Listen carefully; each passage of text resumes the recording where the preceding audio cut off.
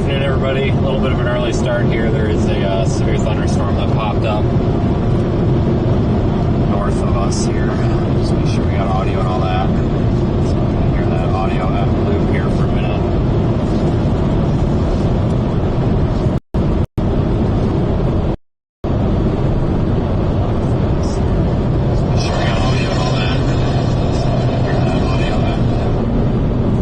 So, severe thunderstorm warning now for this county in the Texas Panhandle. It popped up pretty quick. Was not honestly expecting that.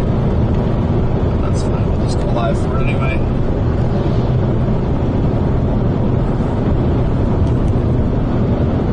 See it there in the orange box on Radar Omega. Of course, we are live inside the Radar Omega app as always. I think I'm going to take this west road up here, try to get a couple miles west.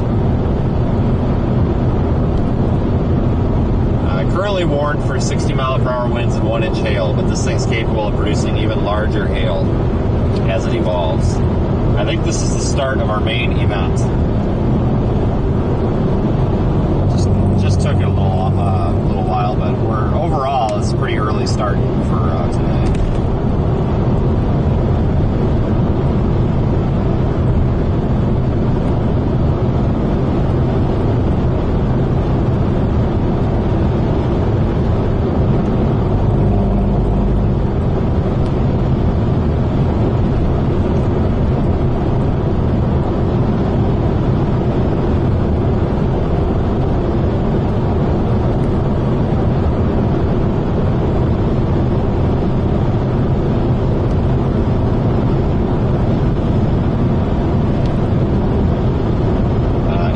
Risk for severe weather today for portions of northwest Texas and the East Texas Panhandle, and that does include parts of Oklahoma.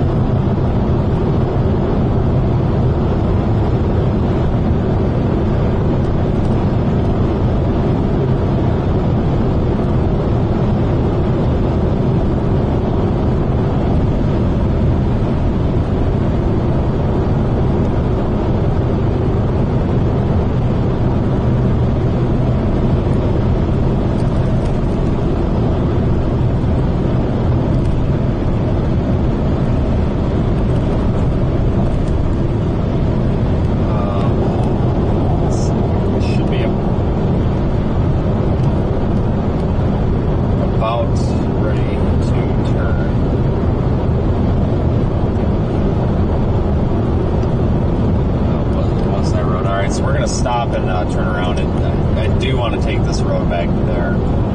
I thought we had a better road option coming up, but we don't. Hold on one second, guys. I have to handle social media post here. So if we could just hold on 1 second, your patience is appreciated. I need to handle a social media post very quickly. Can't see anything out here because of these low-lying clouds anyway.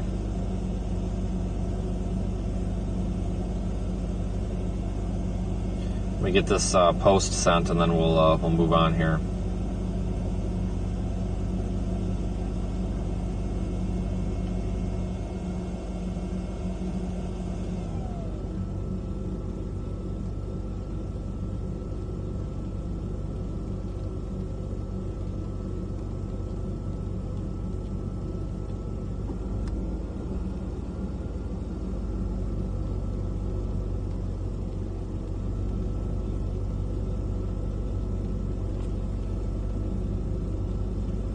Looks like that went through. Okay, it looks like that went through, so we can go ahead and turn around and carry on with our day.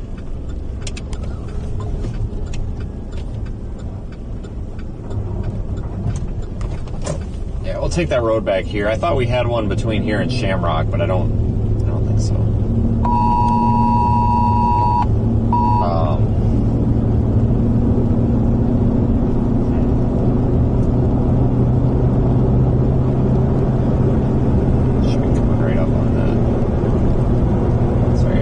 Getting quality internet internet here on the tablet, and I don't know what the hell's going on. This is kind of ridiculous.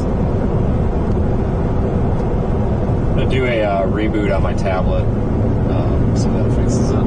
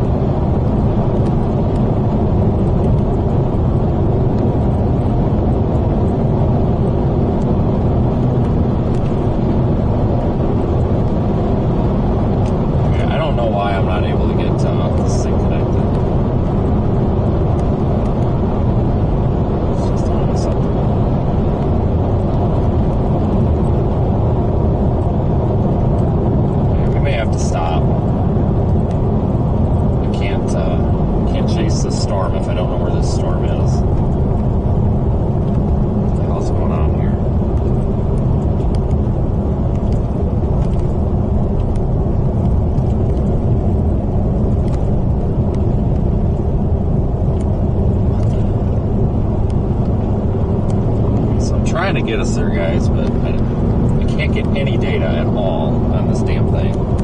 This is ridiculous. Not do anything when I don't know where the storm is. It's gotta be a joke. Sounds like a severe thunderstorm watch has been issued.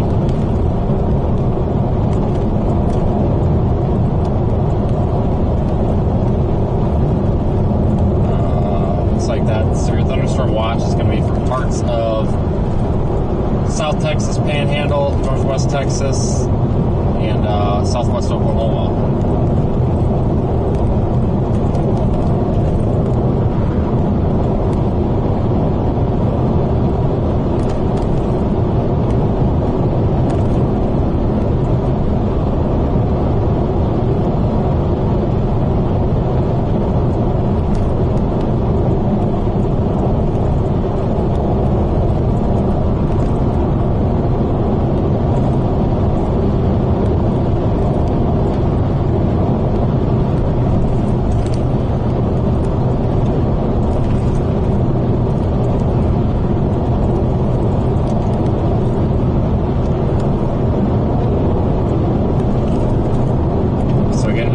Storm we're headed toward, heading west right now.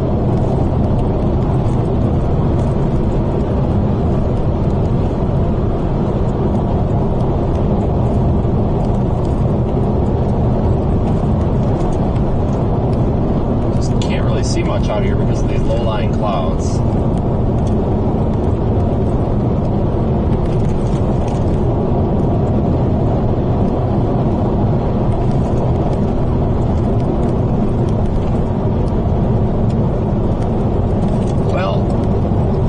make out part of the storm down there. Hold on, let me try to get you zoomed in. Got all these hills and valleys. It's just got to understand, folks, too, you know, I'm driving on the road, so I have to do what's safe. I can't just wreck my car trying to get a camera view here. But looks like we've got something visible down there. Base of the storm, maybe. It's going to be a little blurry because the focus isn't proper.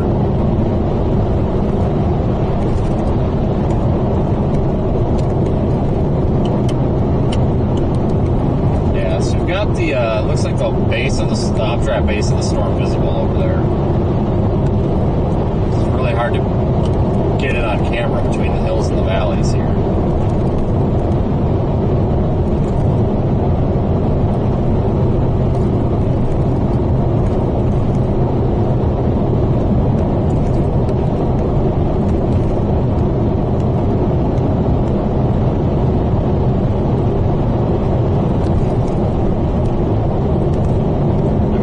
That slight lowering.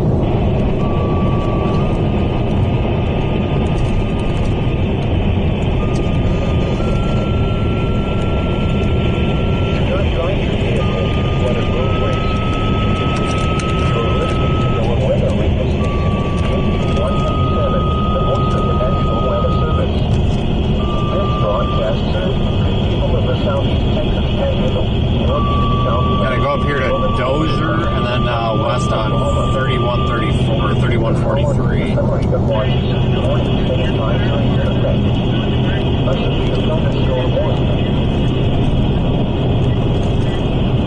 Yeah, so the storm's not looking too bad. I know it's tough to see on camera, folks. You know, we're a ways away. We're working on getting there.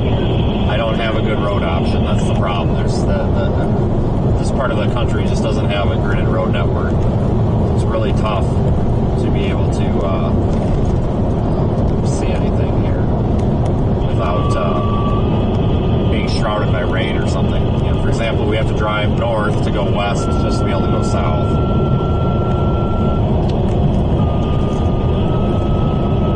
I think I want to get this on somewhere down near Quail.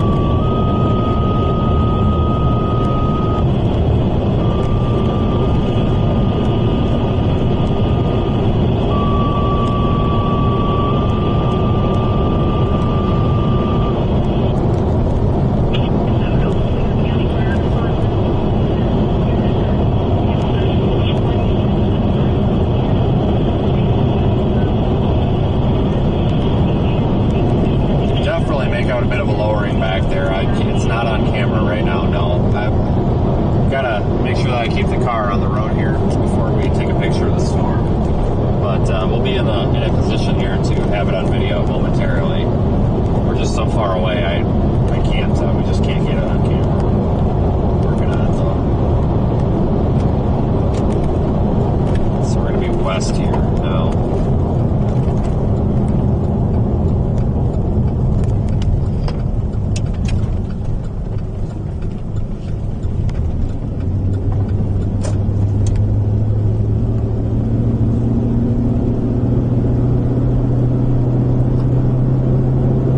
Probably about 5 minutes we should have a good view of this.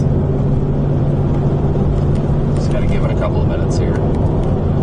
Get in better position.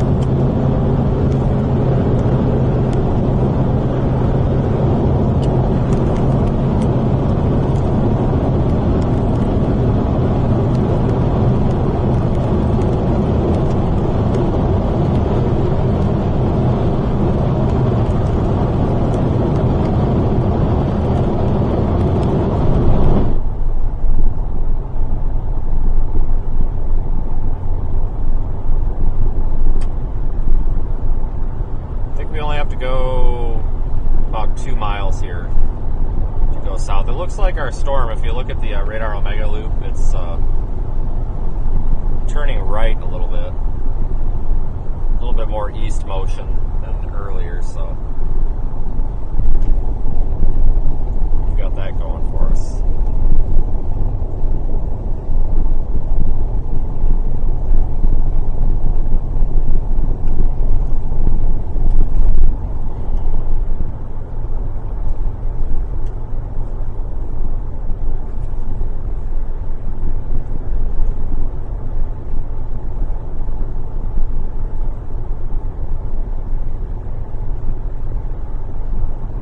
thing's trying to develop a nice little lowering to it. And more visible once we make our turn.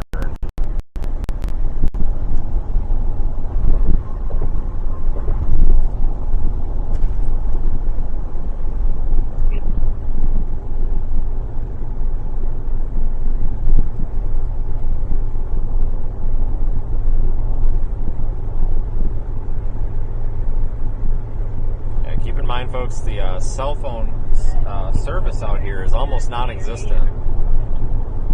So we're going to have lots of dead spots, and that's just beyond my control.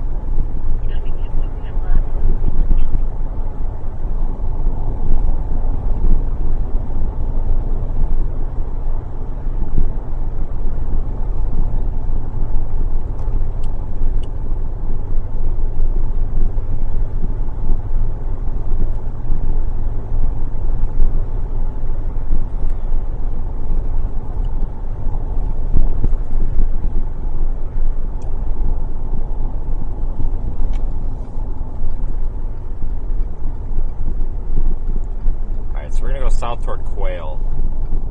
Try to get in the inflow region of this. I don't want to be up in the precipitation core. That's just stupid because we won't be able to see anything then. That would just make no sense at all. Just nothing but getting rained on then, and nobody wants to see that.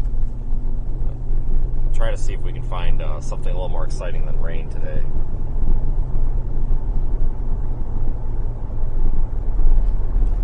There's no traffic behind me. So as soon as we get past this hill, I'll take the camera off, we'll pause and give you a look.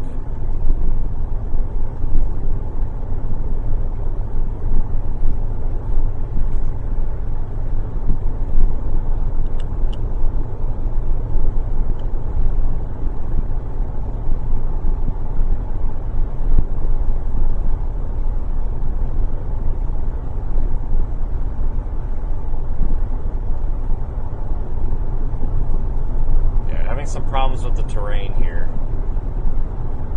with visibility. It's that severe thunderstorm warning now down there for Kewanna, Texas. That's that round going in. Nice. That's the round that's going into Oklahoma.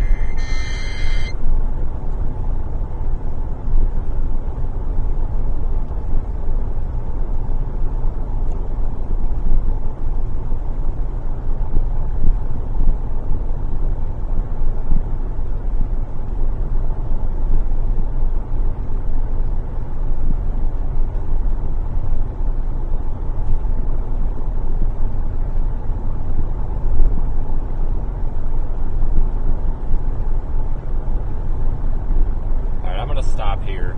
Looks like we've got the best view we're going to get. The terrain out here is not very forgiving for this. The visibility is terrible.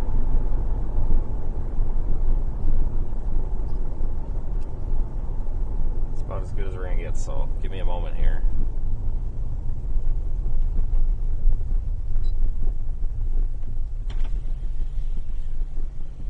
Get past some of these shitty little scrubby trees here. Problem out here, all these bushes and stuff. God dang. Alright, well, we're gonna have to carry on. I can't get a good view here to point the camera because of these little brush trees.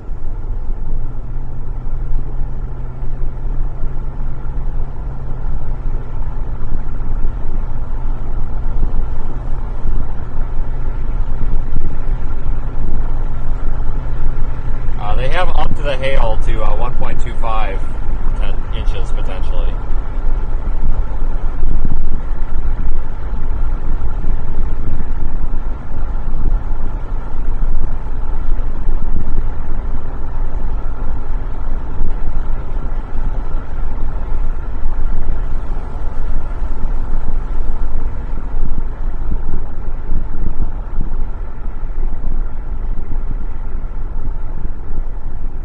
Going to be as good as it's going to get, guys. I cannot get you a better view at all. The terrain out here is crap for storm chasing.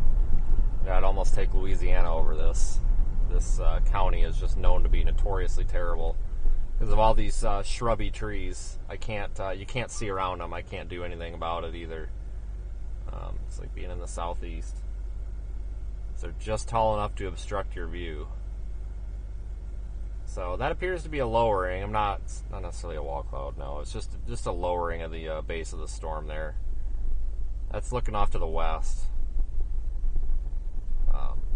That actually extends back here, but you can't see it very well because of these crappy little bushes and the haze. You can kind of make out the contrast of it there. See that? Maybe right there we've got that line. See the contrast in there a bit. So that's what we're looking at. Nothing too much to write home about, but it's worth having our interest on it.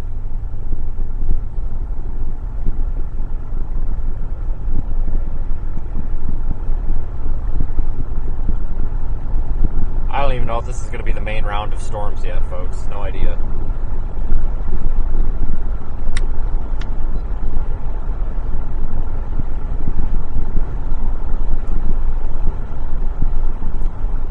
There might be a west option up here, but guys, again, folks, understand, I have no road option. I can't,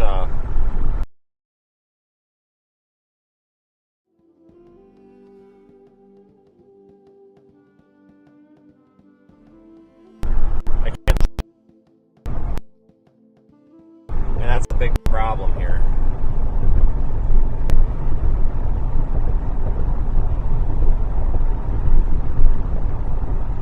No, there will not be a moderate risk. No.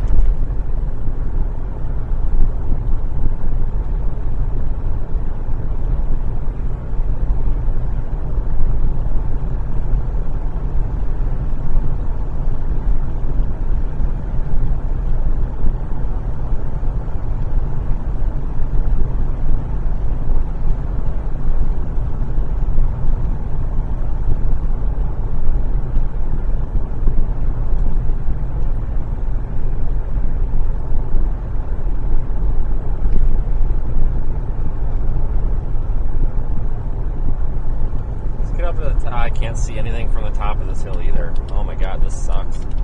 Holy hell. We may be best to go back north to that 3143. I don't know, guys. This terrain out here is just garbage for storm chasing. This part of the panhandle is really, really rough. It's just this county too. Like, you get out of this county, you know, maybe you go 10, 15 miles in either direction from where we're from, and the terrain is much better.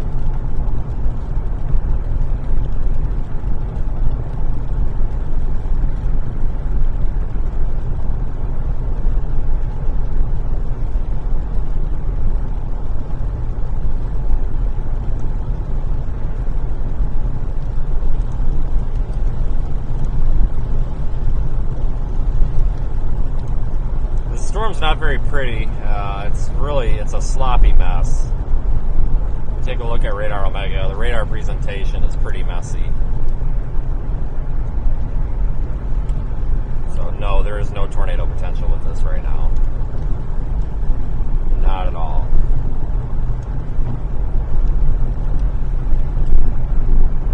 Another storm going up down there near Crosbyton. Keeping an eye on all of these.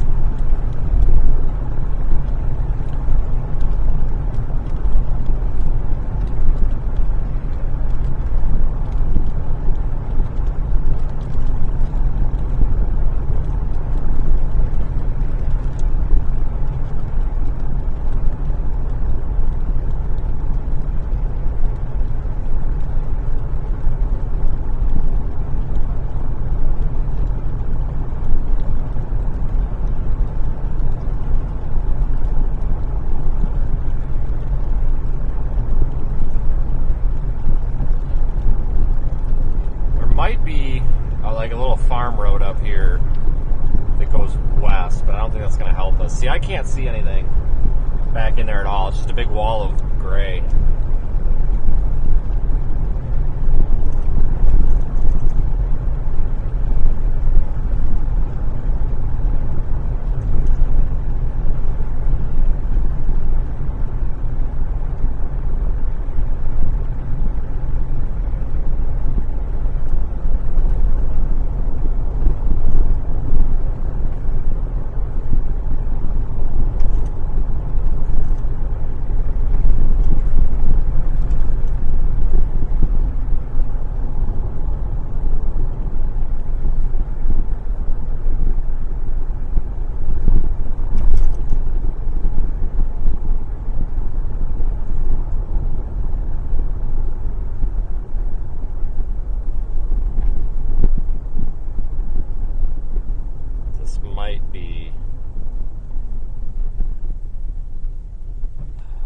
try this road.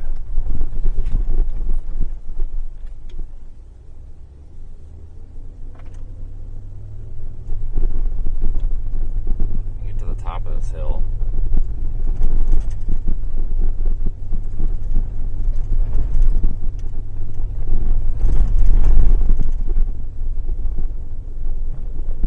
This is a one-lane road. So keep in mind, we're going to have to back out of here.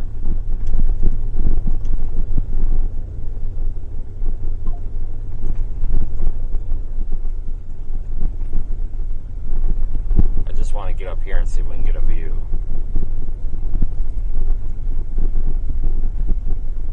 Oh, there's a spot up there. I think we can turn around. I think if we go past these trees, we have a view. I think.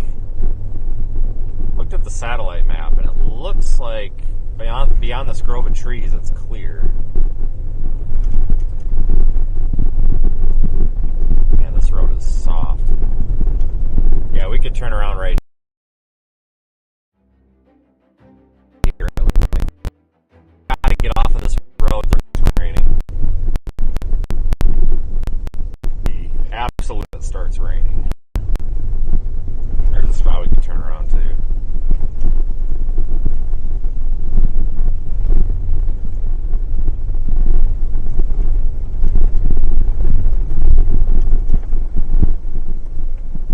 Can't really make much out back there, can you guys? I see a bit of maybe a wall cloud trying to form.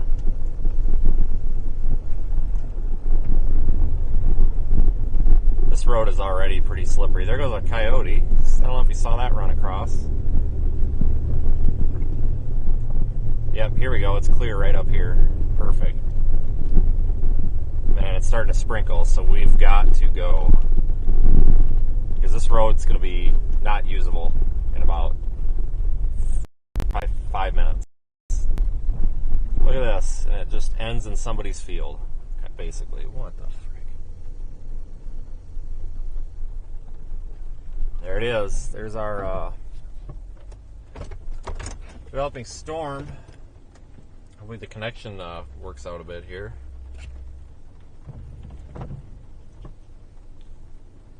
So that's it, folks. That's it right there. You see that bit of a lowering?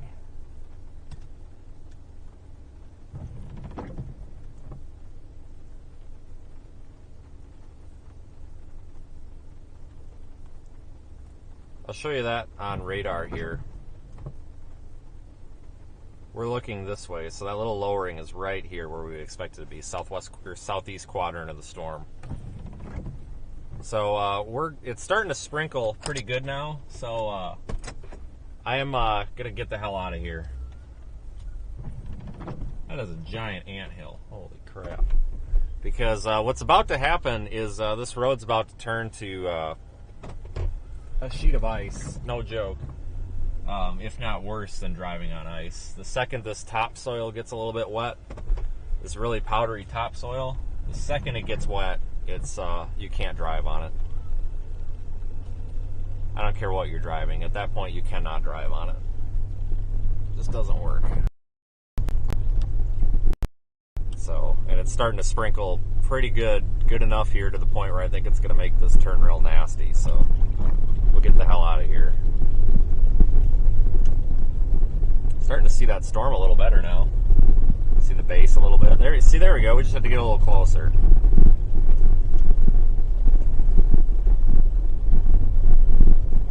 But yes, folks, this is indeed a road, believe it or not.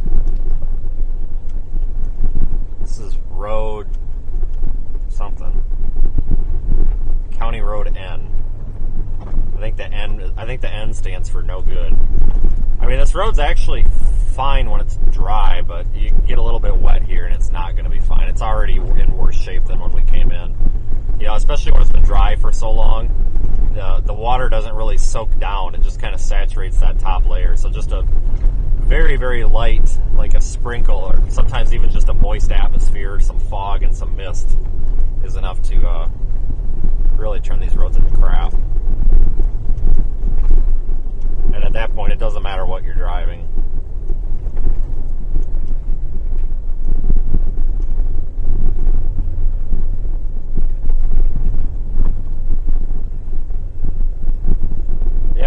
entire base on this storm.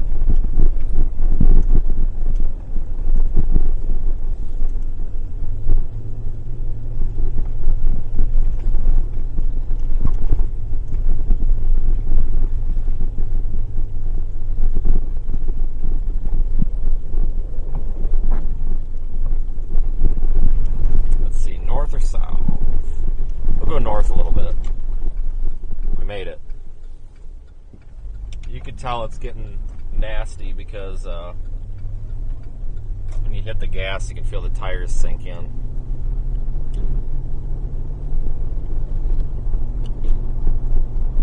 Not a bad looking storm, honestly.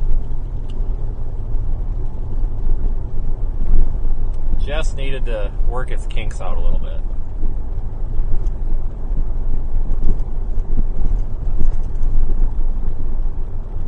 Sometimes they just need a little time.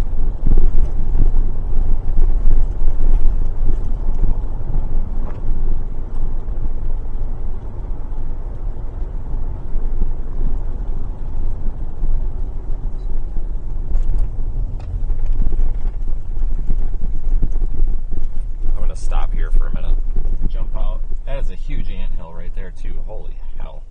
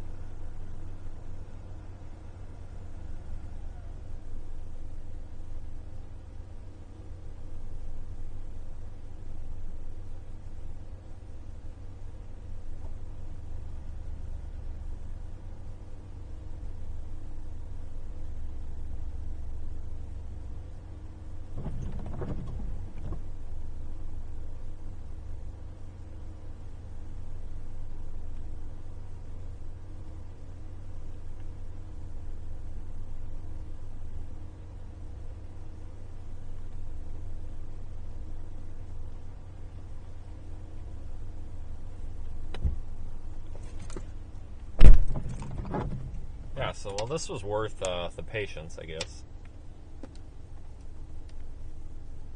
Let me get this photo processed real quick.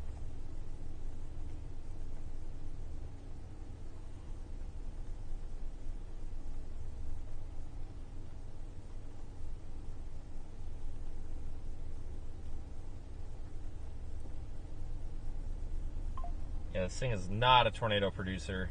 No, definitely not. Does have the look of a hail producer, though.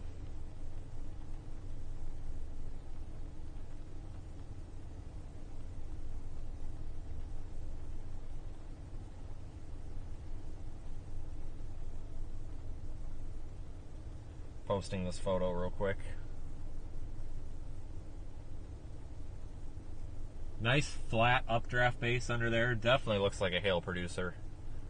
So that's the updraft base. That's where the air, the warm air from the surface here, is entering the storm and going up, and it's condensing right there into a cloud.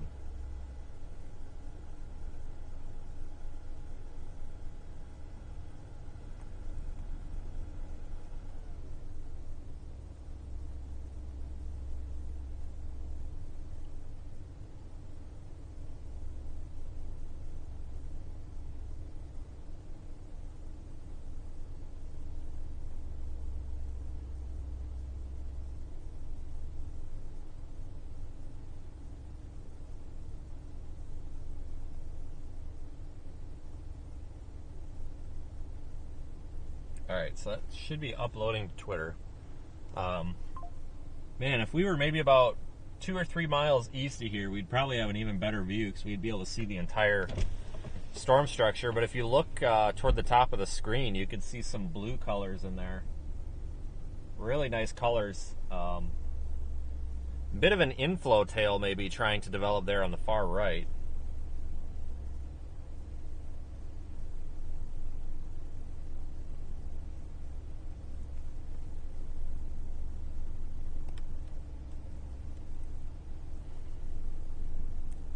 I'm going to see if I can get the wireless camera here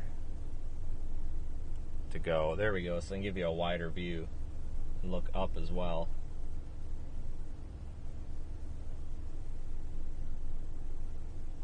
You can see how this base isn't really much lower than the rest of the storm.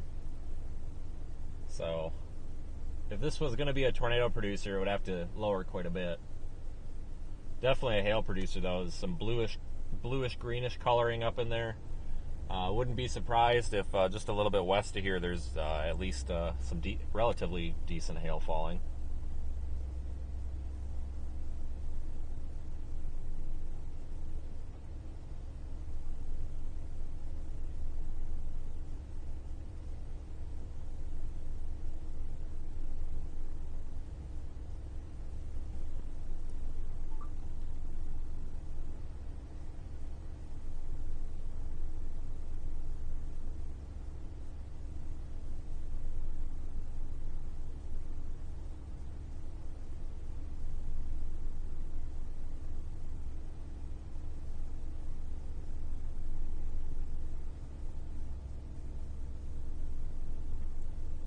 This thing's almost overhead.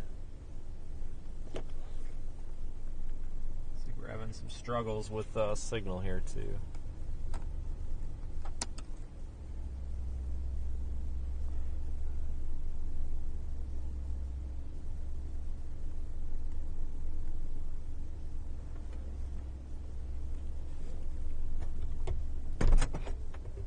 Let's go a bit north. We're probably actually going to want to go east, but I want to go just a little bit north here, get a little bit different perspective on this.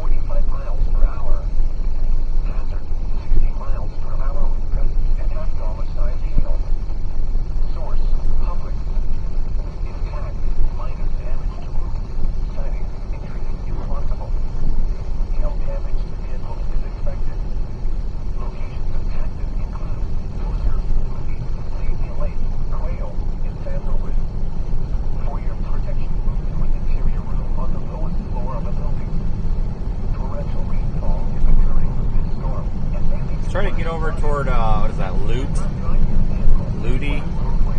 Something like that.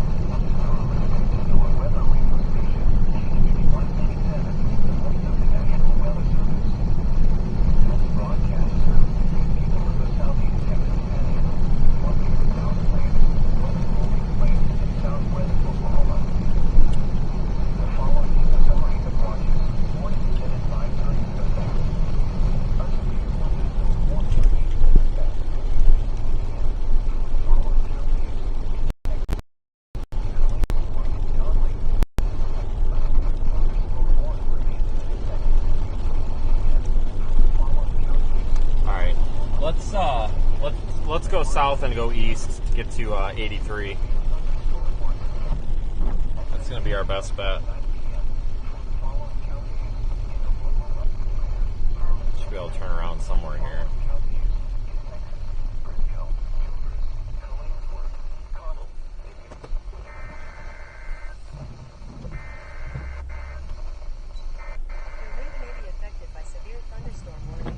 Thank you, Siri. I wrote a guest.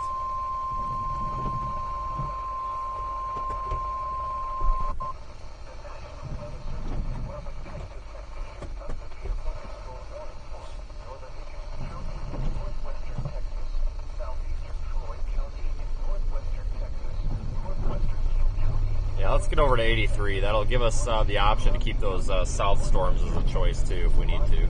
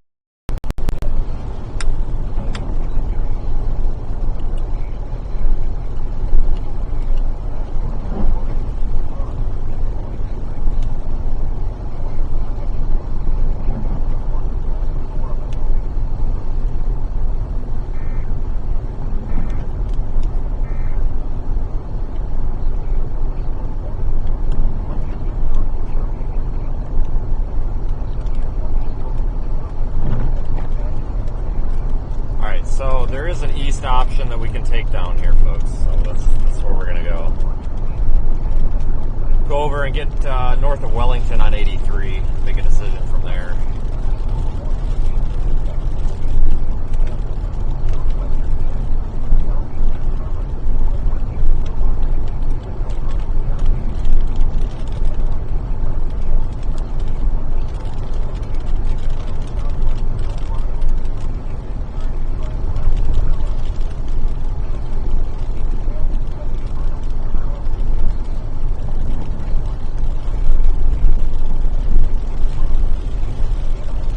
Might even be our road up here.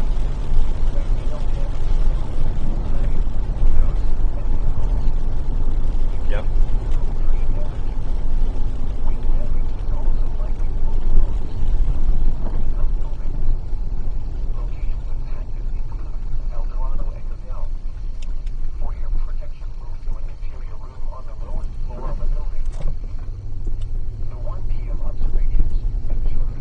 It's pretty out here though. So the camera's looking north while we're going east.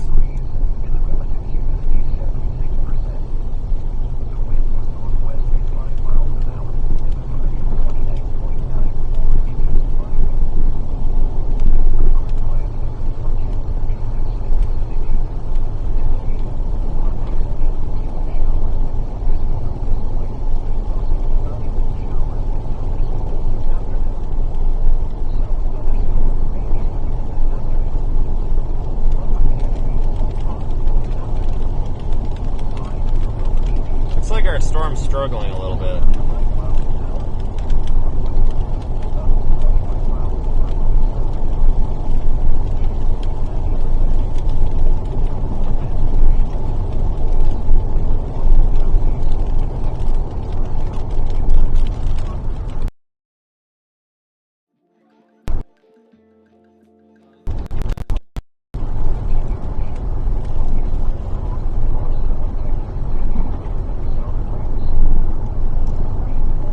Still warned for 1.25 inch hail and 60 mile an hour winds.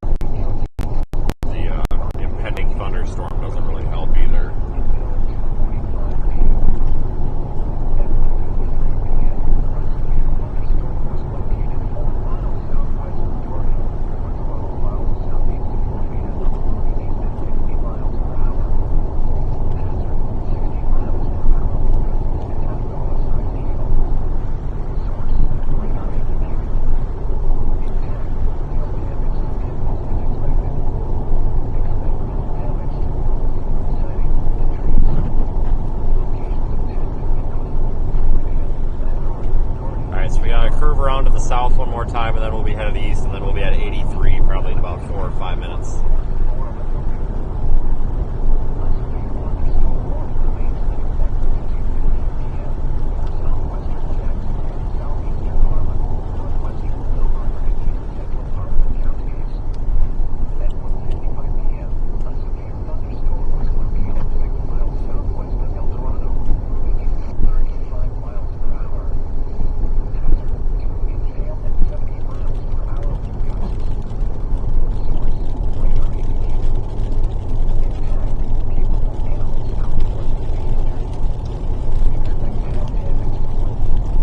Still severe warned. It expires in 13 minutes, so we'll see what happens in 13 minutes. See if they extend it. Overall, it's not too bad looking, but it's definitely not the greatest I've ever seen. Looks like the hail core is starting to intensify a little bit, though.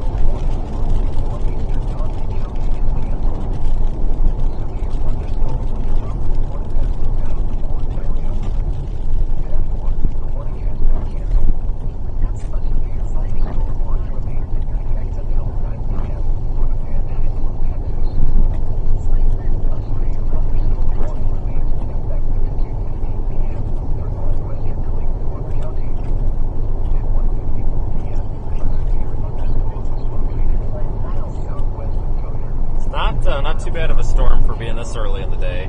Didn't really expect this early of a start. It was pretty obvious it was going to be an earlier start than most days, but didn't realize it was going to be 1 o'clock and 2, between 1 and 2 in the afternoon.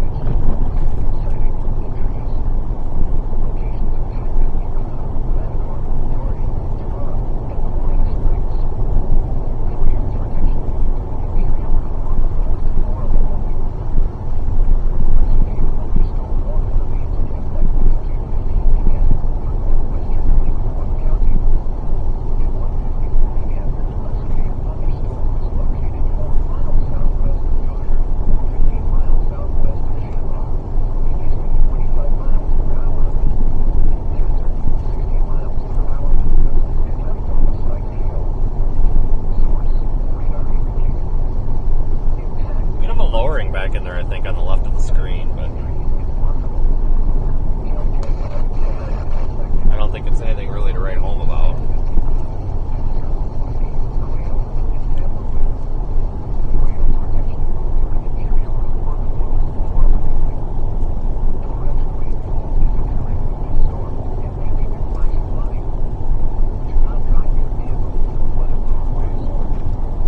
Yeah, the storms down to our south might be the ones that we want to go after, but I want to see what this thing ends up doing first.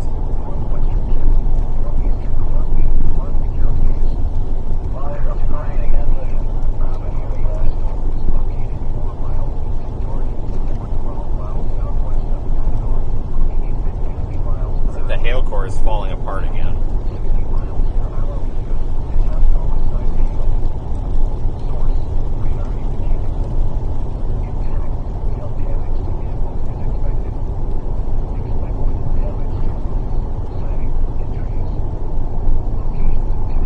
Just about to 83. I think we're about 2 miles west of there.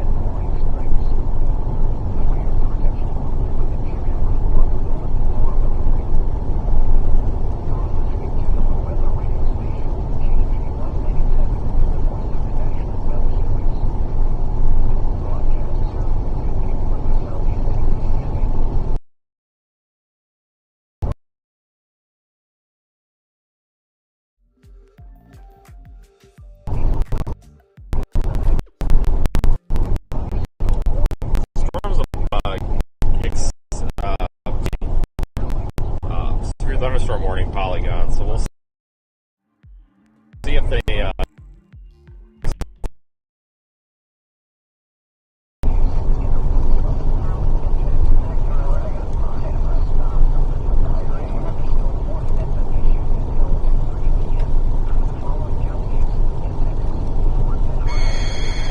there's that new warning.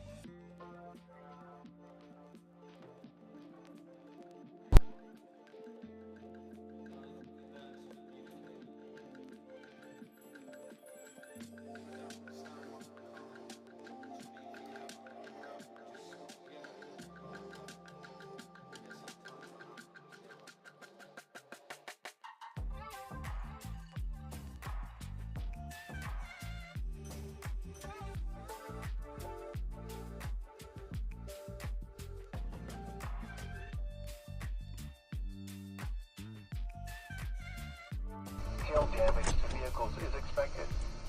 Locations and tactics include San Luis, Dozier, and Ludi. For your protection, move to an interior room on the lowest floor of a building. Torrential rainfall is occurring with this storm and may lead to flash flooding roadways. So they've extended the severe thunderstorm warning.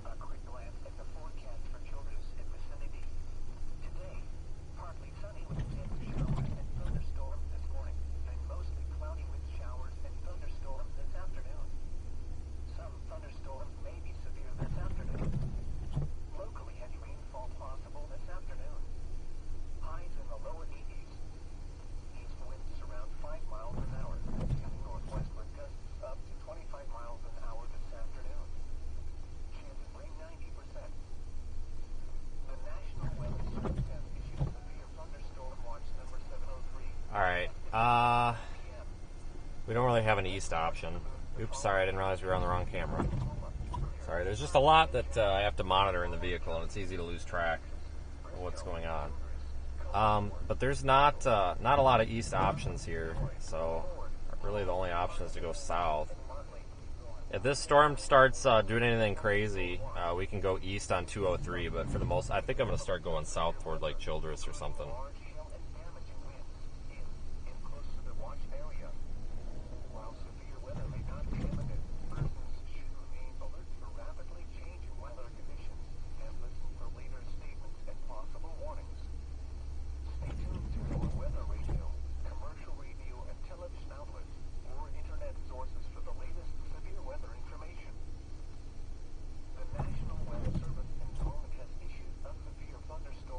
Alright, let's go south. That's really the only direction we can go right now. Southwestern Hardeman County in northern Texas until 2:30 p.m. At 1:57 p.m., a severe thunderstorm was located 10 miles south. That'll give us a couple more options too. 30 miles per hour. 70 miles per hour with gusts on all sides hail. Yeah, this new warning is for 1.25 inch.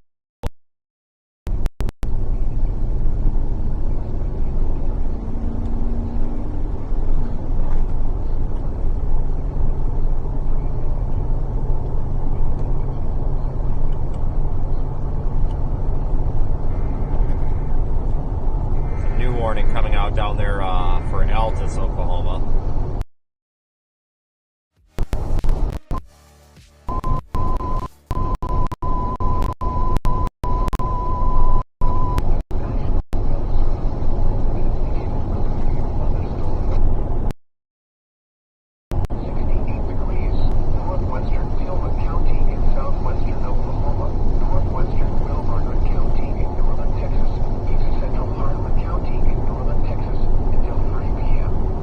About 25 miles north of Childress. This isn't too bad. The storm was located 4 miles southeast of El Dorado, moving east at 25 miles per hour.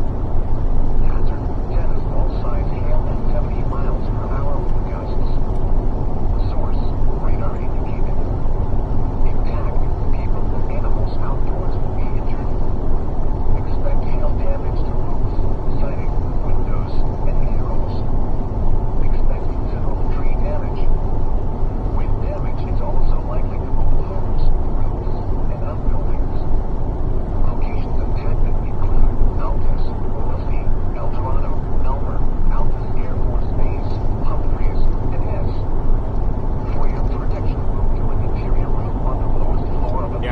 good east road, we would take it, but there just isn't, unfortunately.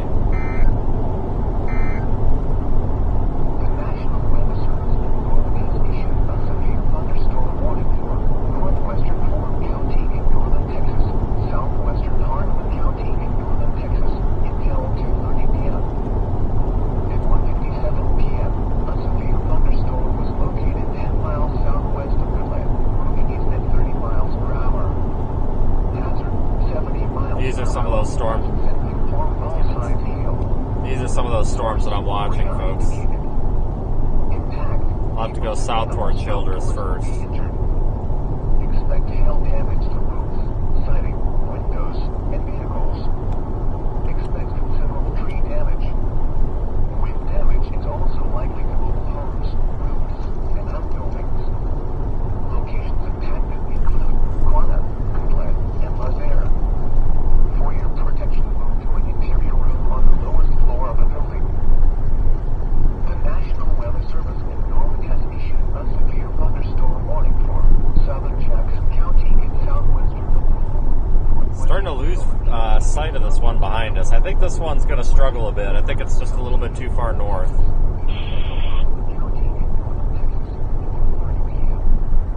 I think these ones that are just south of Childress are going to be the ones to go after.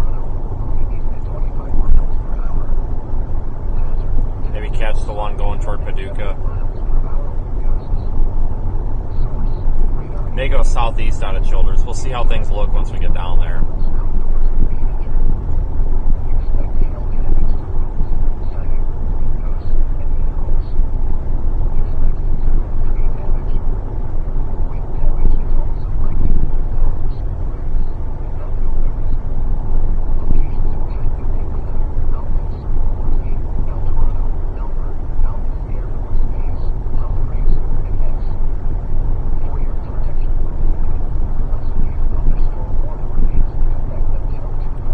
Thanks for joining everybody.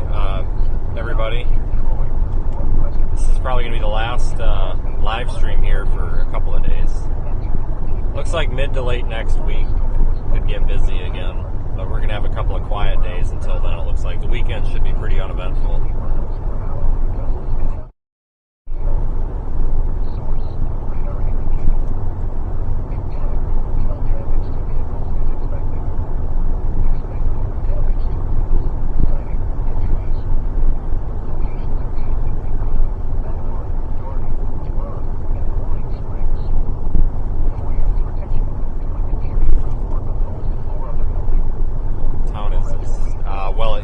Back through Wellington right now.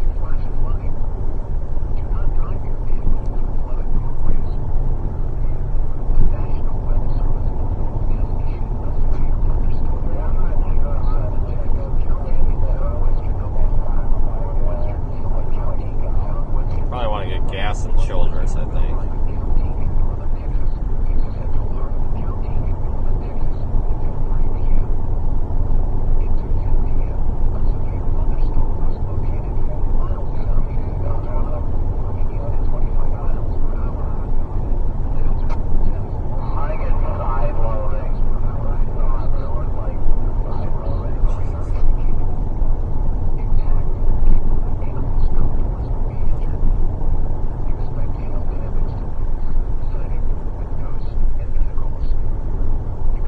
That storm down near Quanah is producing some really good hail.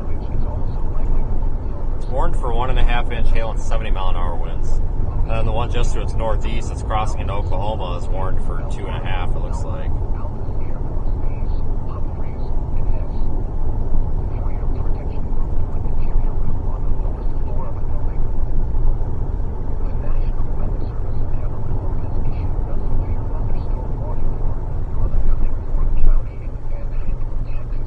Stuff's kind of down in there, not necessarily in a radar hole, but kind of a suboptimal area for radar data. It's just not the highest quality down there because of the spacing. Or the distance from the radar sites, I should say.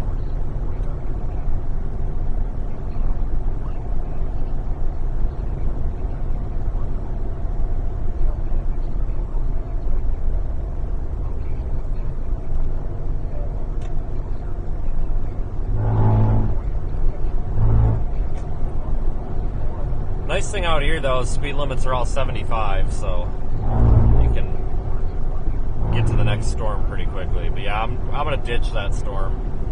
And these ones to the south and southeast are in way better looking shape.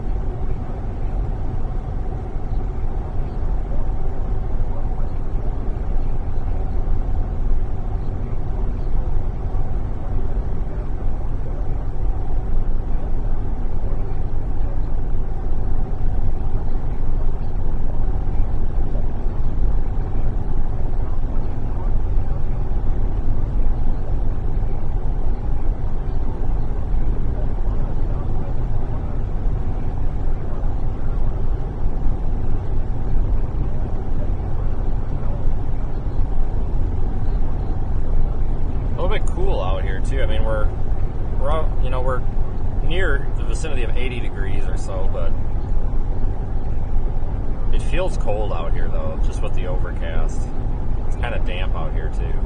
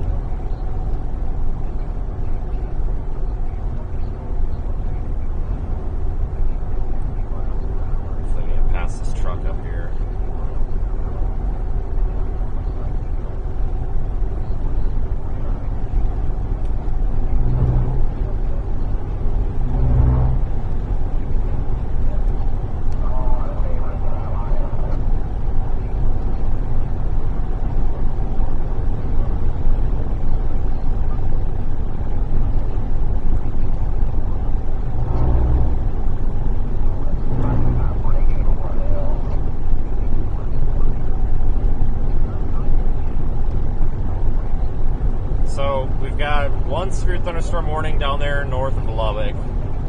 About to go over I-27. We've got another one northeast of Crosbyton. There's the one behind us. And then there's the two going into Oklahoma. I don't know which one we're going to want to pick yet. Probably try to go southeast out of Childress. Yeah, I'm not going to go toward Lubbock. That would be a little counterintuitive for us. That's too far west. These storms aren't going to really thrive here until they get a little farther east,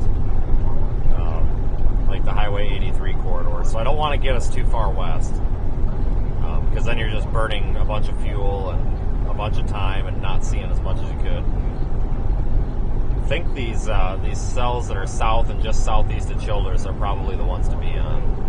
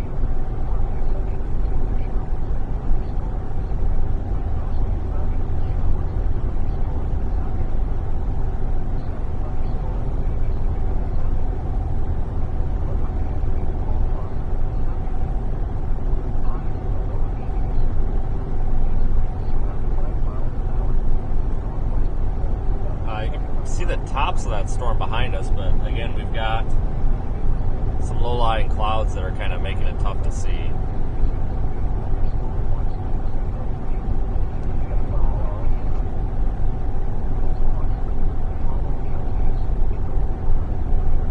Okay, so at least we're in Childress County now, so we're getting close.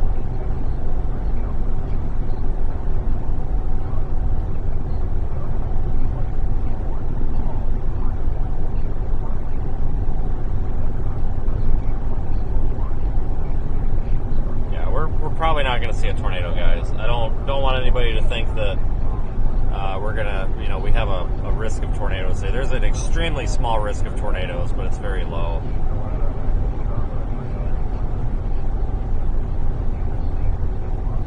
Our atmosphere is just not currently capable of producing tornadoes, and it should not be today. These things are probably going to eventually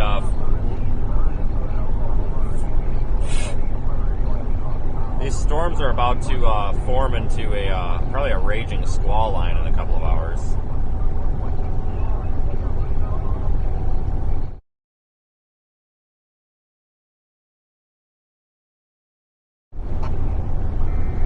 New severe warning coming out. Yeah, as per usual. Like the storm out down here, Matador. I'd like it to become more dominant by itself. Here's that new storm, or severe thunderstorm warning.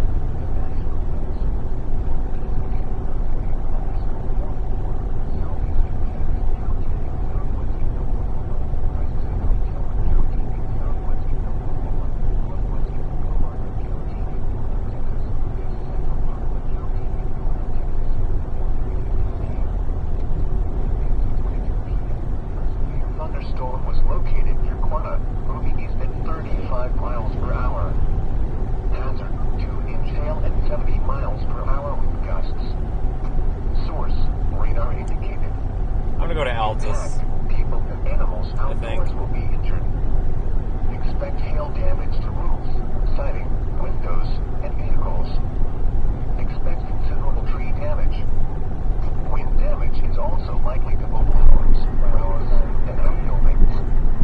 Locations impacted include Quanah, Chillicothe, Elmer, Odell, Fargo, and Hess. For your protection, move to an interior room on the lowest floor of a building. Also, kind of keep that door that way too.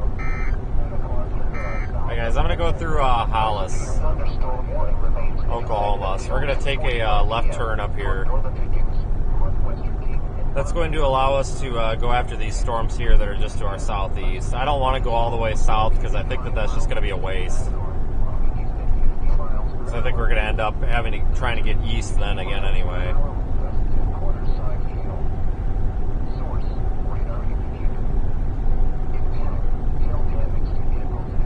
I don't think we're too far from Altus.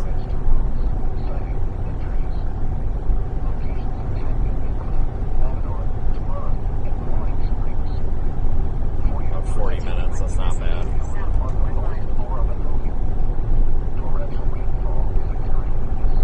We'll have a view of these storms too once we're heading west, or east.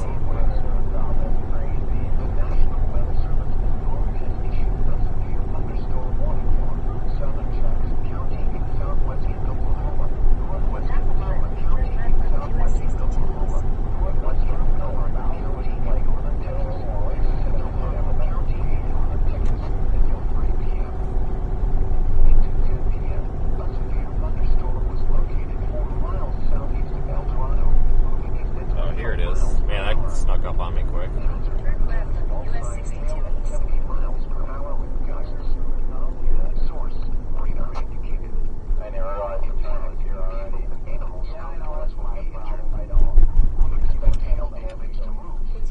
Oh, it's a tight corner. Okay. Lots of low-lying clouds. Not surprised. It really hurts our visibility out here. Otherwise, we'd probably be able to see these things.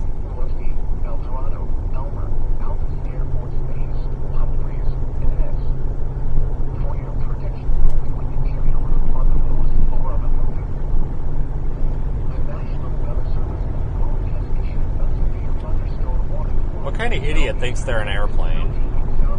What a dumb comment. Seriously, like, what kind of idiot seriously thinks that they're an airplane? Jesus Christ.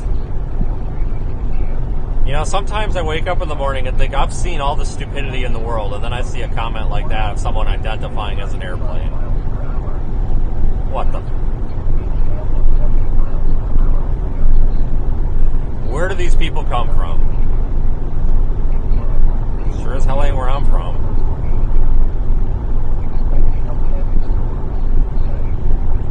For anybody that missed it, we had a complete moron in the chat identifying as an airplane. Jesus Christ.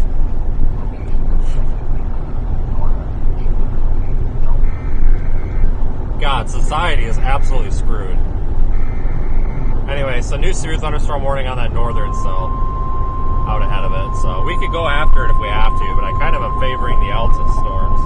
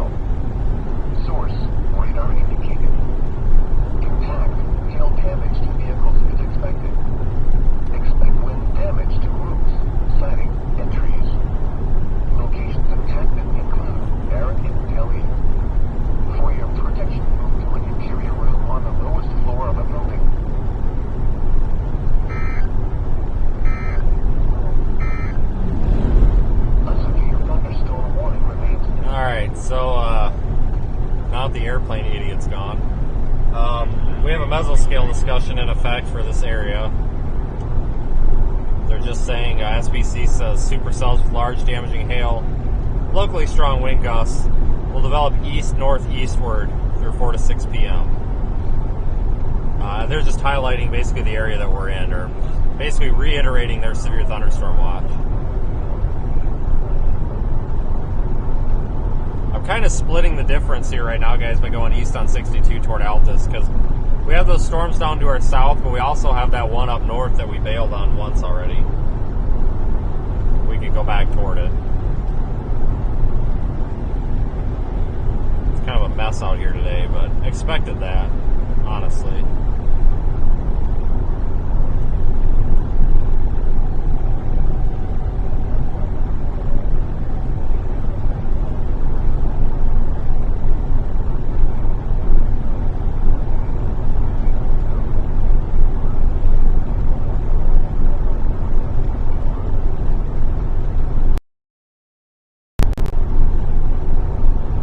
None of these look that great, honestly.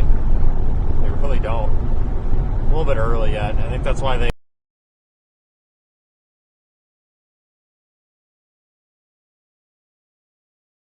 put that metal skill. That's kind of been the target time for these all day anyway.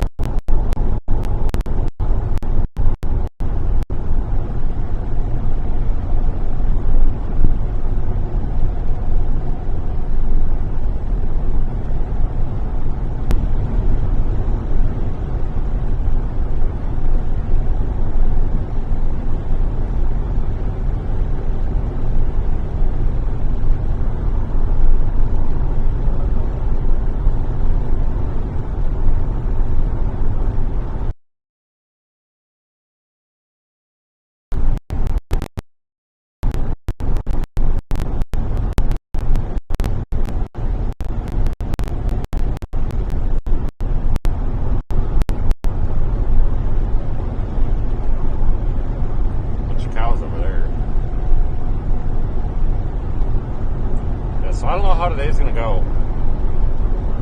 It's a big mess so far, but again, kind of anticipated a bit of a big mess.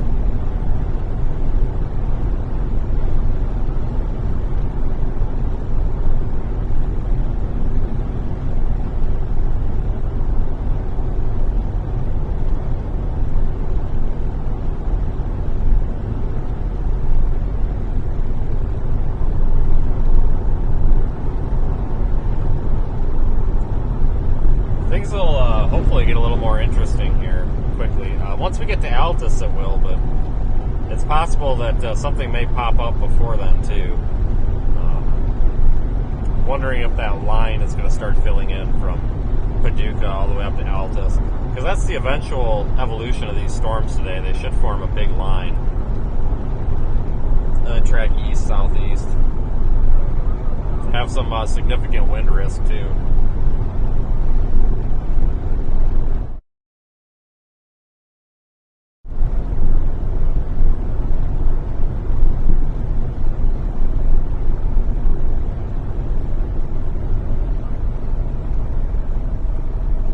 Watch all these. We got more lightning being displayed here on the Quana storm and the Matador storm.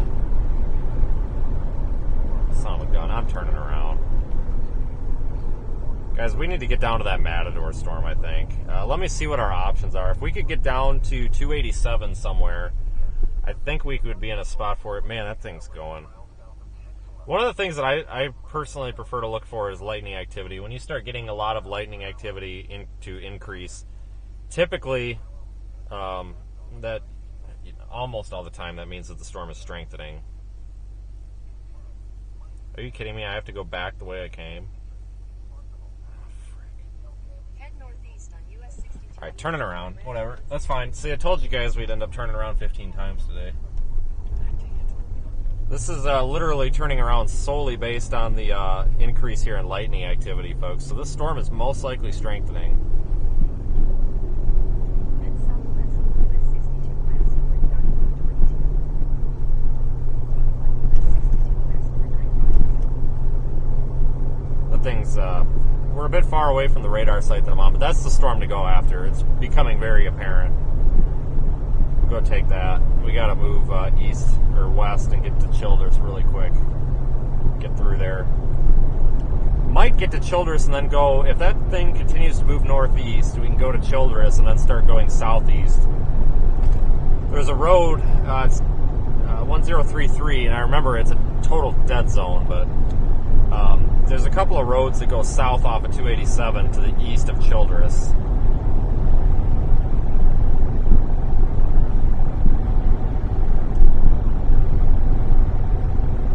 We could go south on, because I really don't think I want to go all the way into Paducah, because we're just going to be fighting the rain for it the whole time.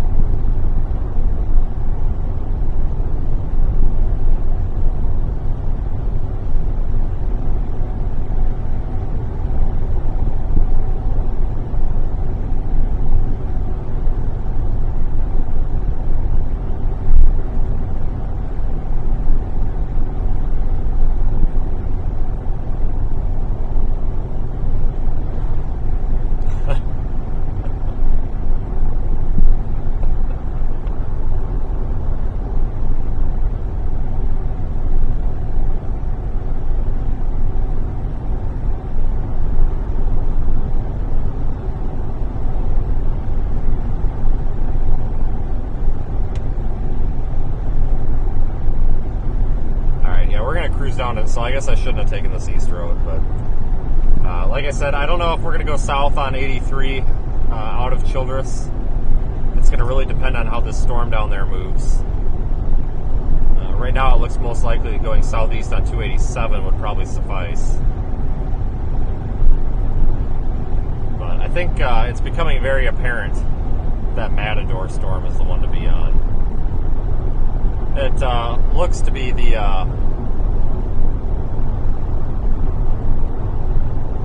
the most somewhat isolated one, besides that one to our north, which, man, maybe we should be going to the one to the north. I don't know, we're kind of caught in the middle here right now. Thanks, Darla, for the super chat.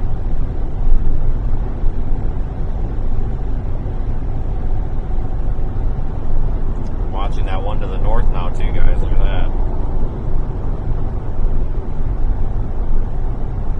Big dense hail core on it. Oh, this could be a mistake.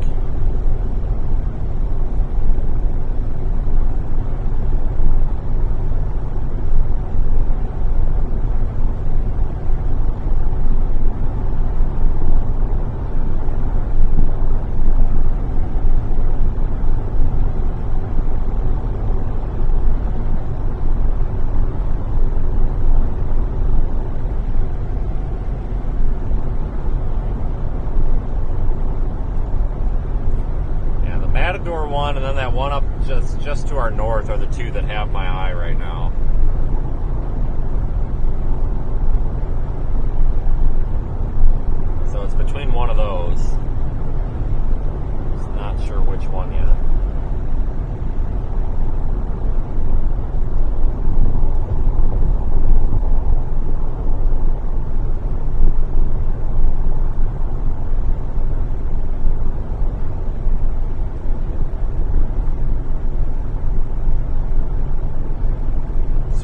just go down to Childress. That one to our north is all on its own, but you know, there's no backup plan. If we go up there, we're so far away from everything else. So we'll just go down here. I don't think any of these are going to produce tornadoes today, so there's really no reason to get too picky over them, I guess. Kind of just pick a storm and go for it at this point. They're all going to be pretty close to the same. Close enough, anyway.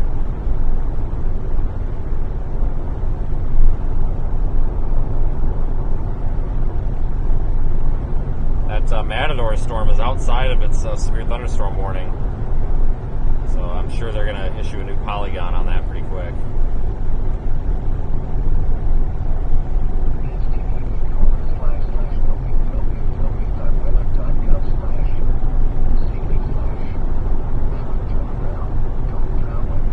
I didn't realize that I'd covered this much ground. Still haven't made it back to 83 yet. Good Lord.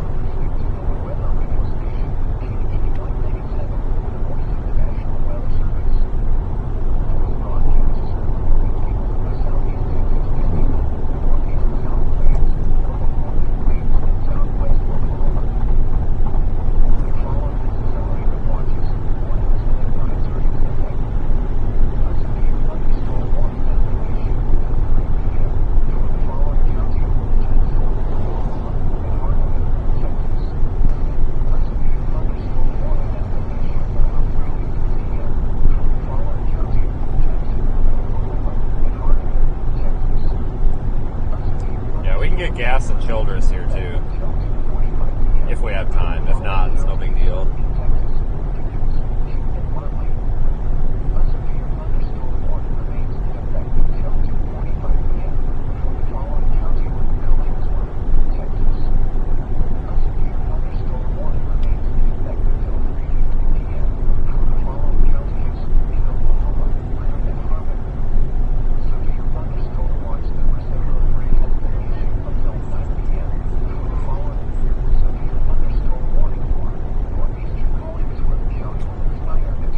Alright, so we're back to 83 now. That was only a 20-minute detour that we didn't have to take, but whatever. Wish I could say that's the first time I've changed my mind, but it's not. There we go. They just reissued a new warning down there. I figured they were in the process of that. It's for the Matador Paducah storm.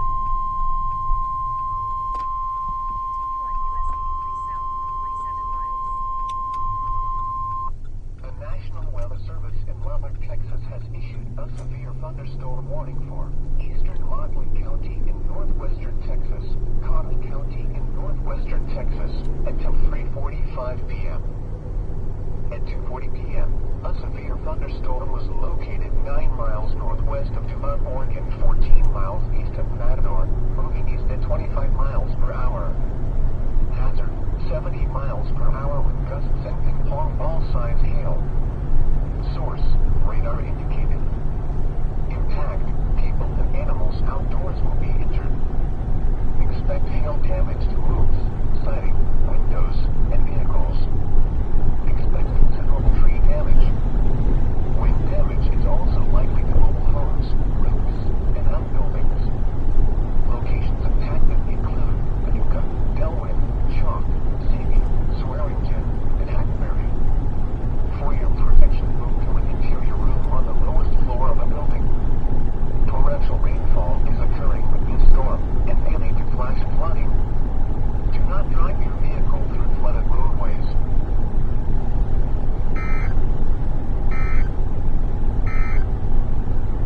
The 2 p.m. observations and theories. Alright, so probably going to have to go through, probably will have to go through Childress and go southeast and somehow drop south. There's very limited road options down here. Kind of sucks. So it might be best to go southeast on 287 to Kewanna. The good news is we'll have this thing in view the whole time.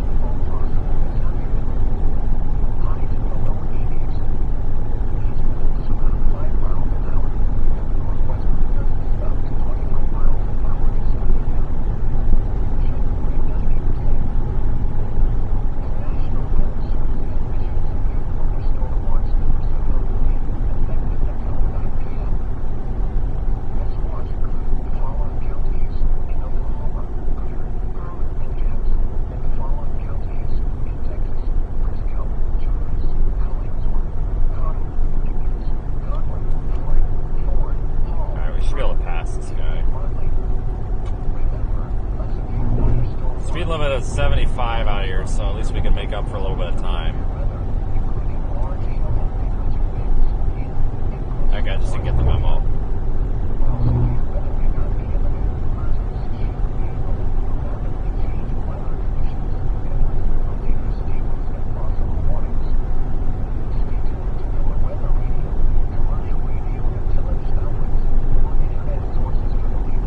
May end up needing to get down toward Kroll somehow.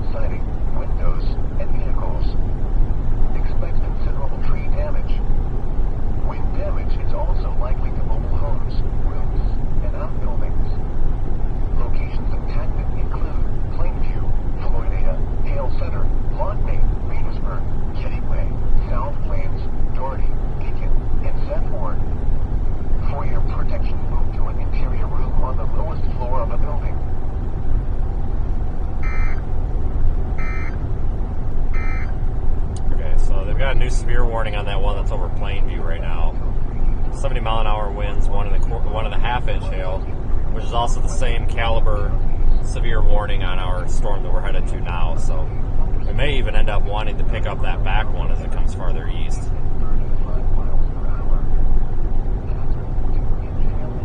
Not sure yet.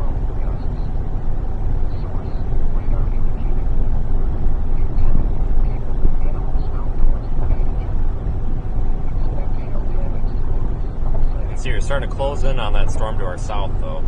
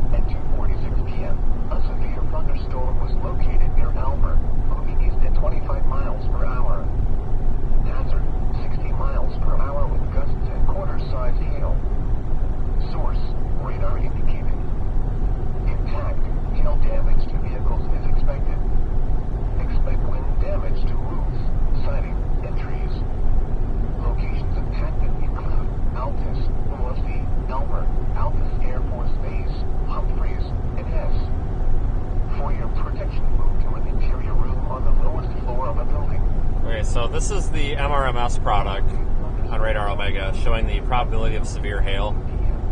This is a computer algorithm showing our most likely area of hail over 1 inch in size is right there to the southwest of Paducah. Also got higher probabilities there just north of Paducah. So it looks like two separate hail cores on there. Doesn't necessarily tell us the size, but that's the probability of over 1 inch hail.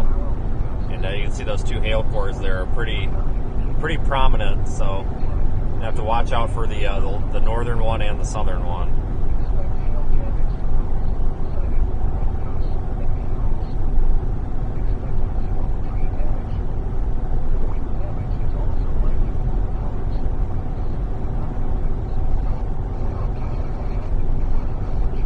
Starting to close in on it.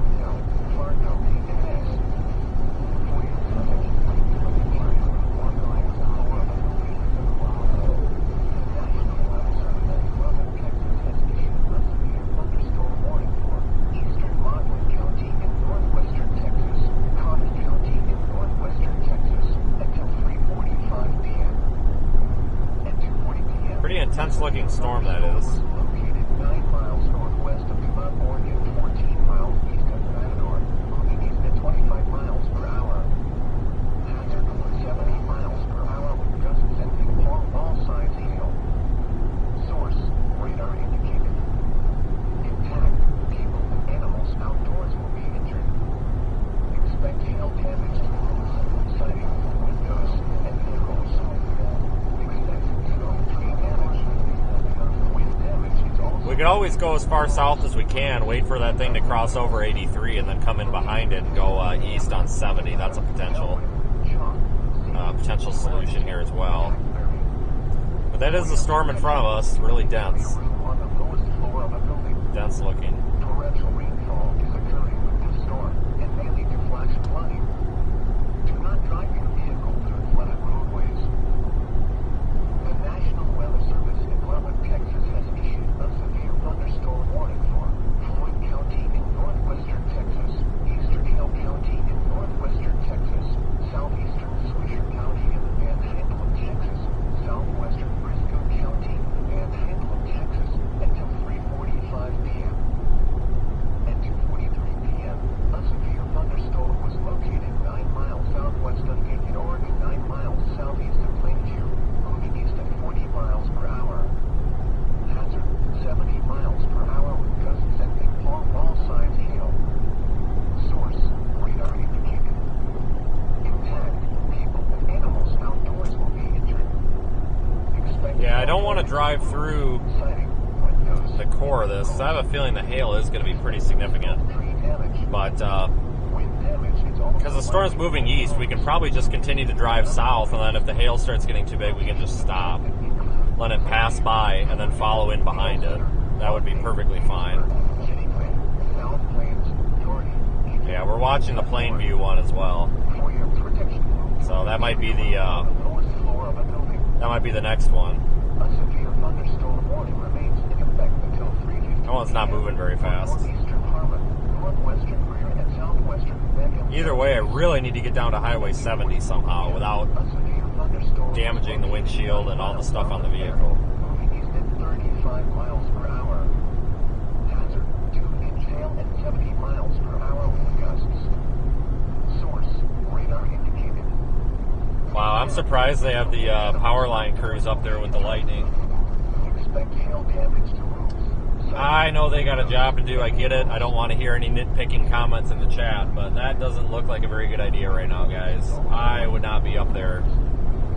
I've seen a couple of cloud-to-ground strikes here, kind of coming from the blue, so to speak, and I would not want to be about 30 to 40 feet up in a frickin' bucket truck right now with the lightning. That looks like a really bad idea.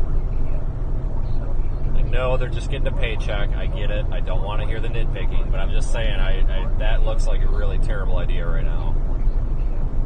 They are absolutely the tallest thing around, and with lightning and lightning moving in, that's a little scary.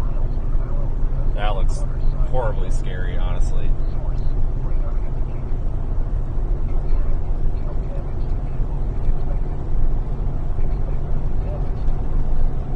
You probably could not talk me into going up there. I'm surprised that anybody's even willing to be up there right now. They aren't grounded out. Well, they're in a bucket truck. So, if they get hit by lightning, they're screwed. I mean, they're the tallest thing around except that one high voltage power line tower, but still, I wouldn't want to try it.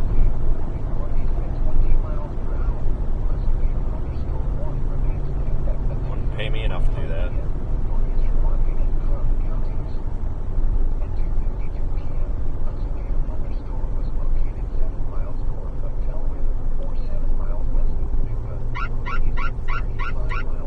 Okay, so now we need to make the decision. Is it going to be southeast on 287? Or is it going to be south on 83? I have about 90 seconds to make that decision. No matter what I do, it's probably going to be the wrong one, though. I'm still leaning towards southeast, honestly.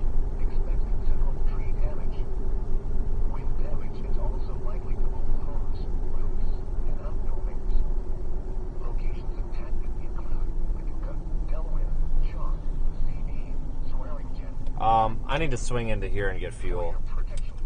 Hold on. I've got to get fuel. We're going to end up in trouble if we don't. Because I know it's good, because it's so rural out here. We're going to run out of fuel stops. Hopefully I can just get gas and get going here without too much in between.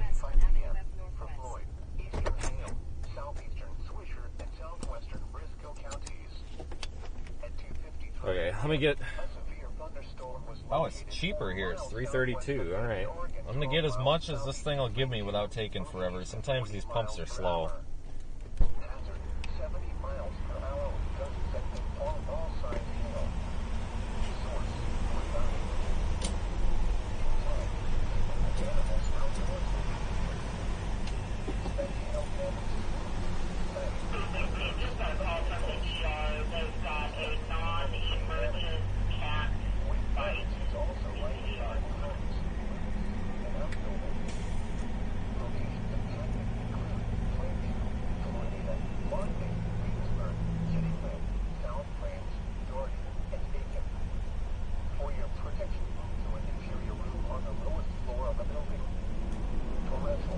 Oh, just as right on schedule, this gas pump doesn't work. God dang it. Does not like this card for whatever reason. Let me try another one.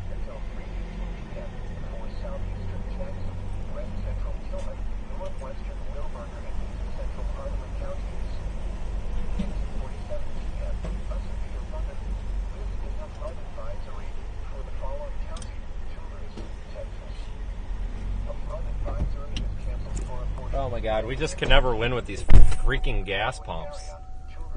Going to another one. I didn't even put the gas cap on. I don't know if it's this gas station or if it's that gas pump, but we're about to find out.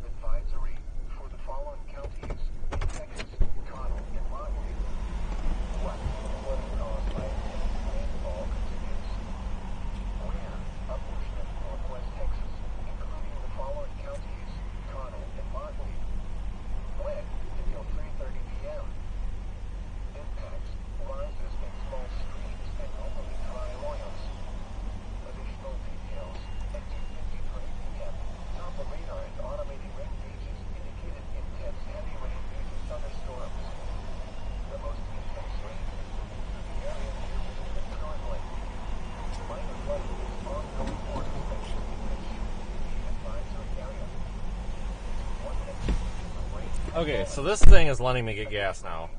So here's a look at our storms.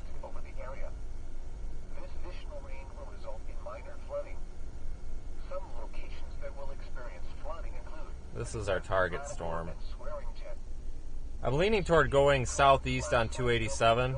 We can go south out of Quanah or southwest out of Vernon. That's probably our best bet. Otherwise, we're just going to end up in trouble, getting behind it and stuck in it and not being able to see anything. The severe thunderstorm warning for east central Hardeman County is canceled. The severe thunderstorm which prompted the warning has moved out of the warned area. Head southeast. Therefore, the warning has been canceled. A severe thunderstorm warning remains in effect until 3:45 p.m. for eastern Washington. Oh, this gas pump is slow. At 2:52 p.m., a severe thunderstorm was located 7 miles north of Delray, or 7 miles west of Paducah, moving east at 35 miles per hour. Hazard 7. The severe thunderstorm warning for northeastern Hardeman County is canceled. The severe thunderstorm... Okay, so gas is $3.32 here, which is the cheapest I've seen it all week anywhere. So I didn't fill the tank. I got enough, but it wasn't empty either. I just didn't want to sit there and wait any longer. We've got to get moving. At 2:57 p.m., a severe thunderstorm was located 8 miles south of Delhi, moving east at 30 miles per hour. Hazard Up here and make our left turn. gusts and half-dollar-sized hail. Source, radar indicated. Contact, hail damage to vehicles is expected. Yeah, we'll just have to go south through Kroll. Shouldn't be a big deal. Locations impacted include Delhi. Should not be a big deal at all. Interior room on the lowest floor of a building. A severe thunderstorm... Oh, I hope this car starts working their way up here. There we go. I'd be really sad if we missed the light. Thunderstorm was located 7 miles north of Melbourne, or 7 miles west of Utica, moving east at 35 miles per hour. Hazard, 70 miles per hour with gusts sending form all sides hail. Source, radar indicating.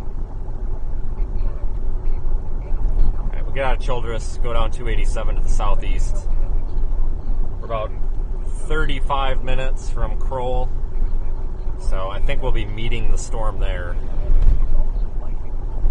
Should not be a big deal. Fuel stop put us behind a little bit, but not too bad.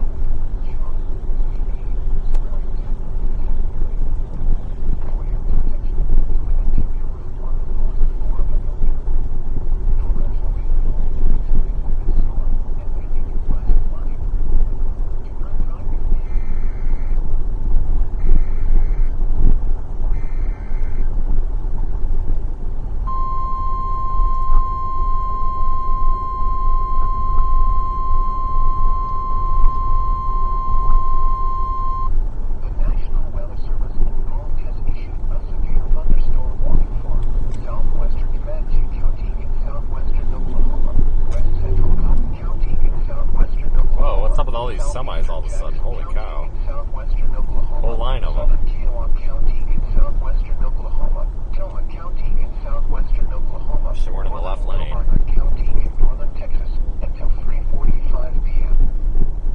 At 2:59 p.m., severe thunderstorms were located along Atlantic Come on, City, guys, what the 3 miles heck? southwest of Tington to 6 miles west of Frederick to 6 miles west of Davidson, moving east at 35 miles per hour. Hazard, 70 miles per hour with gusts and quarter-size hail. Source, radar indicated. Impact, hail damage to vehicles is expected.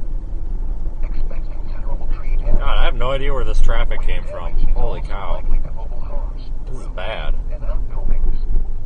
Locations impacted include Frederick, Bradfield, Tipton, Chattanooga, Indianola, Davidson, Manitou, Faxon, Elmer, Hollister, Loveland, Fargo, Humphreys, Odell, southwestern Fort Sale, and Hess. For your protection, move to an interior room on the lowest floor of a building.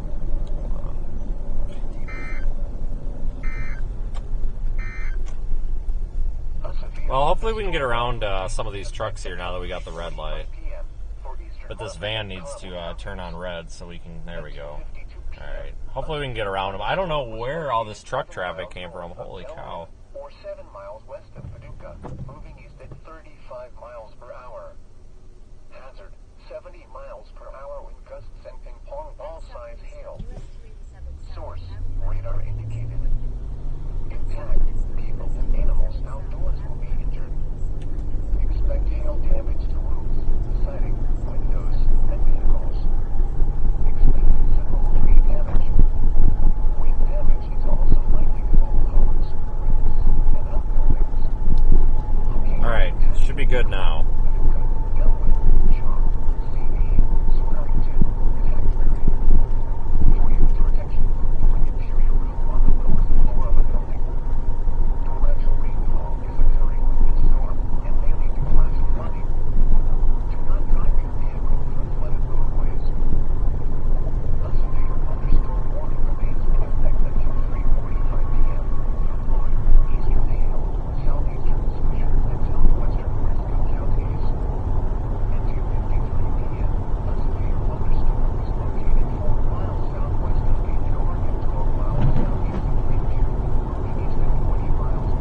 Southeast is definitely the option. We definitely picked the right option, guys. We would not have gotten through that storm quick enough to get down to 70. We would have just been screwing around all day inside of it.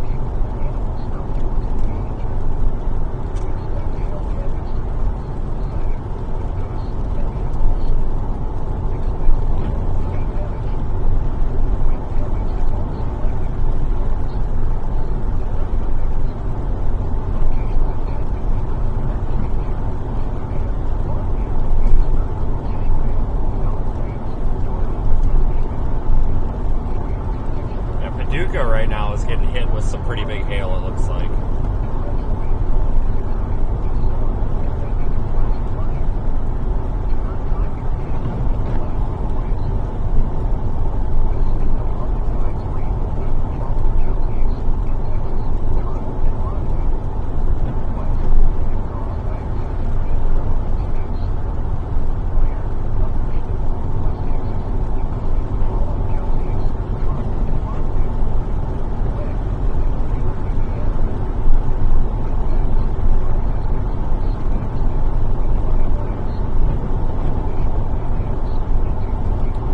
make it in no time. So our ETA to Kroll is 3:34. We're currently up here. Want to get to Kroll, southeast and then south. No big deal. Oops, sorry. We're currently up here. Here's Kroll. We go southeast and then south.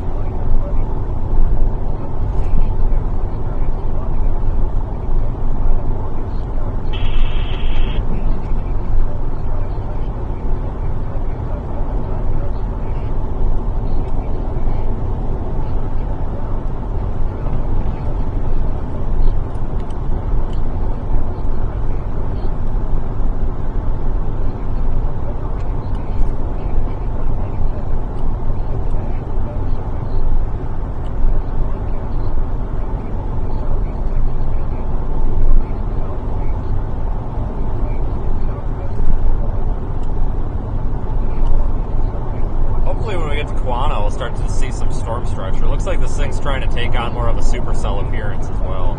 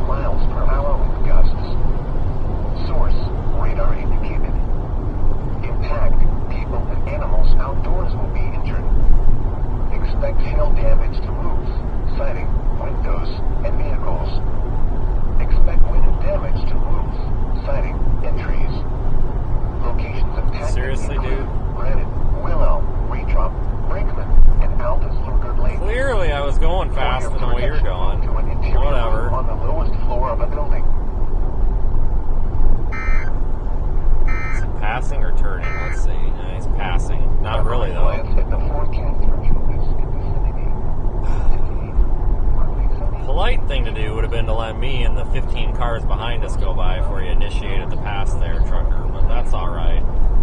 Take your time. It's all good. I'll just let this Volkswagen ride my back bumper here for another 5 minutes. But anyway, folks, so our storm still is severe warned, the Paducah storm, for 70-mile-an-hour winds and 1.5-inch hail. That storm that's now east of Plainview is warned for 1.5-inch hail and 70-mile-an-hour winds. So, I have not seen these warnings upgraded anymore yet. Not really expecting that quite yet. The hail cores on these they look pretty dense, but they're also pretty small. So I think that the large hail is falling in a pretty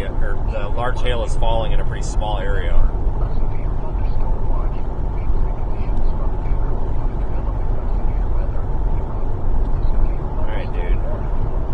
For 2 minutes now. Maybe you can pedal on the right here, dude.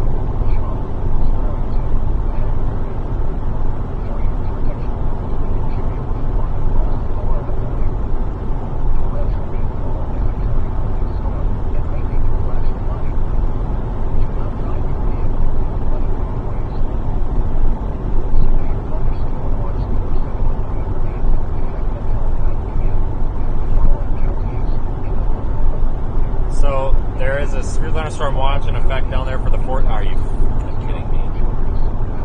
All right, well, Fort Stockton was the target today. Again. Dang it. Hold on, I'll show you. But there's a severe thunderstorm watch is in effect from Fort Stockton all the way up through parts of Oklahoma. I'm still trying to show you that. I don't know why I'm not getting this to load. What is going on here? What the heck? Hold on, guys.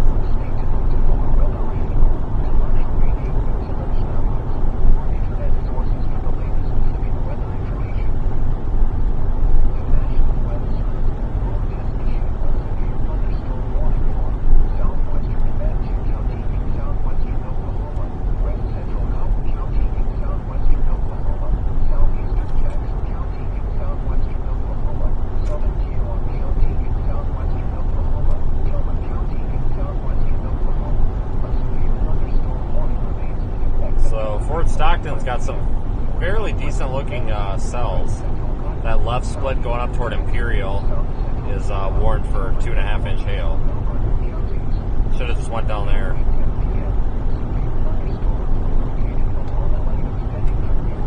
I thought about it. I really did.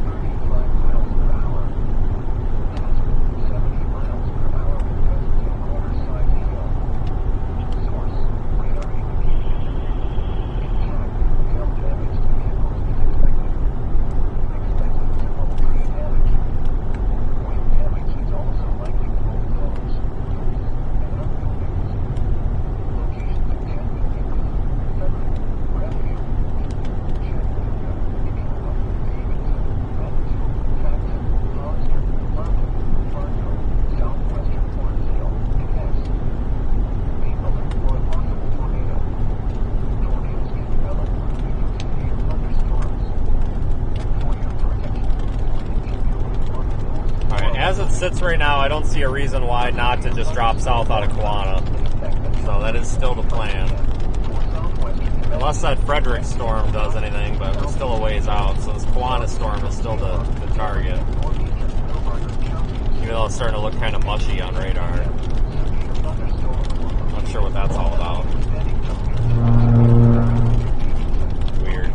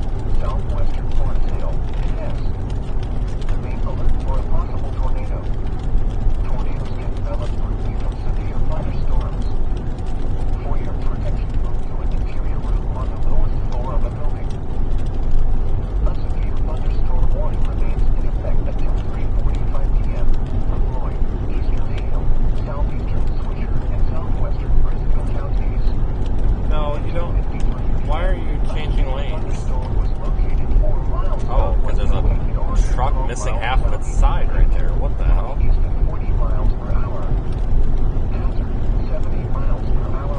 That's new.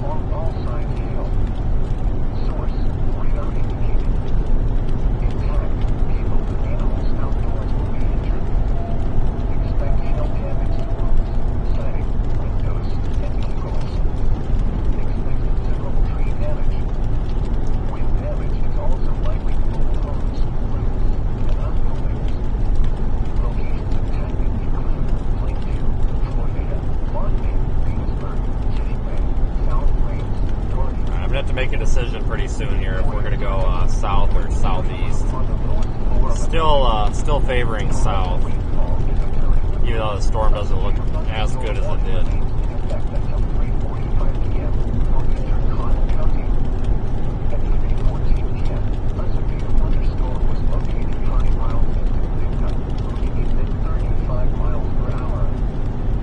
There's a look to our south.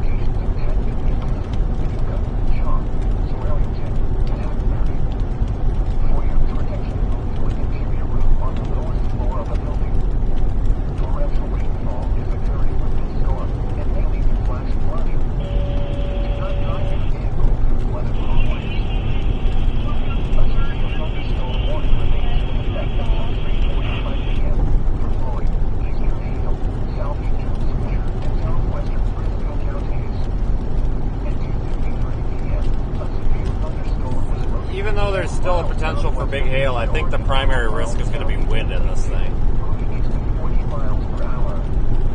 Hazard 70 miles per hour with gusts and all sides hail. Source radar indicated. Intact. People and animals outdoors will be injured. Expect hail damage to roofs, siding, windows, and vehicles. Expect considerable tree damage. Wind damage is also likely to move homes, roofs, and outbuildings. Locations impacted include Plainview, Florida, Waelti, Petersburg, Kittiway, South Plains, Doherty, and Aiken. For your protection, move to an interior roof on the lowest floor of a building. Torrential rainfall is occurring with this storm and may lead to flash flooding. Do not drive your vehicle through flooded roadways. The severe thunderstorm warning for eastern Waelti County is canceled. The severe thunderstorm which prompted the warning has moved out of the warned area. Therefore, the warning has been canceled. A severe thunderstorm watch remains in effect until 9 p.m. for northwestern Texas. A severe thunderstorm warning remains in effect until 3:45 p.m.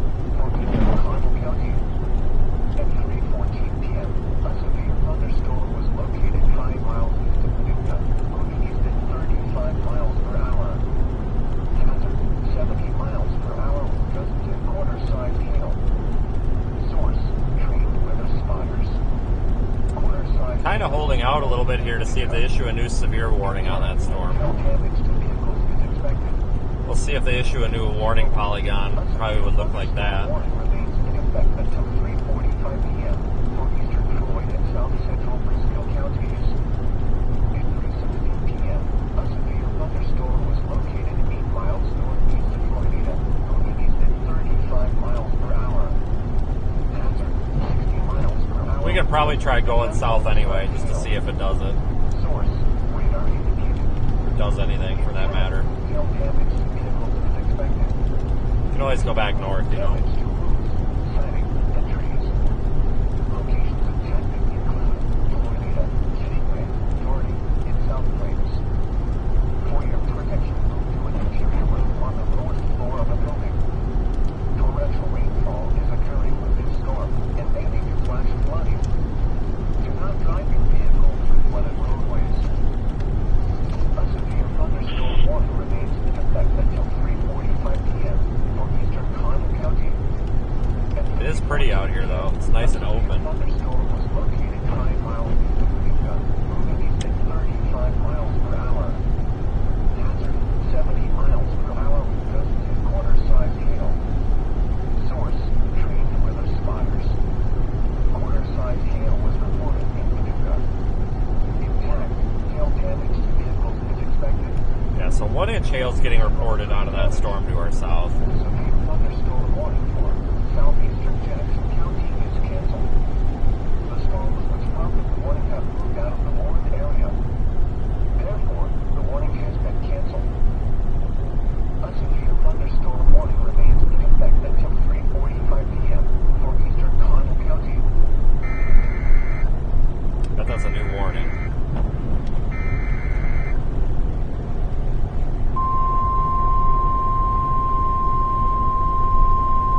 No, it's for the one behind it.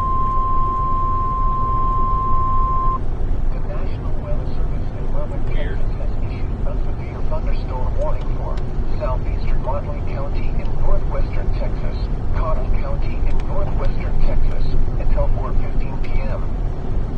At 3:19 p.m., a severe thunderstorm was located 13 miles east of Matador, moving northeast at 35 miles per hour. Hazard 60 miles per hour with gusts and quarter-size hail. Keep an eye on that one, Source too. radar indicated. We could position for that a little easier, Vehicles is expected. but it's not my first Expect choice. wind damage to roofs, siding, and trees. Locations impacted include Paducah, Sevier, and Swearington. For your protection, move to an interior room on the lowest floor of a building. Torrential rainfall is occurring with this storm and may lead to flash flooding. Do not drive your vehicle through flooded roadways.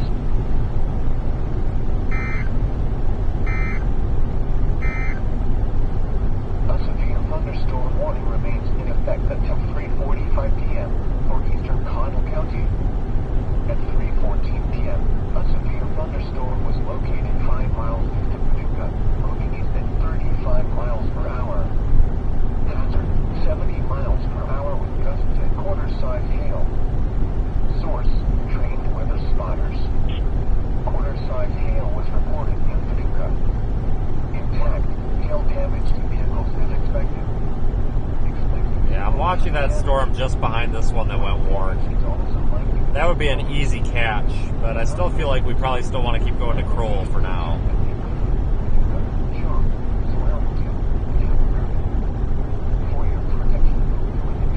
Might change my mind pretty quick though.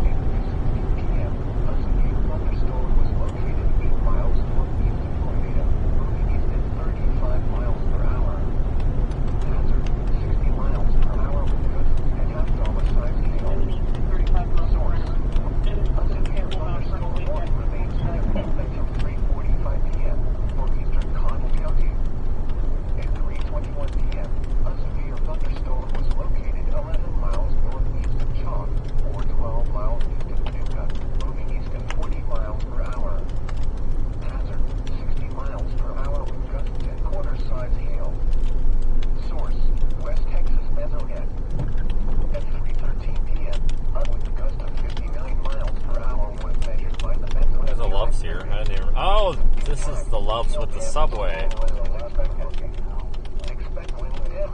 This is the Loves over here with the subway. That's kind of a long story, but I realize where I'm at now.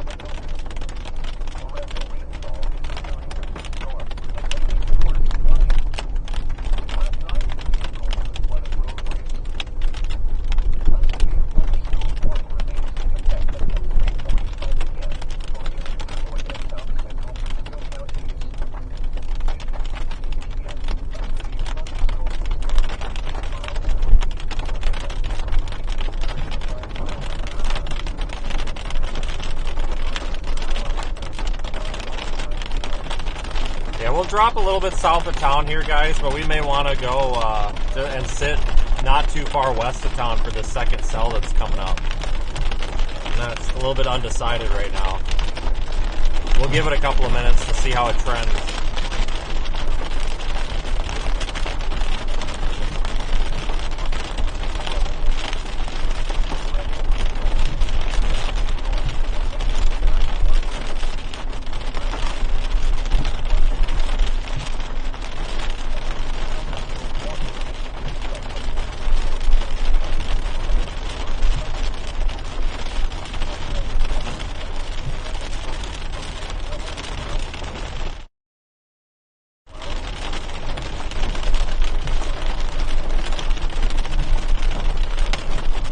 Oh, that was a little piece of hail right there.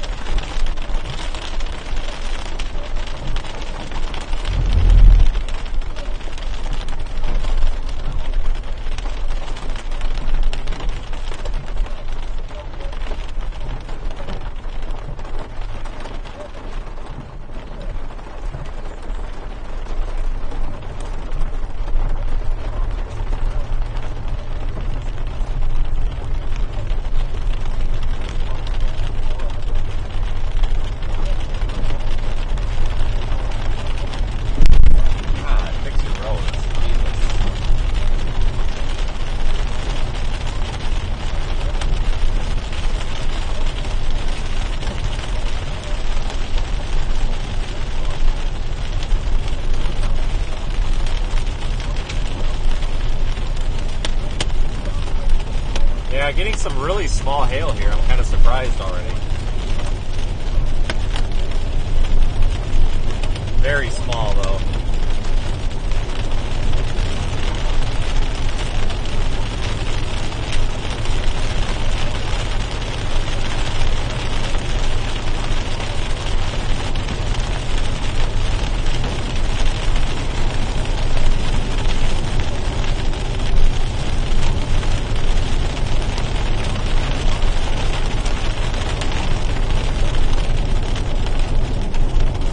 Yeah, they just issued a new warning for our cell. Extended it to the east, as expected. It does include Kroll.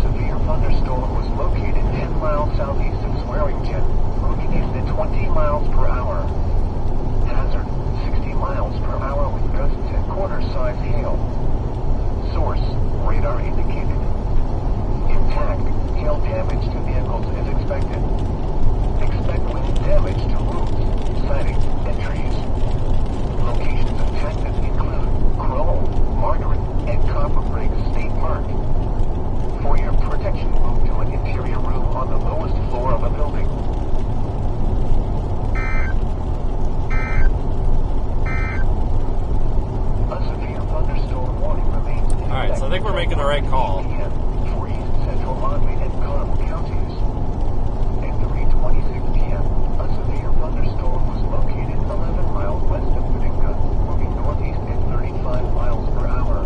We're only about 10 minutes north of Kroll. 10 to 12 minutes, so not too bad.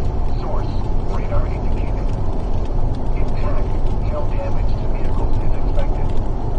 Expect wind damage to roofs, siding, and trees. Locations impacted include Paducah, Seaview, and Swearington. For your protection, move to an interior room on the lowest floor of a building. Torrential rainfall is occurring with this storm and may lead to flash flooding. Do not drive your vehicle through flooded roadways. At 3 p.m. on Bit of a lowering up there, so light rain keep an eye on that. The temperature was 77 degrees, dew point 68 degrees, and the relative humidity 73%. The wind was north at 12 miles an hour, and the pressure 29.89 inches and falling. A quick glance at the forecast for Childress and vicinity. Today, partly sunny with a chance of showers and thunderstorms this morning, and mostly cloudy with Yeah, you can showers. see some supercell structure over here. Let's get over the hill and then it'll be a little easier to see. This afternoon. Try to zoom in a bit. Possible this afternoon. A severe thunderstorm warning remains in effect until 3:45 p.m. for southwestern Wichita, northwestern Kiowa, northeastern Greer, and southeastern Beckham counties. At 3:20 p.m., a severe thunderstorm was located 5 miles north of Granite, moving east at 30 miles per hour. Hazard, 60 miles per hour with gusts and quarter-side hail. Source, radar indicated. Impact, hail damage to vehicles is expected. Expect wind damage to roofs, siding, and trees. Locations impacted include Lennon, Willow, Greenlawn, Franklin, and Alma Lake. For your protection, move to an interior room on the lowest floor of a building. A quick glance at the forecast for Childress and vicinity. Today, partly sunny with a chance of showers. Now, once we get over this next hill, I think we'll be able to see it.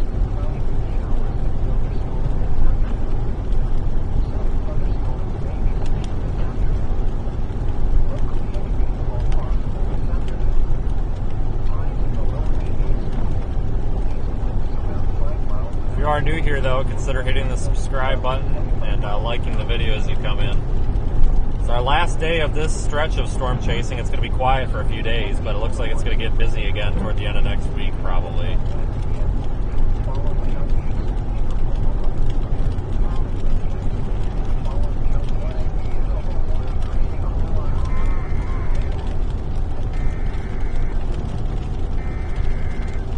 Wow, look at that, guys.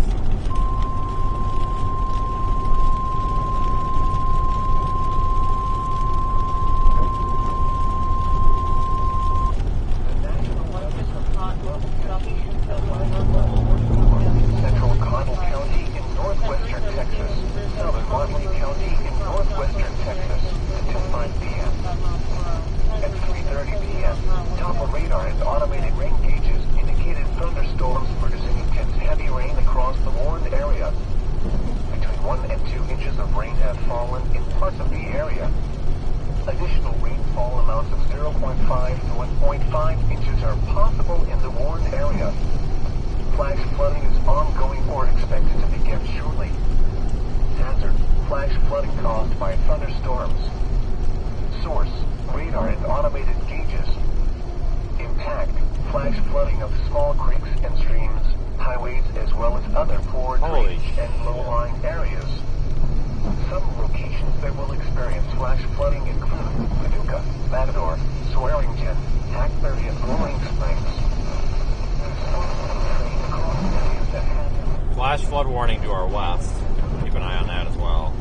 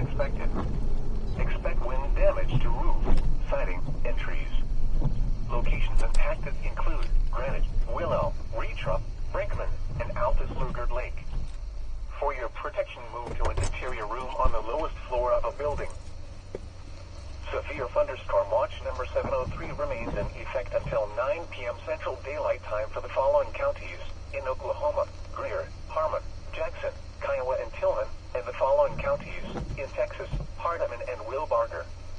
Remember, a severe thunderstorm watch means that conditions are favorable for the development of severe weather, including large hail and damaging winds, in and close to the watch area.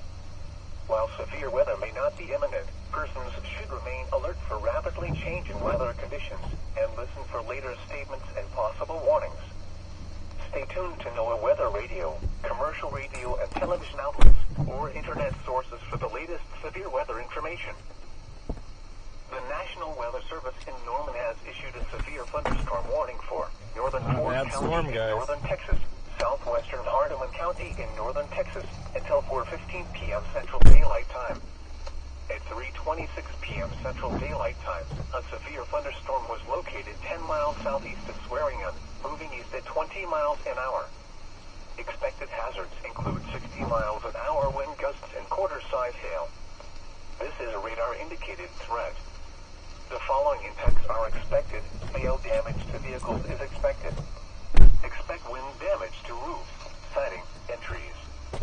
Locations impacted include Crowell, Margaret, and Copper Break State Park. For your protection, you're in a pretty significant dead zone. Floor of a building. The National Weather Service in Norman has me. issued a severe thunderstorm warning for west central Cotton County in southwestern Oklahoma, southeastern Tillman County in southwestern Oklahoma, northwestern Wichita County in northern Texas until 3:45 p.m. Central Daylight Time. At 3:30 p.m. Central Daylight Time, a severe thunderstorm was located 6 miles southwest of Grainsfield, moving northeast at 25 miles an hour. Expected hazards include 70 miles an hour wind gusts and quarter-size hail. This is a radar-indicated threat. The following impacts are expected. Hail damage to vehicles is expected. Wow. A severe thunderstorm warning. Look at that, guys. Until 4:15 p.m. Central Daylight Time for northern Fort and southwestern Hardeman counties. At 3:36 p.m. Central Daylight Time, a severe thunderstorm was located 11 miles northwest of Crowell, moving east at 30 miles an hour. Hazard: golf ball-sized hail at 70 miles an hour wind gusts. This is a radar-indicated threat. Impact: people and animals outdoors will be injured. Expect hail damage to roofs, siding, windows, and vehicles. Expect considerable tree damage. Wind damage is also likely to mobile homes, roofs, and outbuildings. Locations impacted include Crowell, Margaret, and Copper Break State Park. The storm is producing large hail. Seek shelter now inside of service structure and stay away from windows.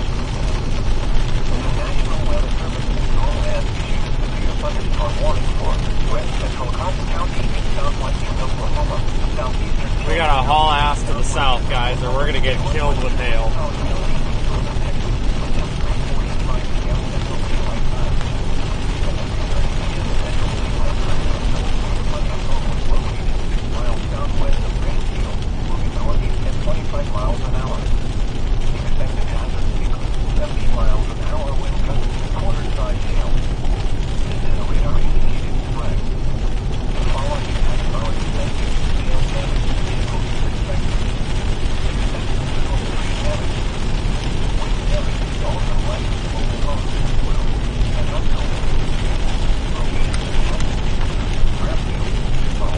County road coming up, 3102. I'm going to take it. This thing's got monstrous hail in it, I guarantee it. The thing's freaking blue, for shit's sakes, you know? I mean, look at this.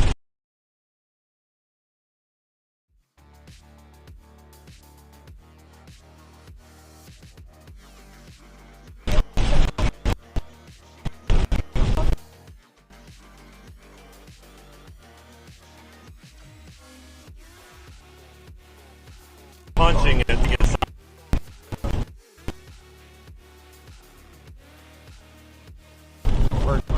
I'm gonna go east toward Margaret and then delay our south for a couple of miles. Holy hell, man. Holy shit. Yeah, I Alright, better get east. Holy mackerel.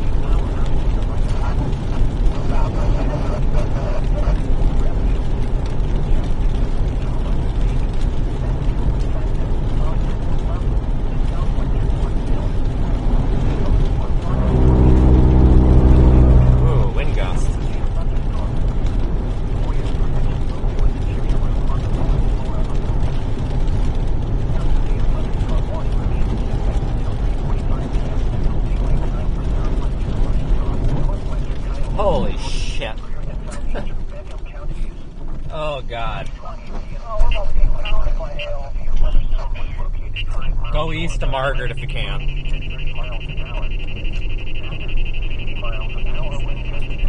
I don't know where this cop is, but he can write the speeding ticket further down the road. We gotta move. Yeah, I'm already well past there.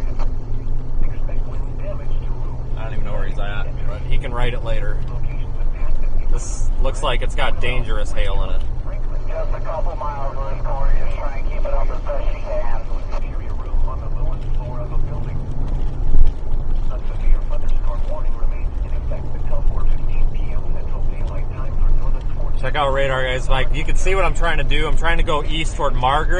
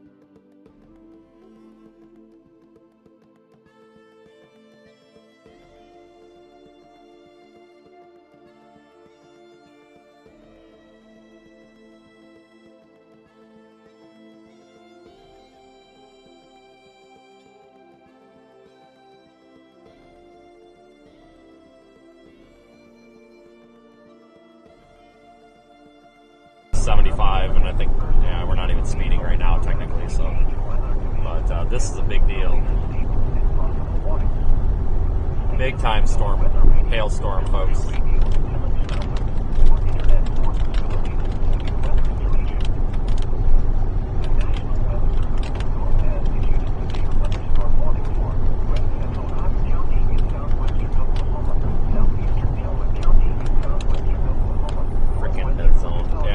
Got dead zones, guys. Can't do a whole lot about it. Once we get further east, it'll start to come out a bit.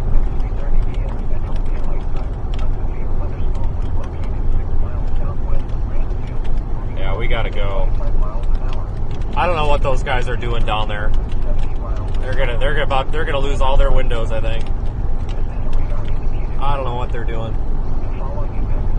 What the hell? This east option works out good for us, folks, because this allows me to get out ahead of the hail core and then go south before the hail core crosses the next south option. This is also going to allow us to stay up ahead of this thing. Man, what a storm. I got to get the 360 camera up.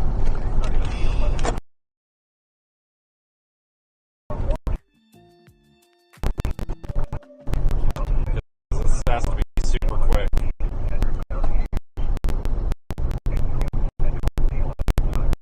We got a stop sign up. Use the stop sign as the regrouping point here.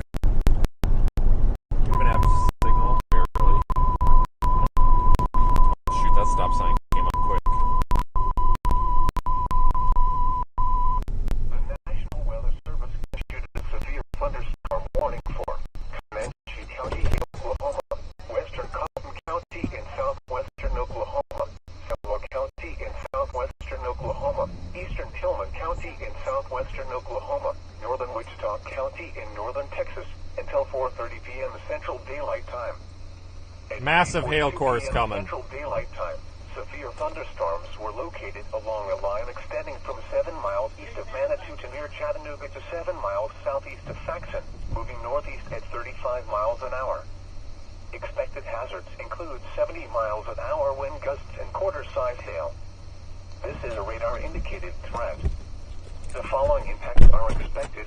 Hail damage to vehicles is expected. I gotta get out in front of this Expect truck, considerable tree damage. or we're gonna Wind get damage whacked. is also likely to mobile homes, roofs, and outbuildings. Locations impacted include Lawton, Burke Burnett, Walters, Cache, Elgin, Geronimo, Repfield, Sterling, Chattanooga, Redland, Madison Park, Indiana, Manitou, Defoe, Faxon, Hollister, Loveland, Mears, Cookietown, and Lake Watonka. For your protection, move to an interior room on the lowest floor. Your thunderstorm warning remains in a 15 p.m. Central Daylight Time for Central Fort and southwestern Hardeman counties. At 3:44 p.m. Central Daylight Time, a severe thunderstorm was located 9 miles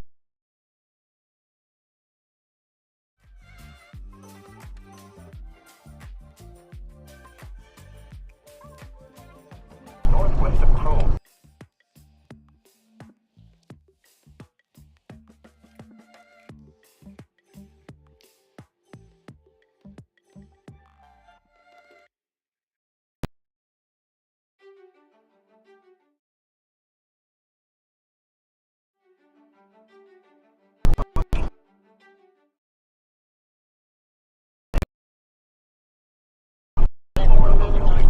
Kroll right now with hail, I'll bet.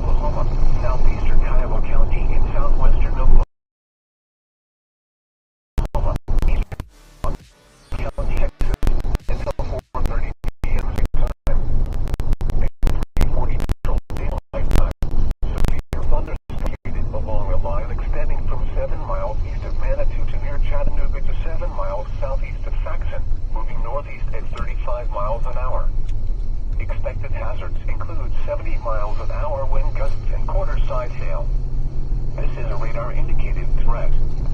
The following impacts are expected. Hail damage to vehicles is expected. Expect considerable tree damage. Wind damage is also likely to mobile homes, roofs, Okay, we're getting a and signal again. Locations impacted include Wanton, Burke Burnett, Walters, Cache, Elgin, Geronimo, Storm of the day right here. Sterling, Chattanooga, Redland, Madison Park, Indianola, Manitou, Devoe, Faxon, Hollister, Monmouth, Mears, Cookietown, and Lake Montalca. For your protection, move to an interior room on the lowest floor of a building. The National Weather Service in Norman has issued a severe thunderstorm warning for southeastern Ford County in northern Texas, southwestern Wilbarger County in northern Texas, southeastern Hardeman County in northern Texas until 4:30 p.m. Central Daylight Time. At 3:47 p.m. Central Daylight Time, severe thunderstorms were located along a line extending from near Quanah to near Marguerite to 5 miles northeast of Trescott, moving east at 40 miles an hour. Expect the hazards to include 2 and 250 miles an hour. Okay, guys, once we get up here, I'm going to get on Highway 70, just trying to concentrate a little bit because we're in a pretty bad spot if something happens, like flat tire or something. I know it's only warned for 2-inch hail, but I suspect, based on looks here, that there could be some isolated bouts of bigger hail.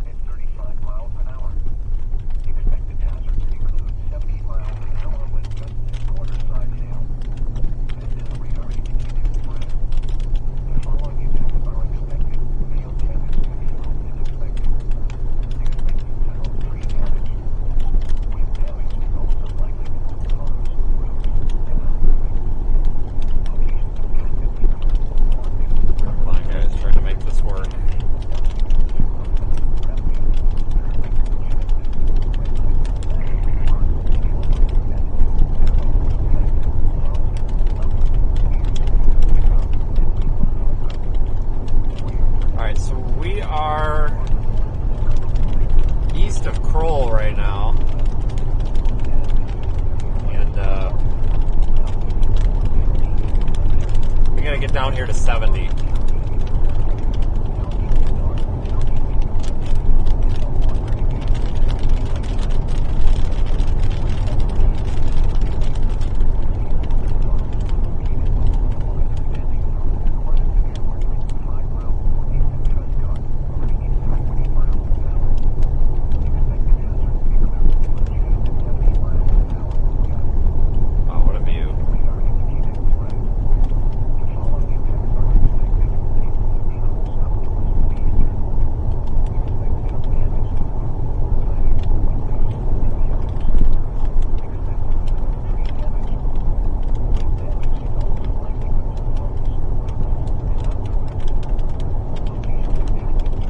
So I think we picked the right storm today. I don't know what you guys think, but yeah, this was definitely the good call.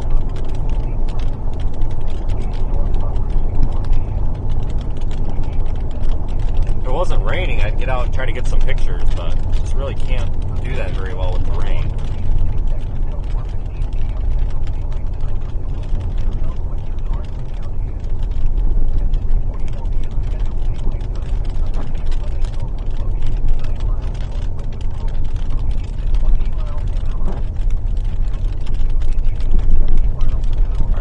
Stop and try anyway.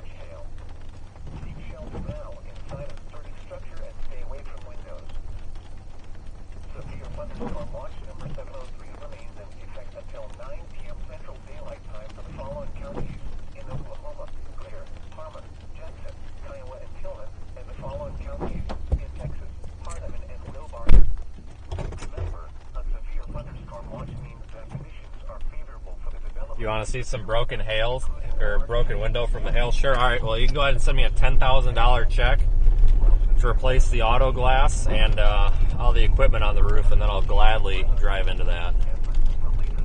I think some of you seem to not have any respect for the fact that this is a business. This is not a joke. This isn't one of those dumbass vloggers on YouTube that's all just like, oh, this is so intense. Just drive right into the tornado.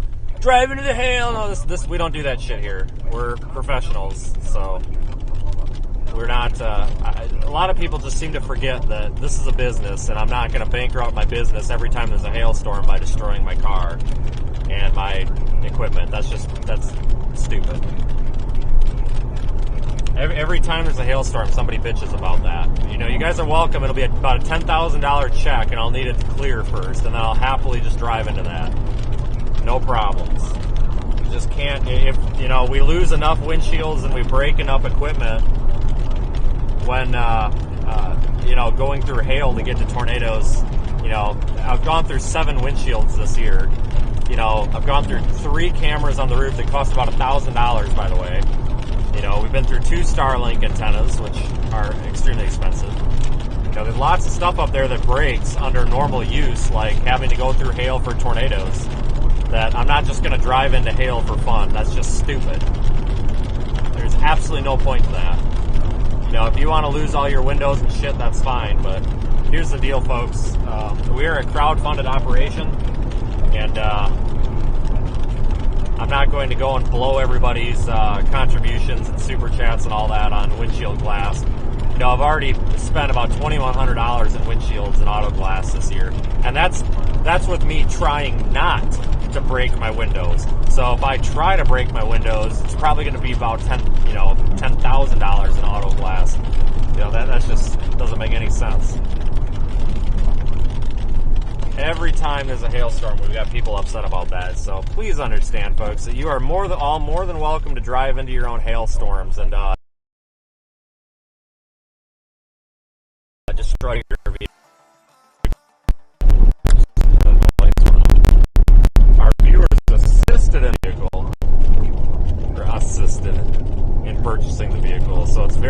irresponsible for me to disrespect the vehicle, and I don't. This vehicle is a tool, and it has to last. The equipment on the vehicle is more than the vehicle is worth, so that's why we take care of things. You know, I have no problem busting out a windshield if it's to get to a tornado or something, but there's no tornado to get to. Sometimes you got to lose a windshield or two to get to a tornado that's on the other side of the hail core, but that's not the case here.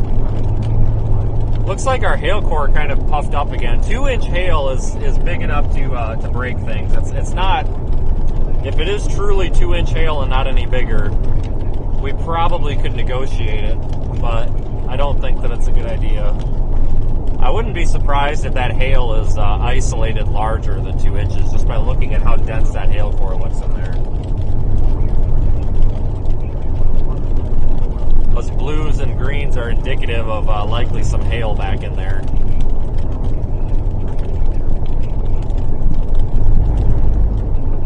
Thanks, Kelly, for your super chat.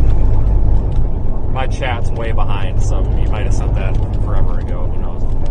But thanks anyway, Kelly, for supporting the channel. Beautiful storm. We're in Parsley Hill. We're not far from Lockett. I'm just trying to get over to Highway 183. Man, this road is not very good.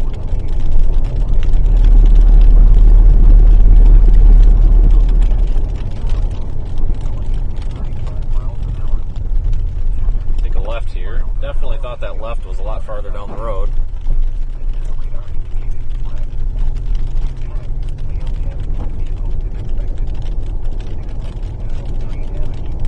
Not as photogenic as it was. It's losing a little bit of that coloring. That could just simply be the angle of the sun, or it could be our proximity to it. We're a little bit closer to it than we were earlier, so sometimes when you get right up underneath of them, they just all look like a big gray blob. You kind of got to stay about 2-3 miles away from the leading edge of it to see those colors.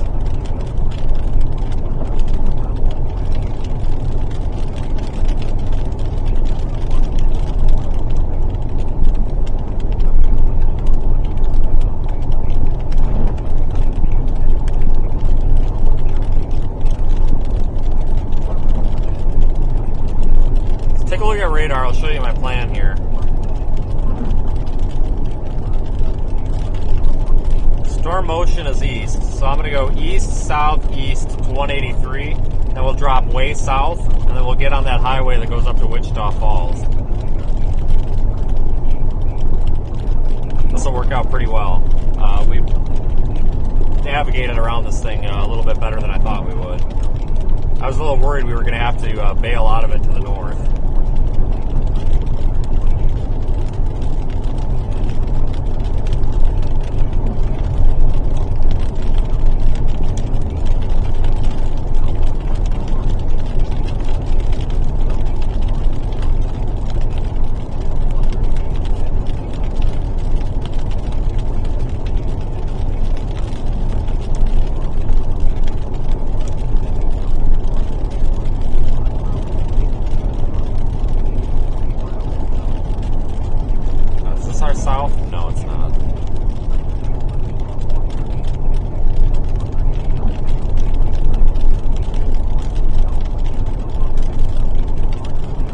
Pretty indicative of some large hail in there, though, still.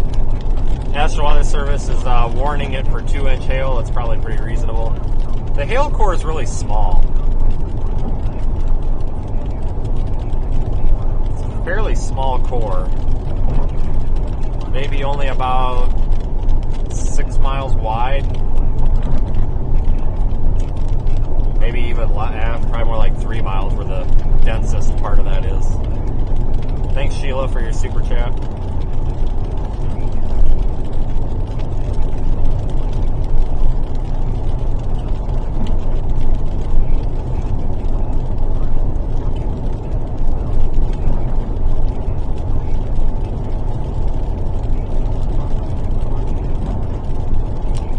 I don't see any hail reports on the map yet. That doesn't necessarily mean that there aren't any. They might just not have made it down through the pipes quite yet. curious to see if those reports start popping up.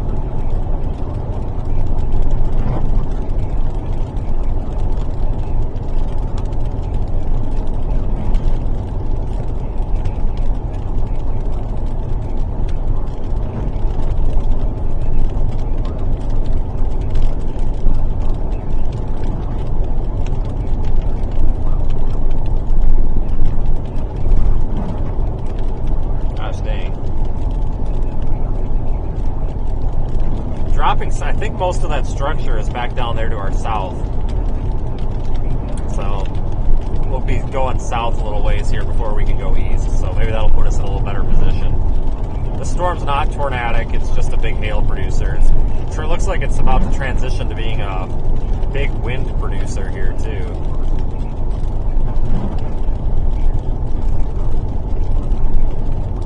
I didn't realize it was 4 in the afternoon already. Holy smokes.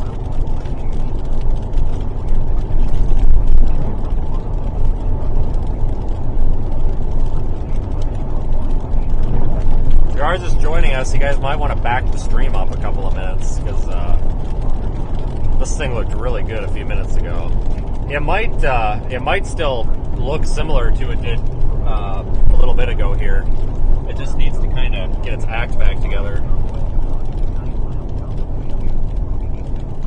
There's some more structure there that's not obscured by rain, but the problem is a lot of it's getting obscured by rain. I'm pretty sure this is where I need to turn, but I'm not for sure. Yeah, it is. Oh, this is a little better view. The problem is the camera on top of the roof is so wide that it makes things look farther away than they are. It's just a trade-off, you know. But you can see there's we're picking up on some more structure there. Once we get past these trees, I'll try zooming in a little bit with the camcorder. Hold on here. Should see it in just a second.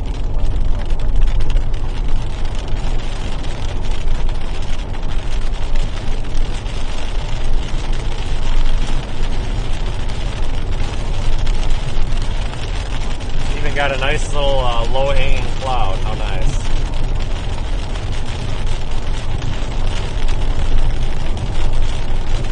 Still very blue looking in there.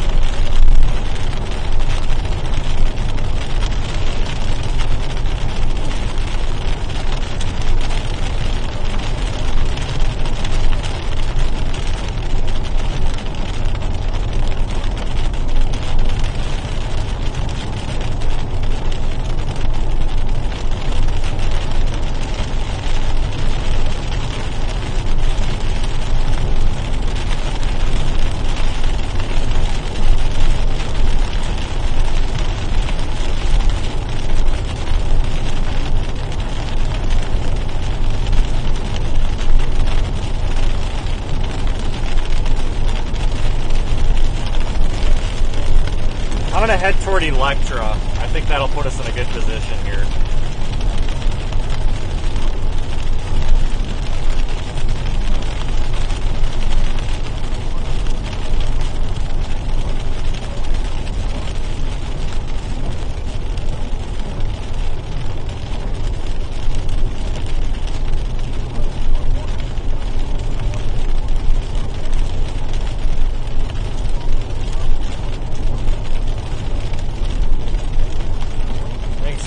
For the super chat. Yeah, thanks for helping support the channel, folks. Very appreciated.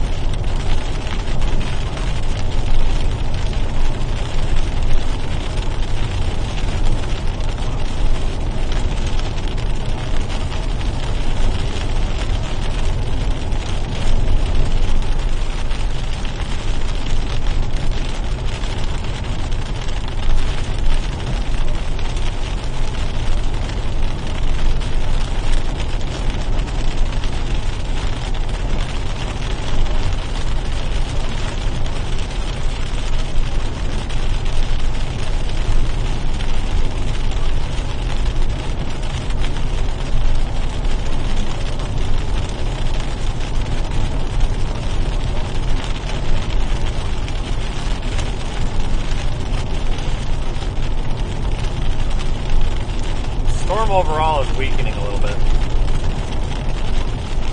Definitely weakening.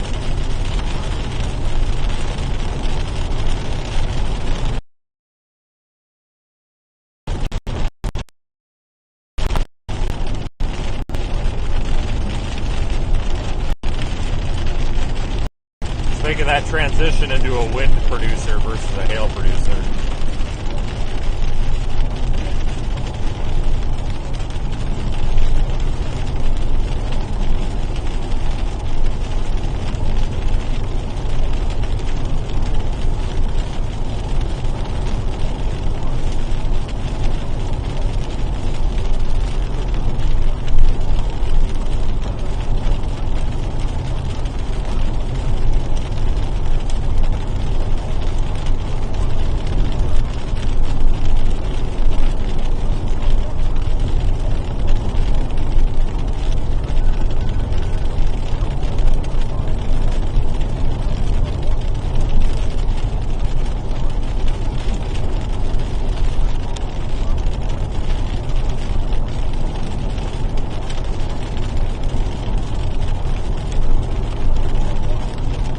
Up 183.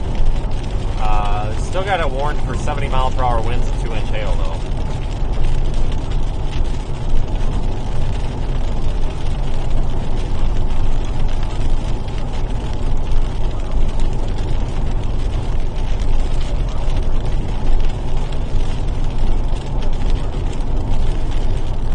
Actually, I take that back. I'm going to go south and then northeast. I think there's a middle road there that goes to Electra. We don't have to go all the way up to Vernon. Well, hold on, I take that back. No, I am going to go north of Vernon, guys. Pretty sure that road has issues keeping the stream up. I think I recognize that, but I just don't see much of a reason to necessarily stay in a certain position with this storm right now. It doesn't look that great anymore. So we could just go back up to Highway 70 and just kind of keep pace with it for a little while. See if it does anything.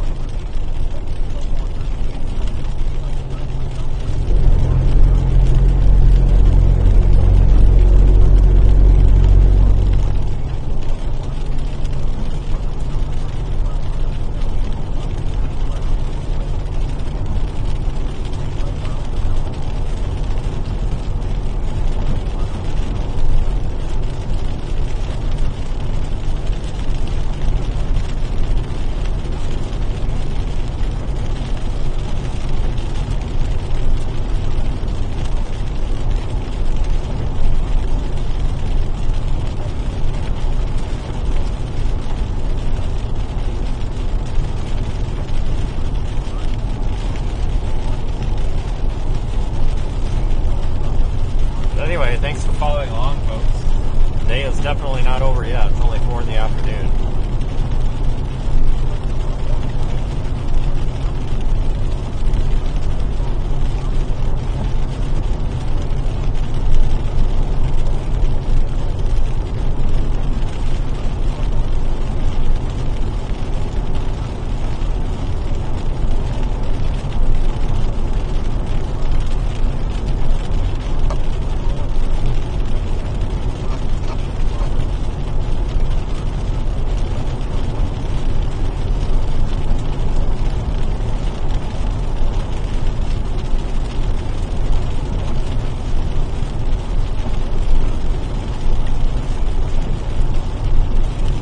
Need to be mindful though, could see some flooding issues out here today with this rain.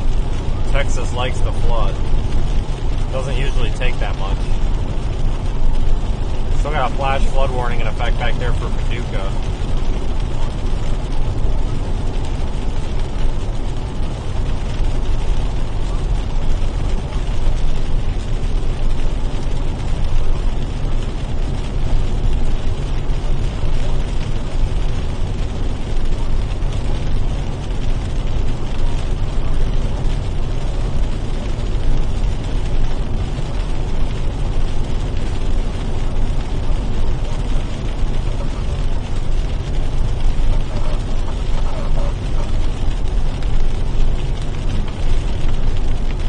in on Vernon now.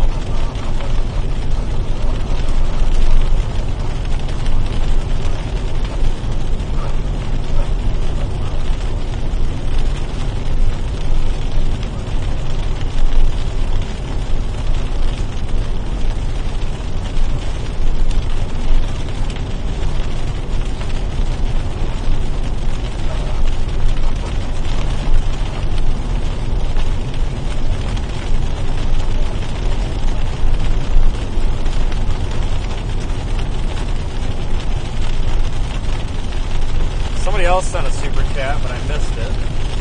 But thank you, folks, all of our super chatters and channel members, as well as our PayPal contributors to the website. You folks are very appreciated and a big reason the channel is here today. So thanks, everyone.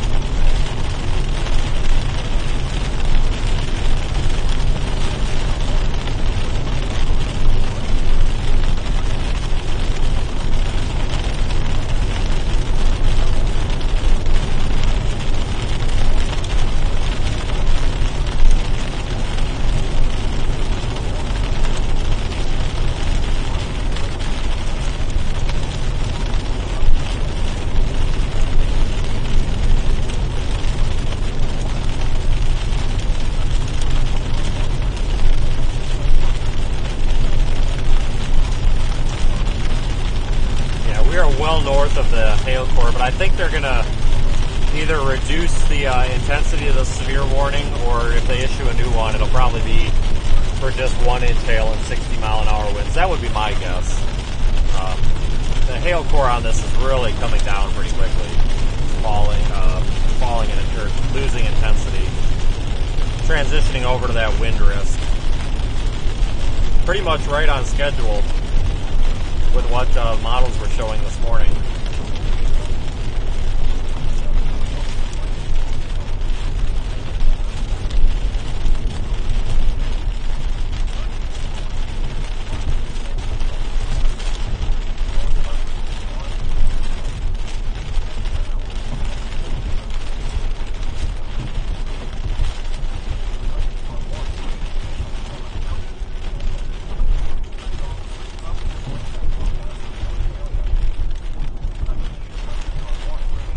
A school bus up here taking its time.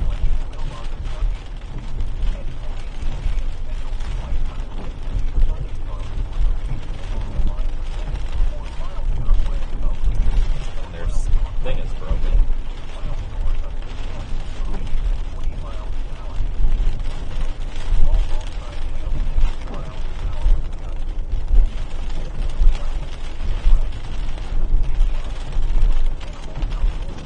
Is that an all subs?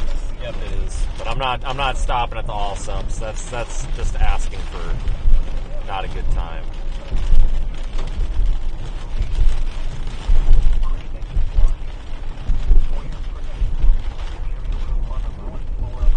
We need to get to Electra.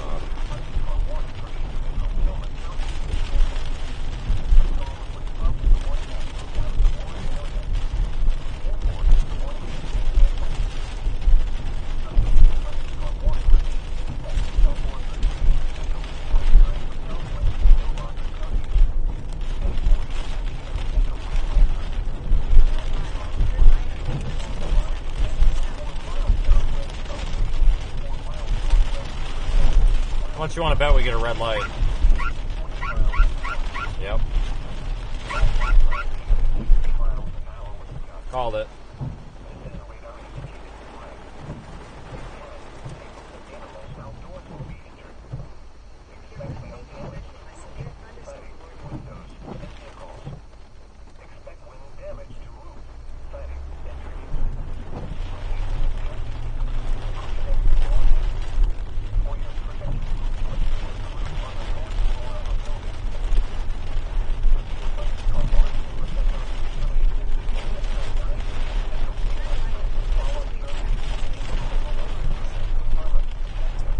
got another red light. Oh, followed by a green light. Look at that.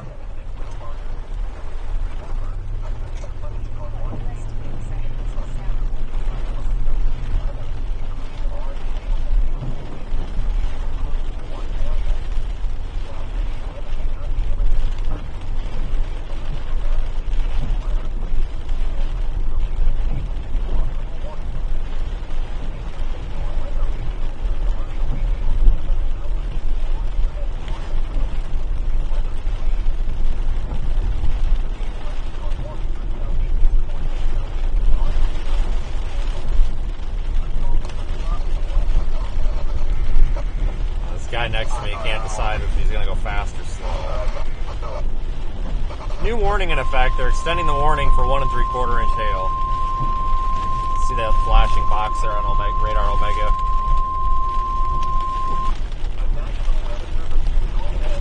Severe thunderstorm warning for northwestern Archer County in northern Texas, southwestern Wichita County in northern Texas, southeastern Wilbarger County in northern Texas, northeastern Baylor County in northern Texas until 5 p.m. Central Daylight Time.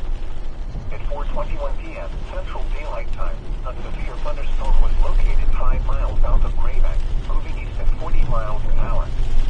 Expected hazards include golf ball size hail and 60 miles an hour with gusts.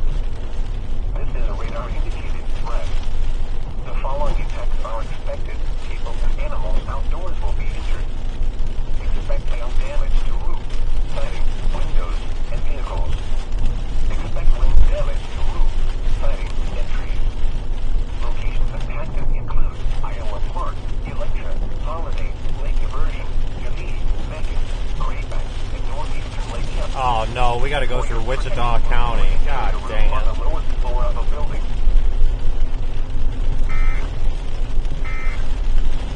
That ain't good. Severe thunderstorm warning for southeastern Fort and southeastern Hardeman County has been canceled. The storms which prompted the warning have moved out of the warned area. Therefore, the warning has been canceled. A severe thunderstorm warning remains in effect until 4:30 p.m. Central Daylight Time for southwestern Wilbarger County. Alright, so I'm on 70 right now, I think. No, I'm not. We got a mile until we merge on to 70.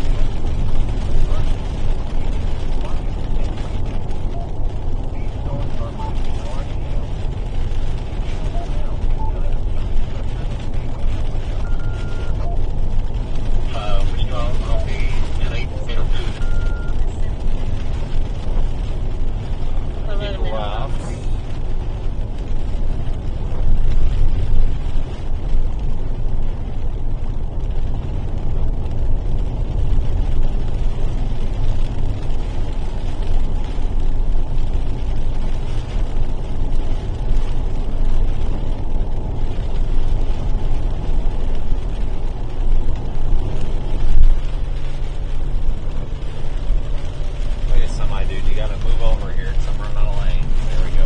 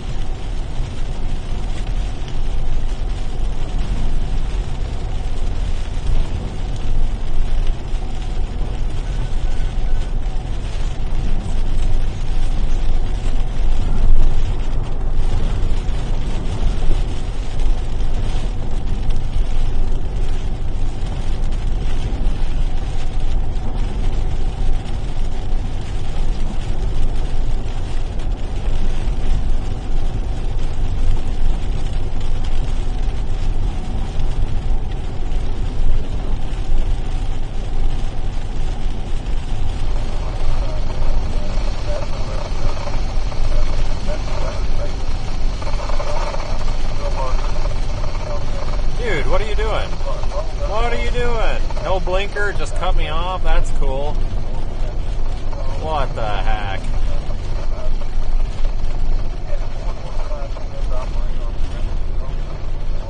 If you're gonna cut somebody off, at least use your blinker, you know?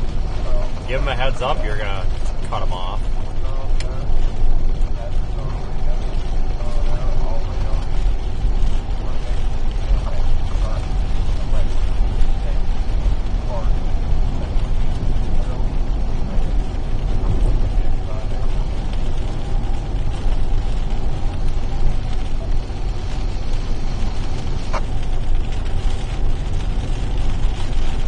Going down 70 right now. Just want to keep pace with these. They need a little bit of time to intensify again if we're going to do anything else.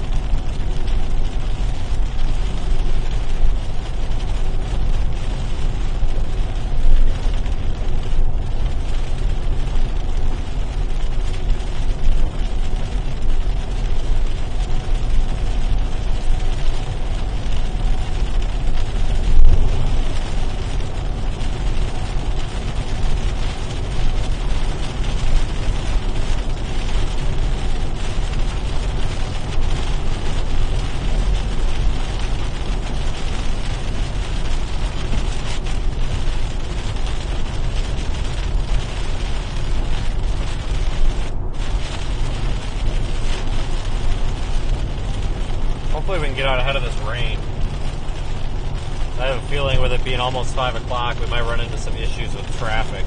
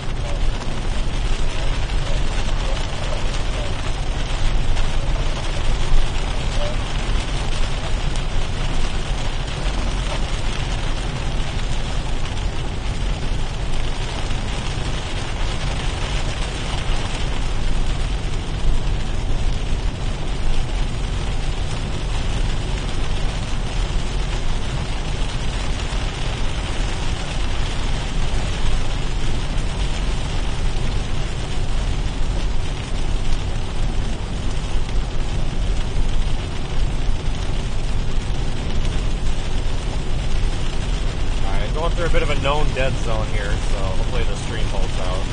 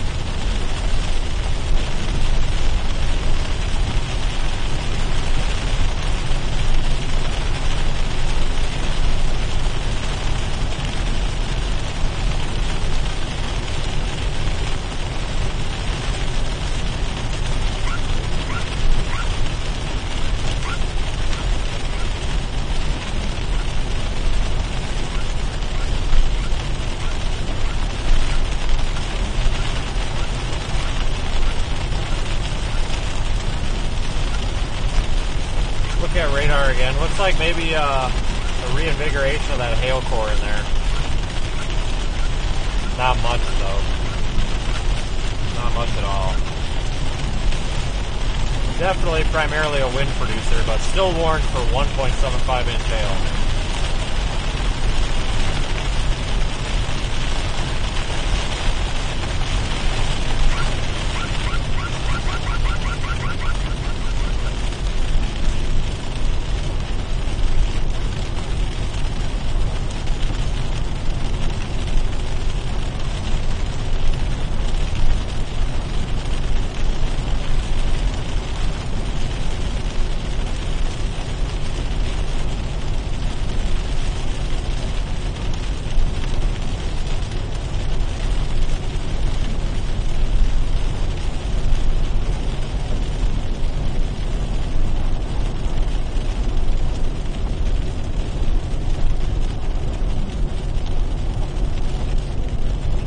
Missed the lightning. It's over there to the left. We haven't seen much lightning today.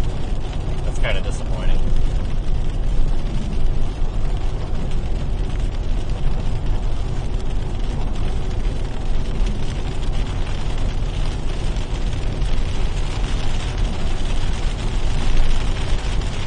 And road work ahead. What a better combination.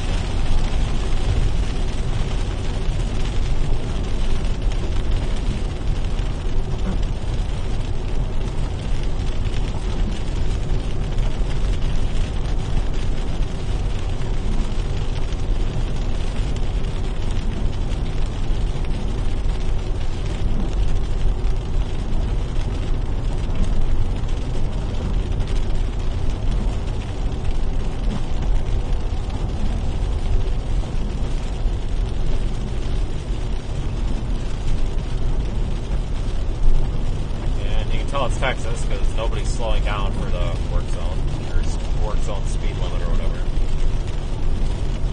But here's the Texas 240 turn off. So I'm going to keep going down and through Electra. We'll go into Wichita Falls and figure this out from there.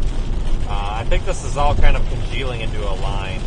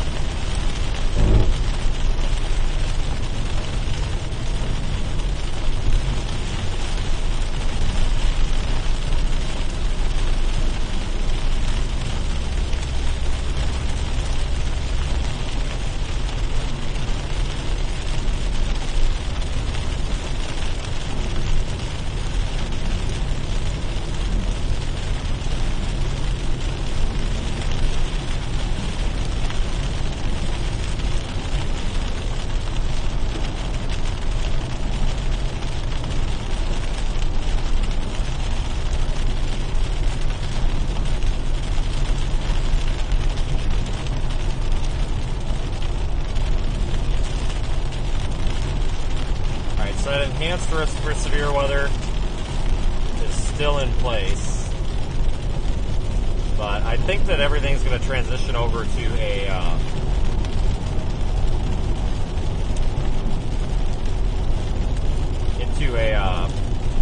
wind risk here primarily. There's still going to be the risk of damaging hail, don't get me wrong, but I think that the likelihood of severe wind is going to go up as this line kind of develops and tracks off east, southeast.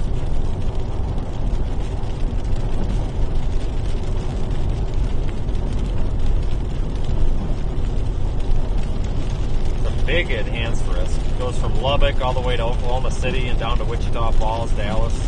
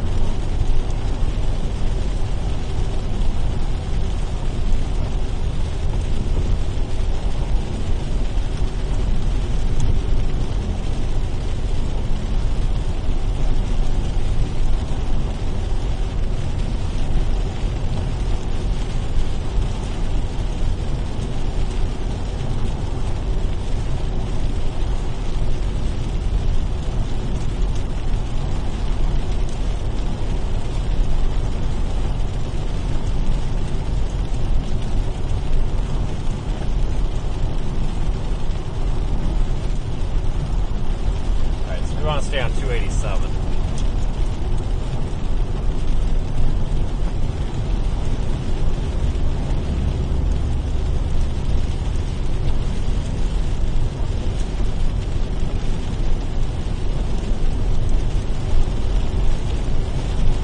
We zoom the radar out, you can see this large complex of very scattered, well, I shouldn't say very scattered, but multiple semi-isolated storms in general.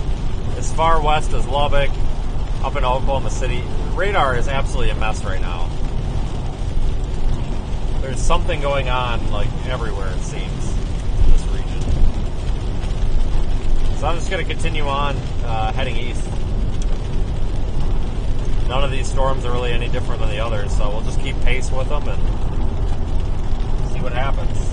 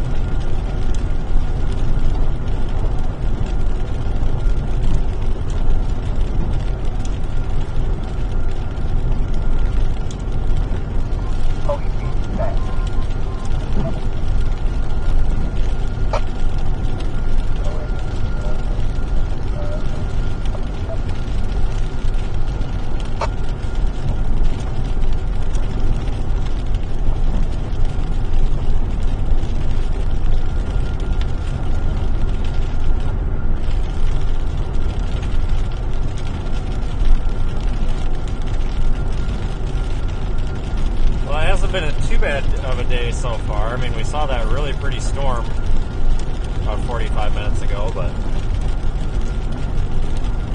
one of the problems with today is there's so many storms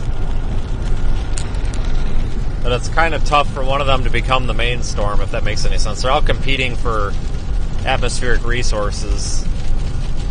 It looks like the one that's just south of us now that we've been pacing is starting to bow out a little bit, maybe producing, we're getting ready to produce some wind damage there, maybe approaching Highway 82 to our south.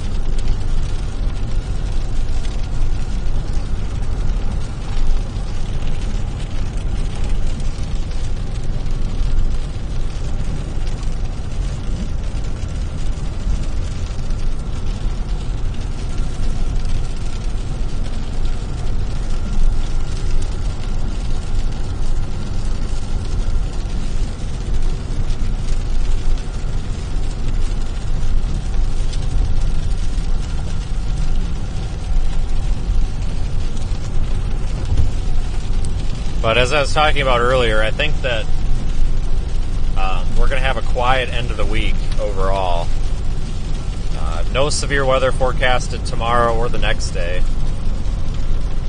Friday, kind of the same thing. I think Saturday, Sunday are going to be quiet too. There are some signals that maybe in the middle of the week, like Wednesday, Thursday, Friday, the middle to the end of next week, we could have moisture return back up into the plains, which as long as we have some sort of kinematic event like a trough come through or something, then we could be looking at a severe weather event again. Probably nothing major, but some small-scale severe weather risks.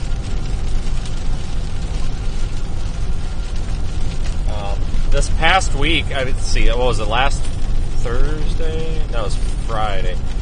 Yeah, Friday was our storm chase up there in Minnesota, I believe. Yeah, it was Friday. And then Saturday I drove to Rapid City because it looked like Sunday was going to be a severe weather event in Rapid City, South Dakota. And it definitely was not. So woke up Sunday morning and drove to extreme southeast Colorado, and then Monday we chased New Mexico. Tuesday was Texas, and then Tuesday was where were we? Kansas, not Texas. And now today we're here. So honestly, you pass time really quick when you're doing this every day. Because, just a couple of days ago, I was in Minnesota, and then it's like, oh, well, we had to go to South Dakota and all this. So you make this big loop around the country really quick, and it makes you lose track of time. And that's no joke. I mean, I barely remember what day it is half the time. You're just constantly moving. But it's been a busy week. Even though nothing's been very major, just a lot of driving. It's been a lot of miles and a lot of fuel for not very much to show for it. But that's kind of what storm chasing is, though, honestly. It's a lot of miles without much to show for it. But there are times where it does pay off, like today. Yeah, I just had a wind gust at 44.2 miles an hour.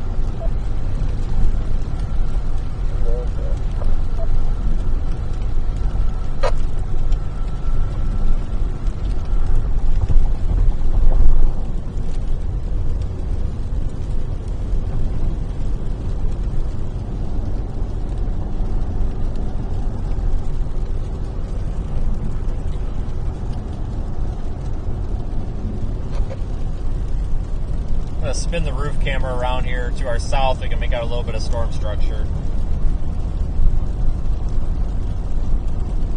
Yeah, blow the water out. There we go. Nice shelf cloud to our south there. We'll enjoy that view for a minute.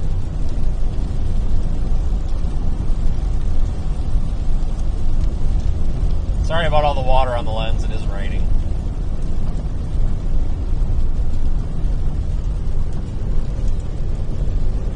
But we are transitioning into that time of year where we're going to start probably seeing some severe weather events unfold in the southeast. Maybe parts of Louisiana, getting into Mississippi, Alabama, Florida Panhandle.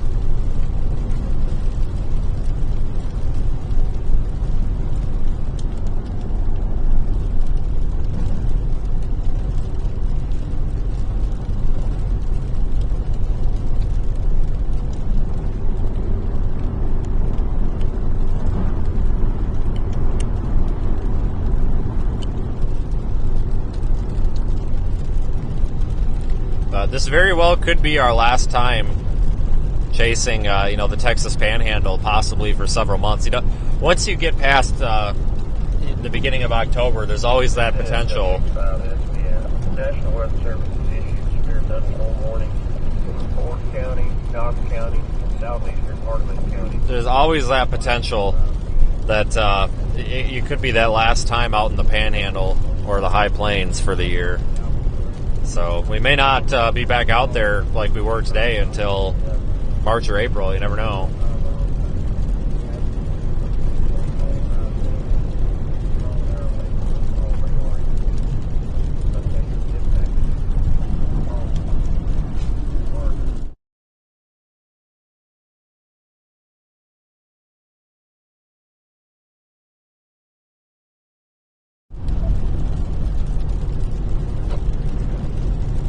Beautiful looking shelf cloud over there, folks.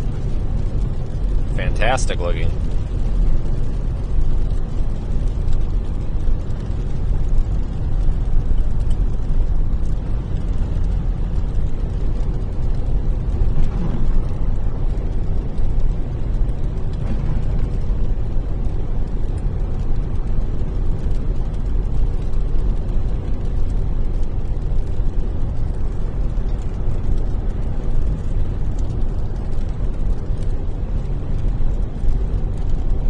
May even want to stop up here in a little bit.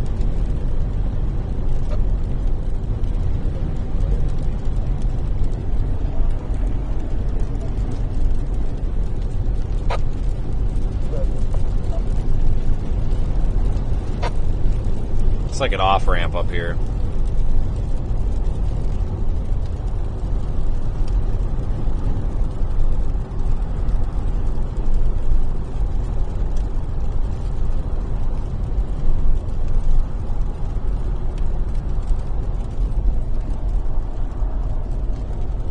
Yeah, there's an off-ramp here, all right, but you can't see anything from it.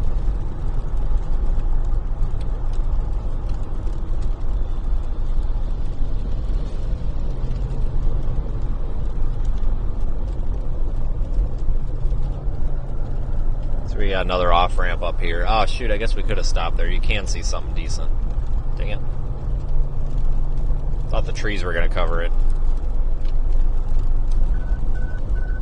National Weather Service has issued a severe thunderstorm warning.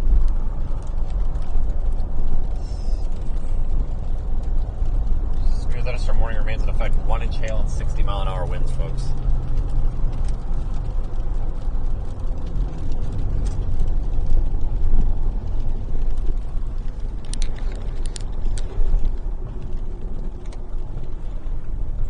Let's see if we can get up on top of this bridge up here.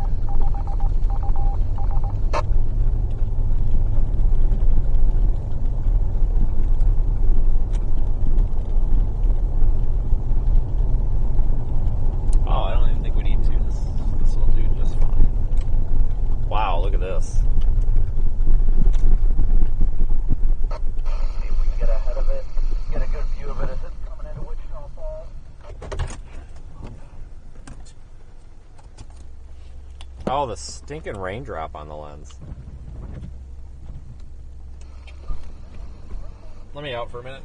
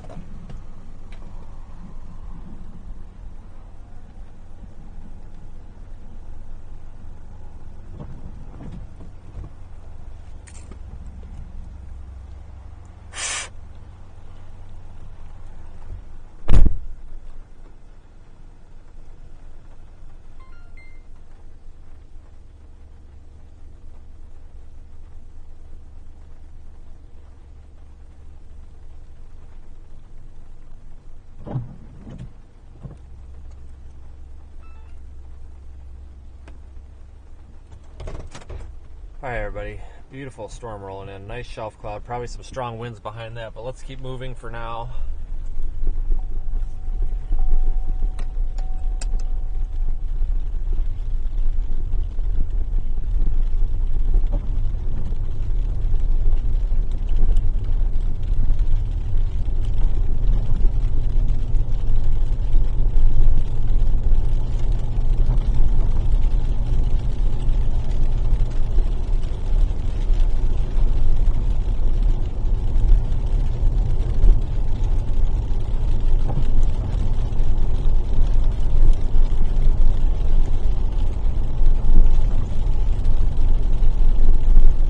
Somehow this goes back to 387, I think.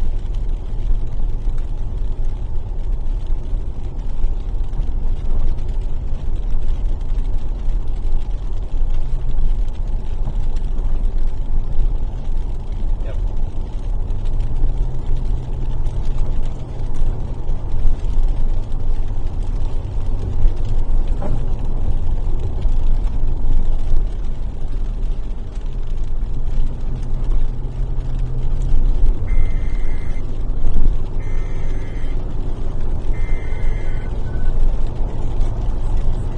So, new severe thunderstorm warning in effect for some of that, or has just been reissued. Still showing 1-inch hail, 60-mile-an-hour winds.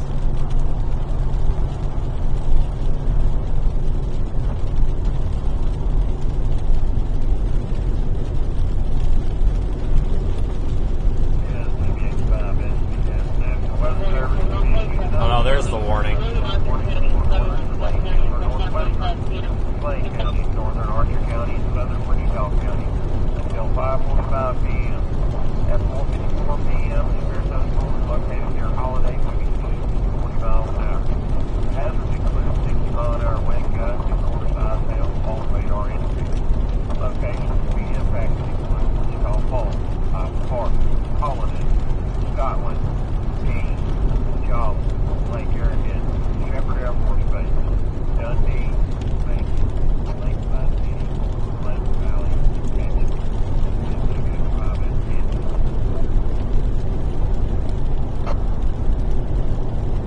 Yeah, I want to just see that before I go to the other ones I got.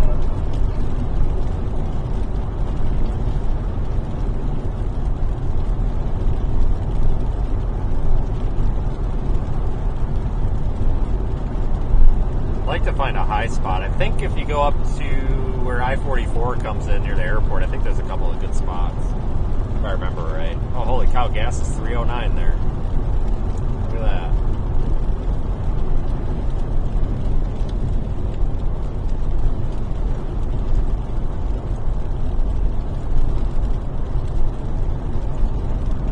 Kind of keeping an eye out for a good spot, but I want to go up a little further, I think.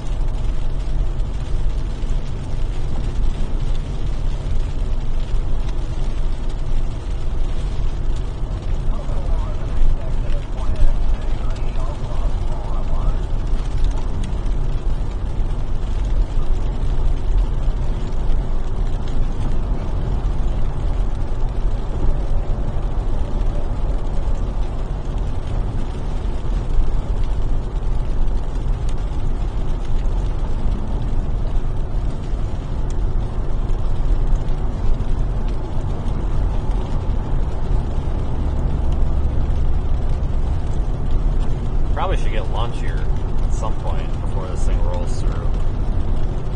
I'm honestly surprised traffic's not worse.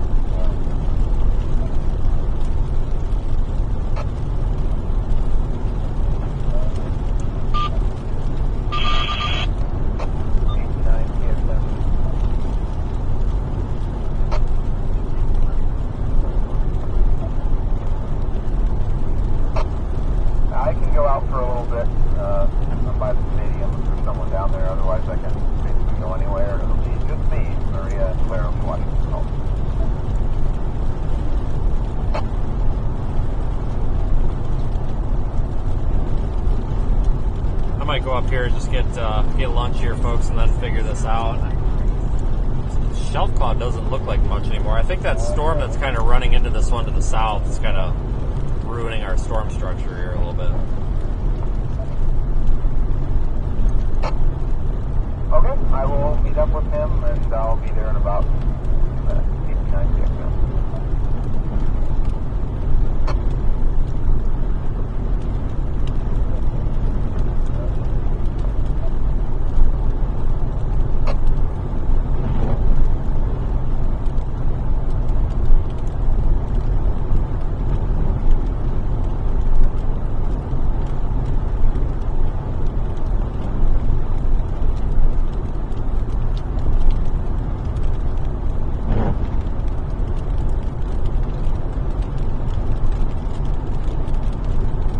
Coming into Wichita Falls, but honestly looks like it's falling apart in the process.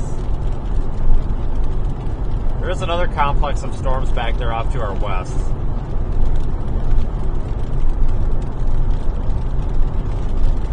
May want to actually turn back around and go have a look at those. In fact, I think we're going to do that. It's still very early.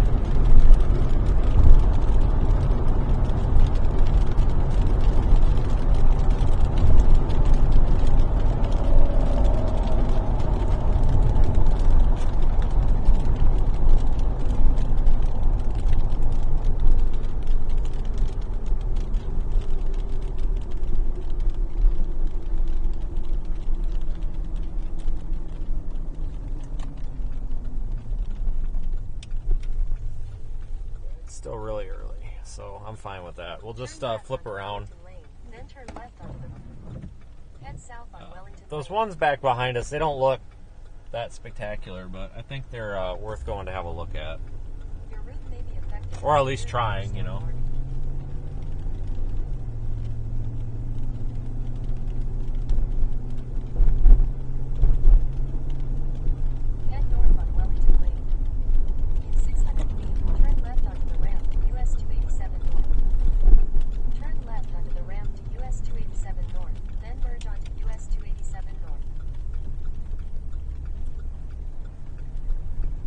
Shelf cloud's still kind of there. Not much to it, though.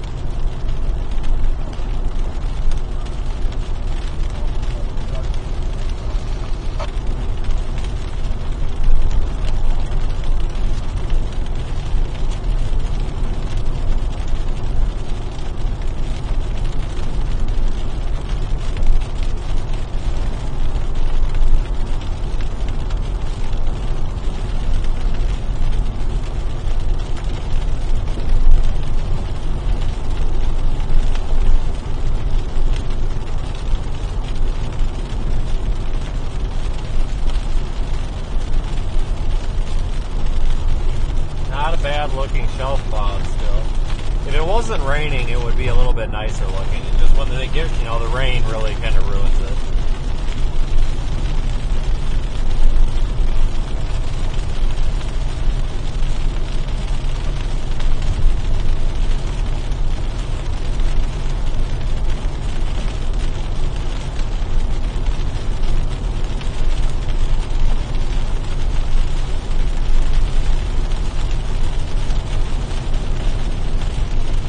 See how these storms off to our west will look in a couple of minutes. I'm going to stop at this. I'm going to stop for lunch up here in about 5 minutes, and we'll see if I'm going to continue west or blast back east or what.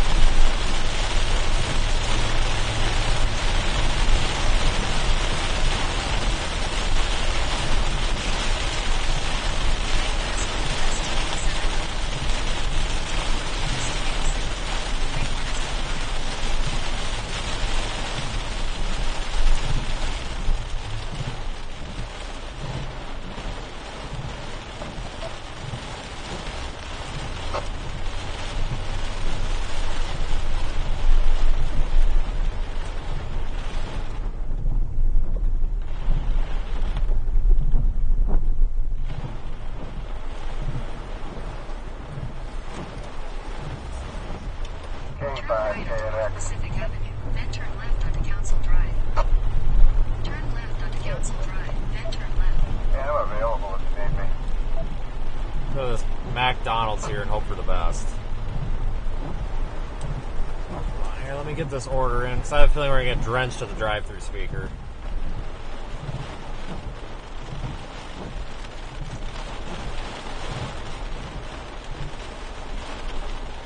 Just a second here, let me get this put in.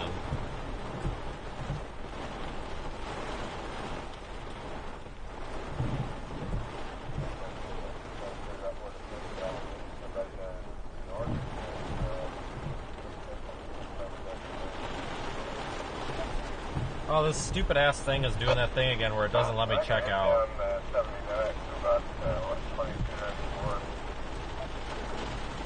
Hold on, guys. Oh my god. For some reason I have to uninstall and reinstall the app every time I try to make an order. Every time, I don't know why. Or it doesn't let me check out. Super annoying.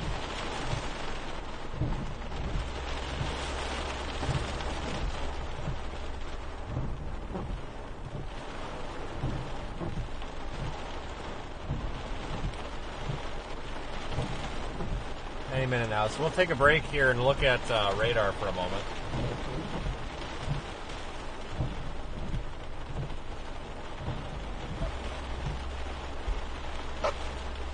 These are those storms off to our west that I was talking about.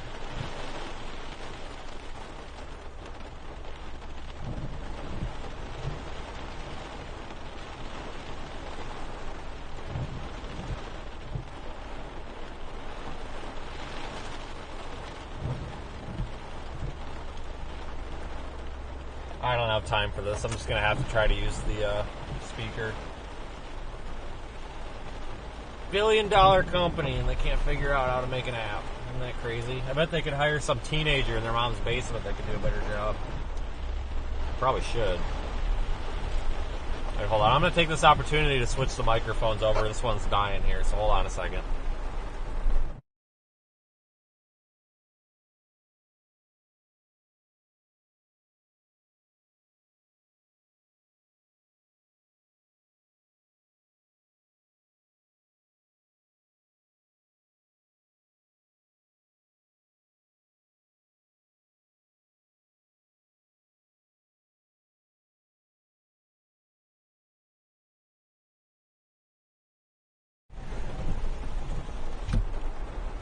I think we're working now.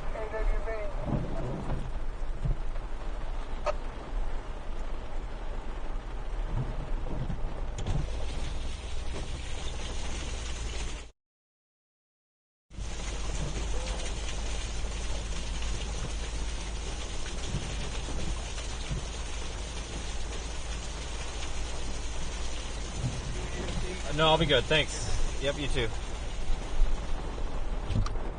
It is just all this rain is literally like splashing into my window. Terrible.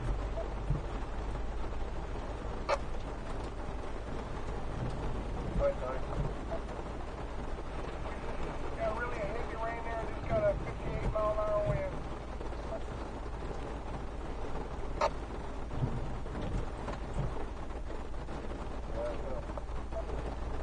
The wind currently is at about 50 right now.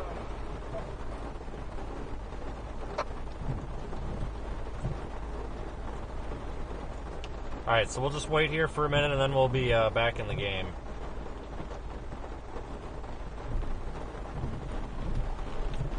Just don't design these buildings very well for when it's raining, you know? I think they'd have bigger overhangs and stuff. Okay, thanks.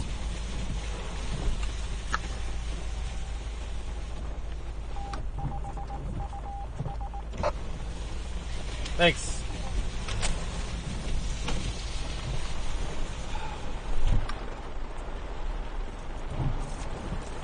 Not leaving the parking lot though until I make sure that we have no catch up on this thing. Alright, we're good. I was a little nervous there. Guys, I'm gonna start taking this east. We're gonna go, I'm not gonna head back west. We're gonna end up getting sucked into all that stuff and it's gonna be a pain. So we're gonna go east and just keep up with this little storm that we got here. I think that's the best bet. If it's not broke, don't fix it. It's like I said earlier, you know, none of these storms are necessarily better than the other or more significant than the other. Within reason.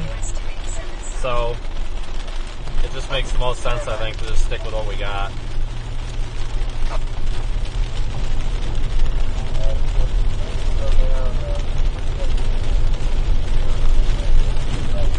Oh, back east.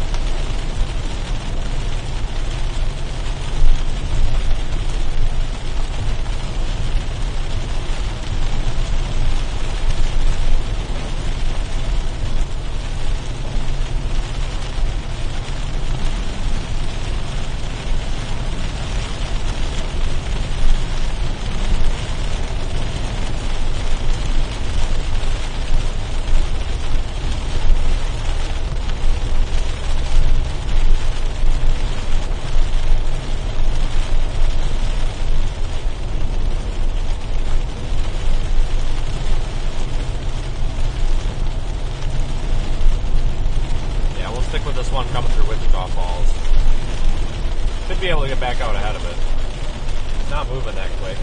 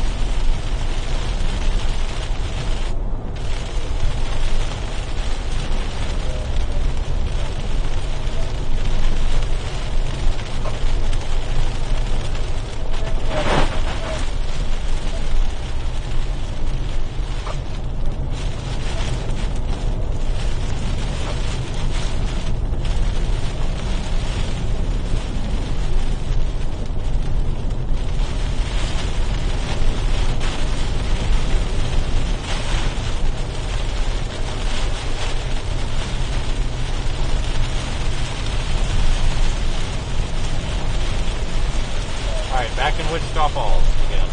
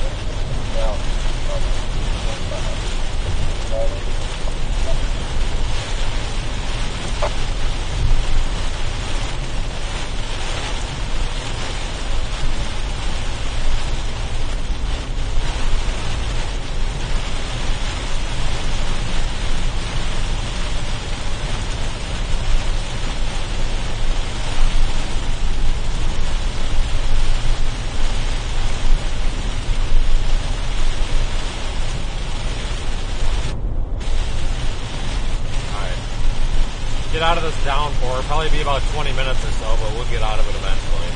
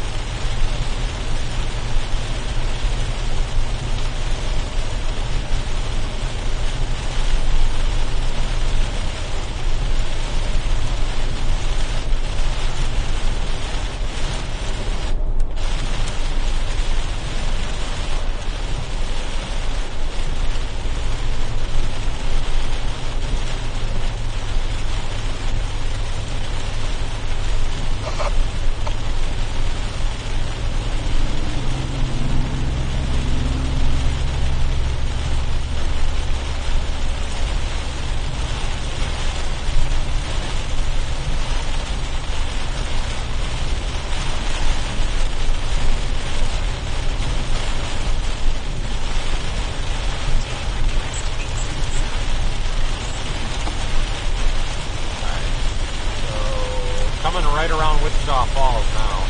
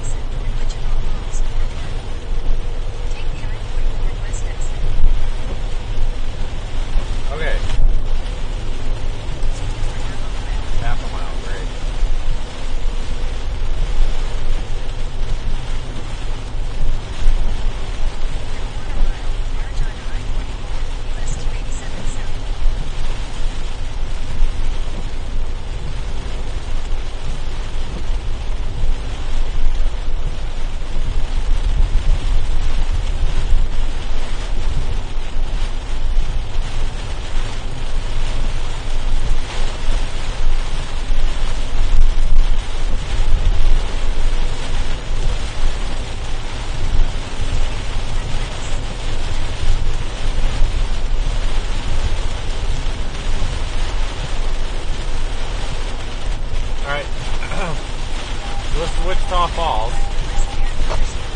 Came through here, oh god, just a couple, well, one was, I guess that was not this week, but I think it would have been the last week.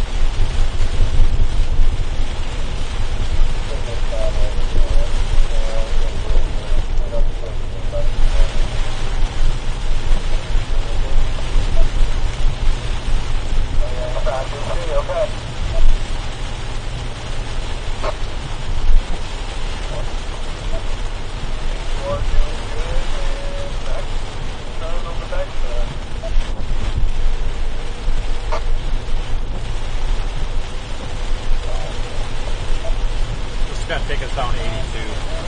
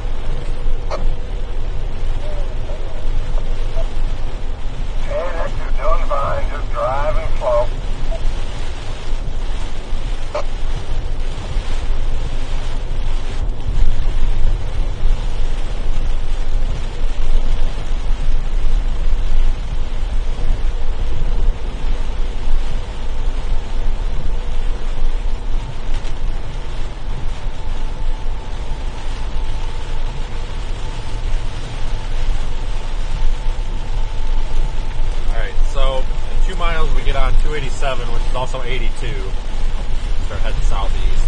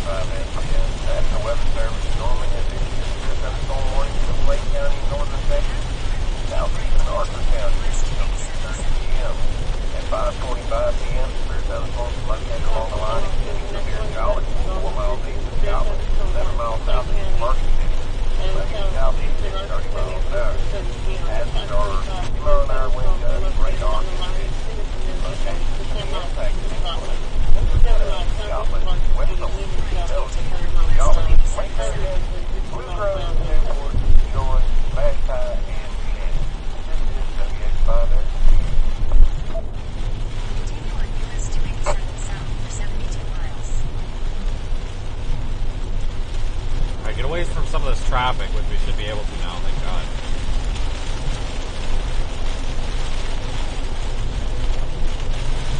Now we stand a chance.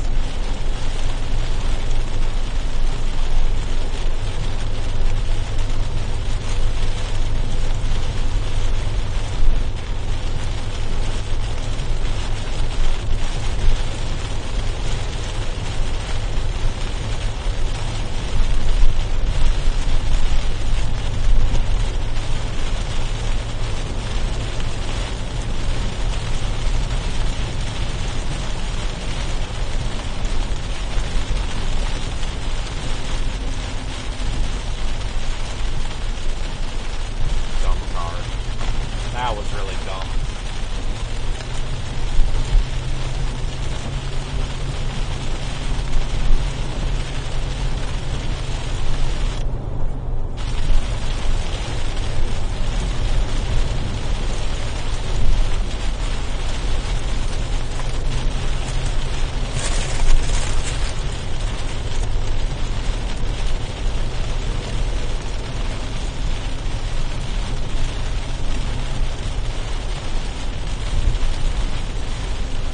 I don't know what's going on up here.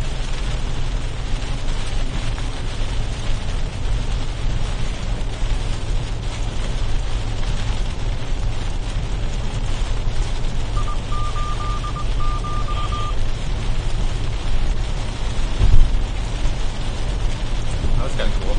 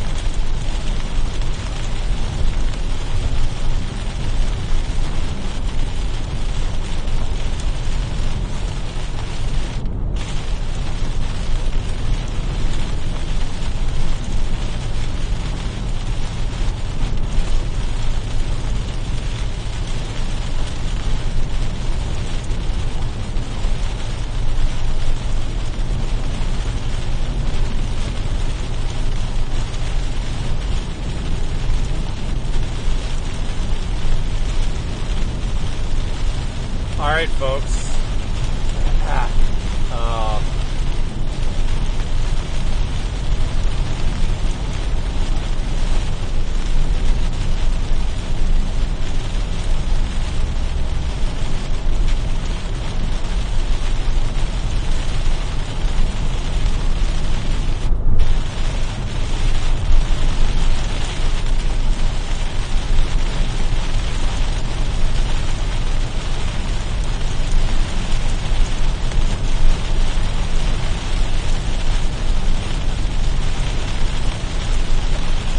Alright, folks, I'm going to continue streaming here. It looks like our linear segment here is turning into a bow echo and moving southeast. I'm really hoping we can catch it. Really hoping. That was close lightning. I don't know where it was. It was close. Really like to get out in front of it. I bet it's got a nice shelf cloud.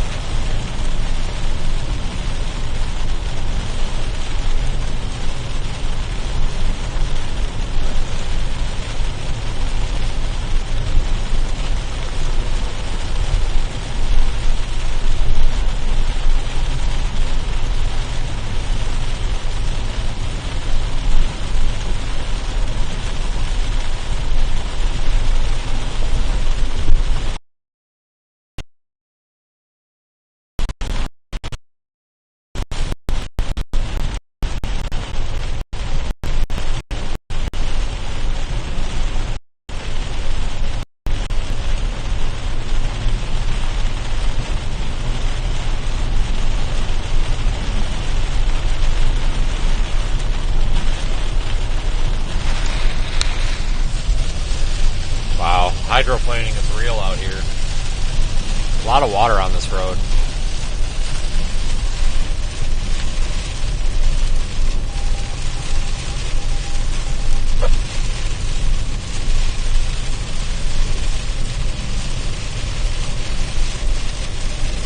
What a weird day. I did not think that we would be in the washing machine in Wichita Falls at 5:30 this evening. I honestly thought we were still going to be out in the Panhandle.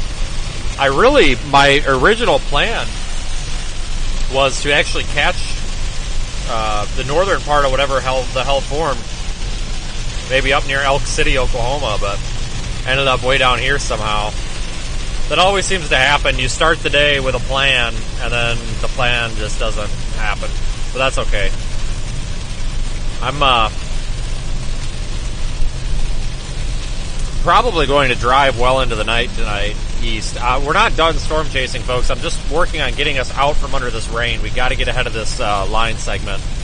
Probably has a nice shelf cloud on it, but we fell behind when I stopped for the McDonald's. But I'm heading to Atlanta tonight and tomorrow,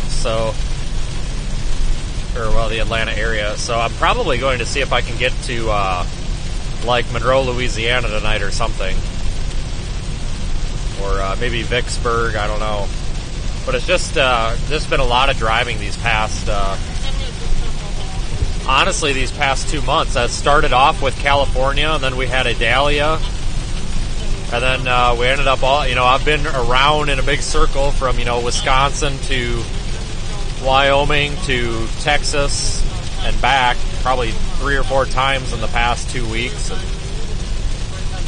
a lot of miles.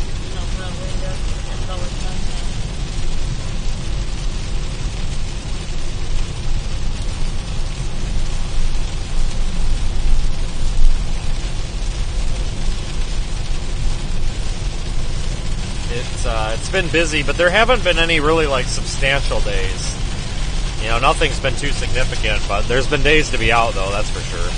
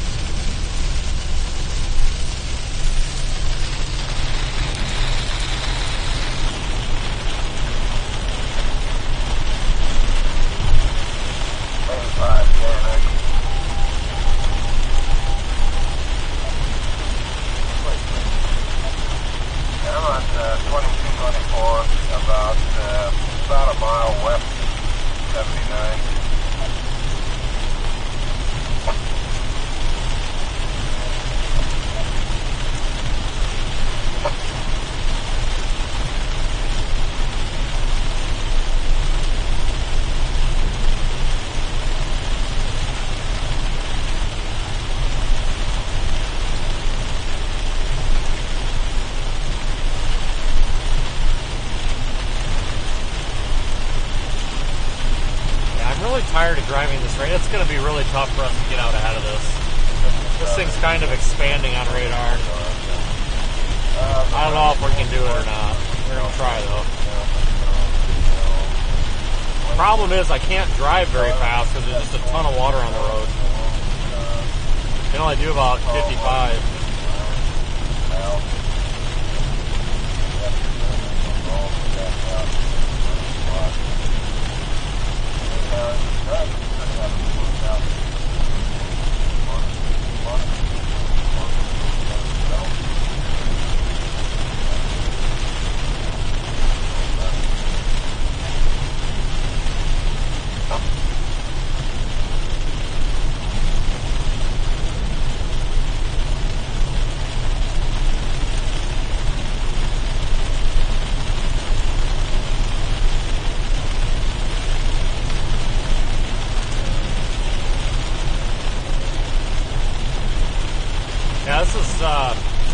It's only 5:30, so the day is definitely not over yet.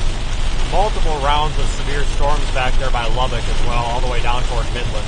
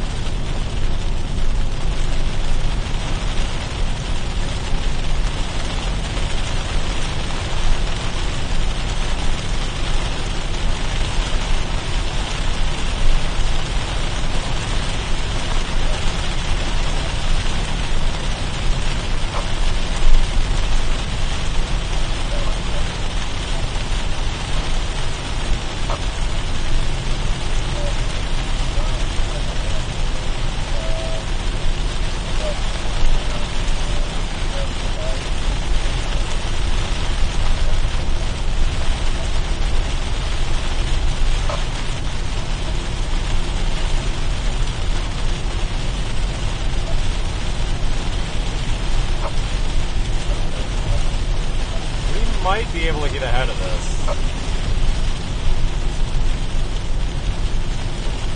You appear to be gaining on it. That's good.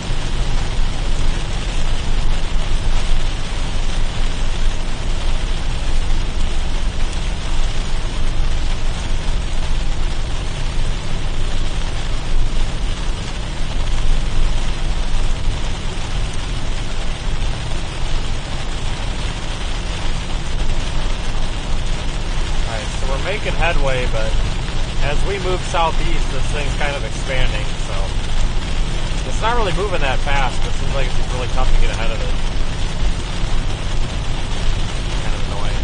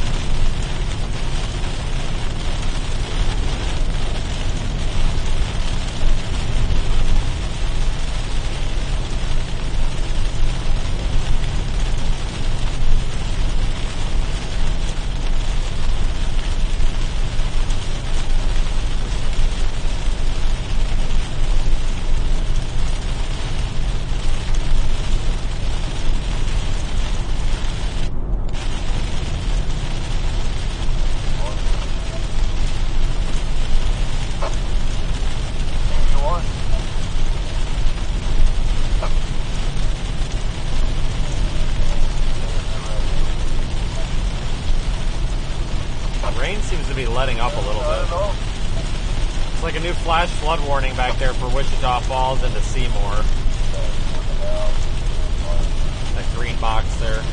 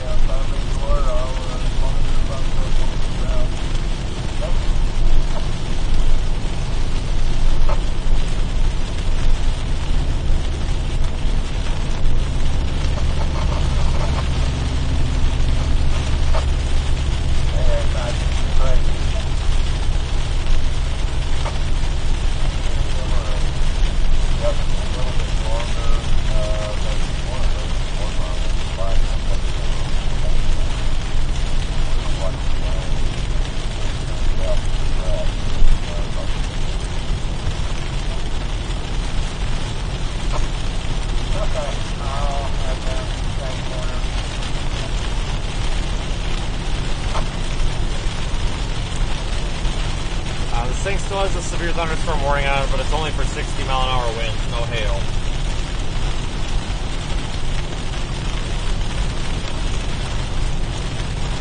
And remember, there's that other complex back behind these ones as well. To the west.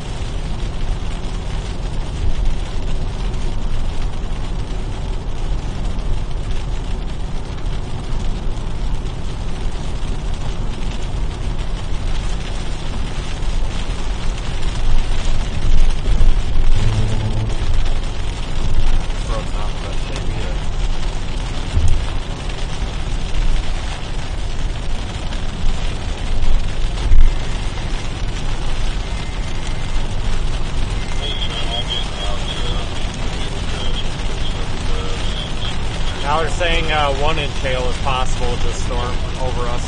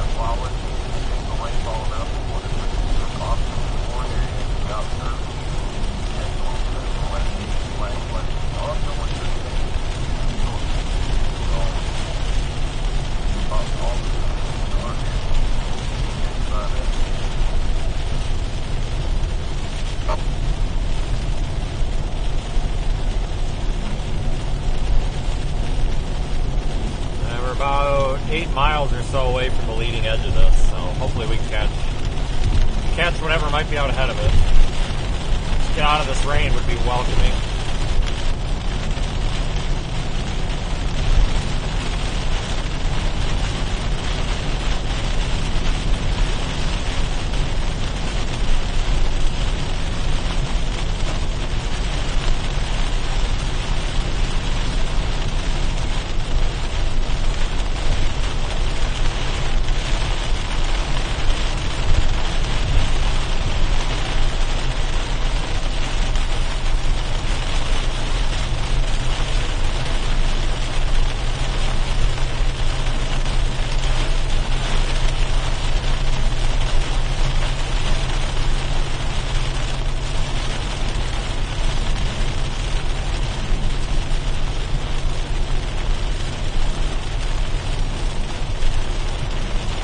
That was neat.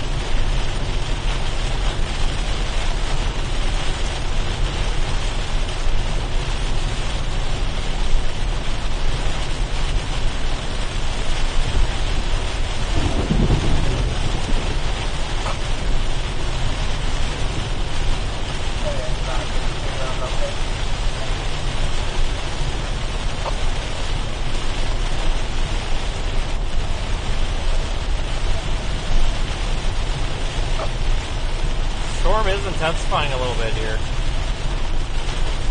And some more lightning strikes being picked up on the map here as well. And obviously we can confirm that visually.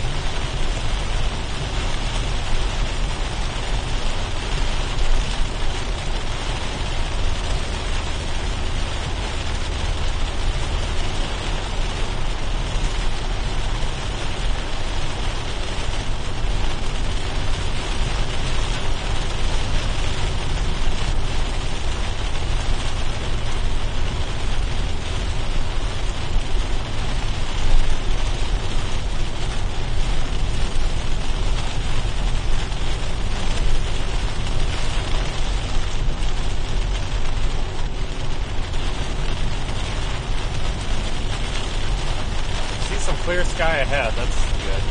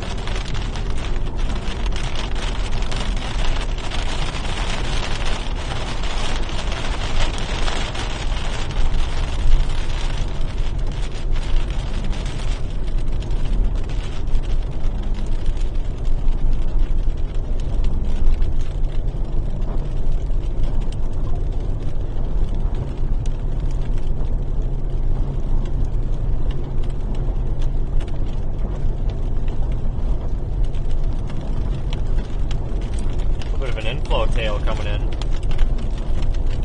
See that there? That streamer? That low-lying cloud there feeding into it on the right? That's the little inflow, man.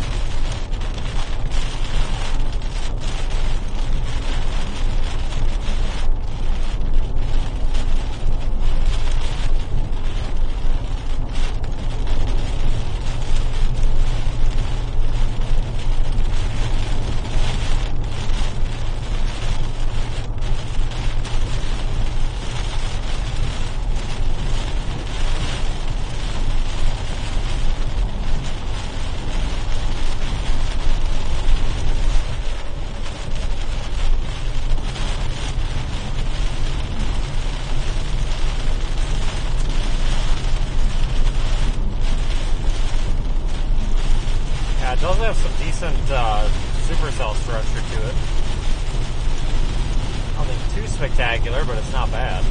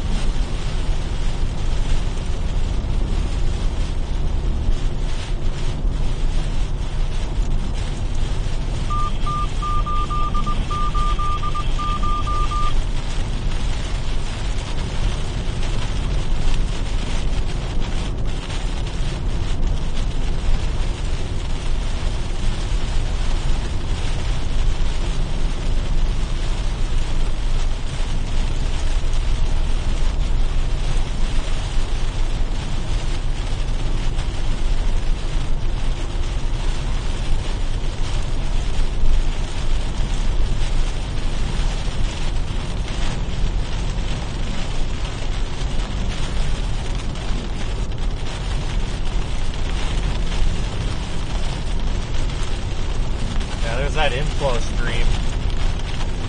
Clouds are moving pretty quick too.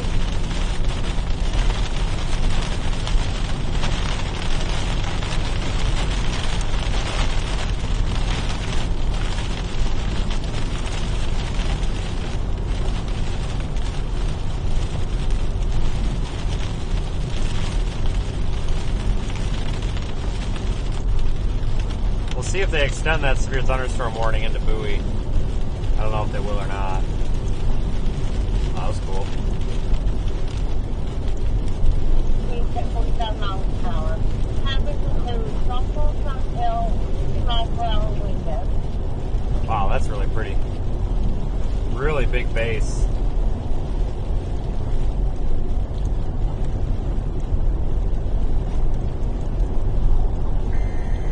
Yep, they just warned Bowie. 1-inch hail, 60 mile an hour wind gusts.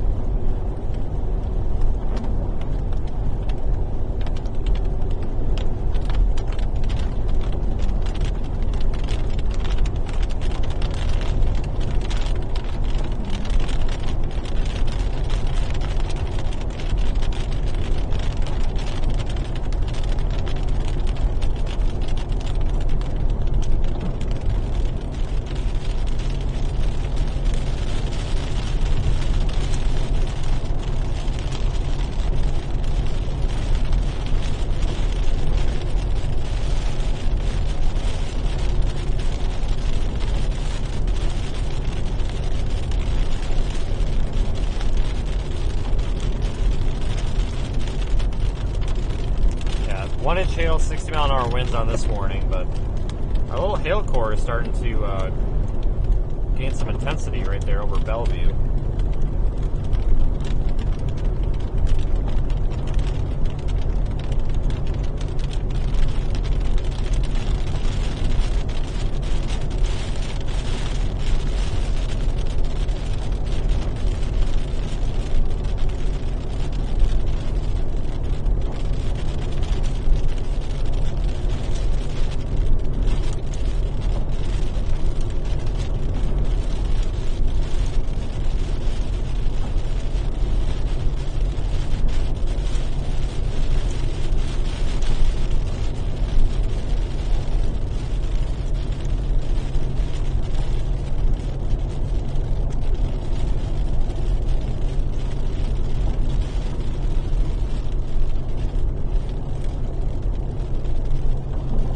I guess I am glad that we went after this one. This is kind of pretty.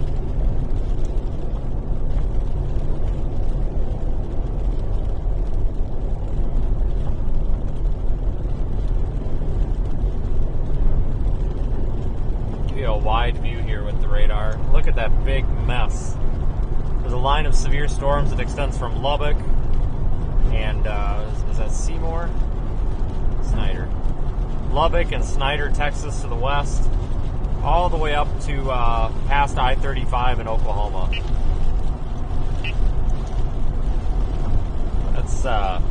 That's kind of crazy. Did not expect that big of a mess today. And I say a mess because that's honestly what it is.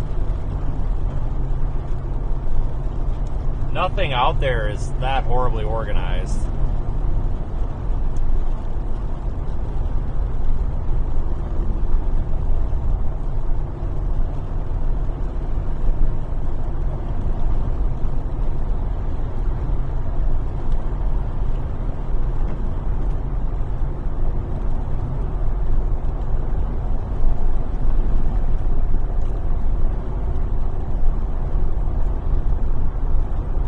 If we would have went back west, that would have been an okay decision, though, too. I don't think we'd be disappointed. Wow, this is pretty. I wish I had a way to get a picture of this, but it's raining, and that's kind of makes it tough.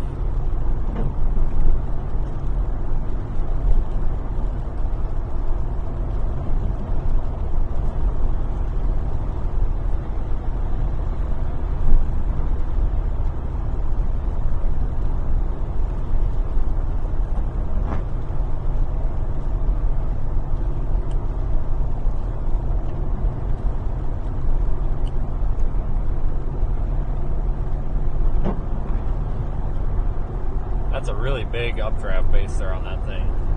Nice structure to it for being not the best looking thing on radar.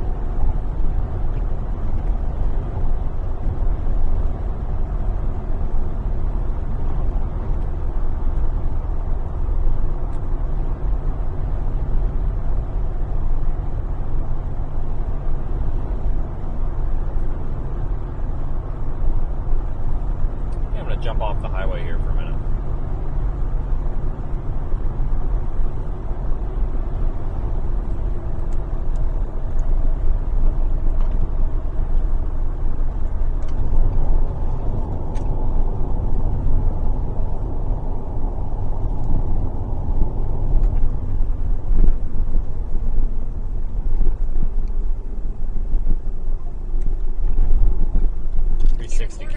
Take the US 287 south ramp on the left. I was hoping I'd get the 360 camera out, but I can't.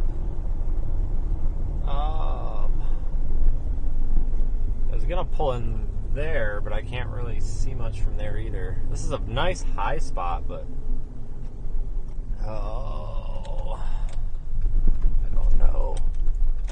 This guy needs to pass us. Yeah, we'll take this road up here to Jacksboro.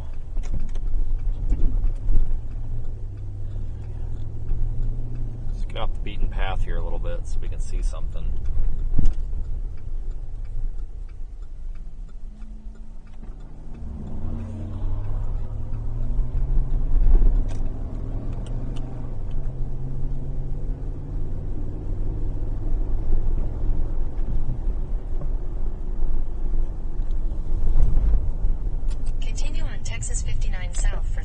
structure's not as pretty here as it was on the highway. Turn But right I'm gonna get out West for a Highway second. 287 south, then take the US 287.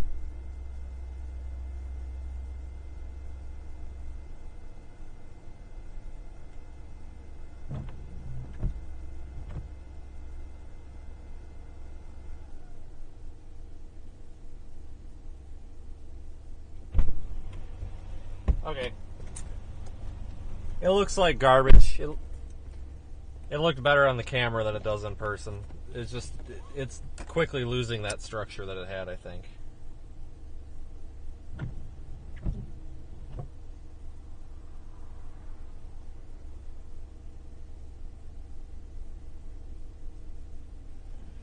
I think it's quickly losing its structure.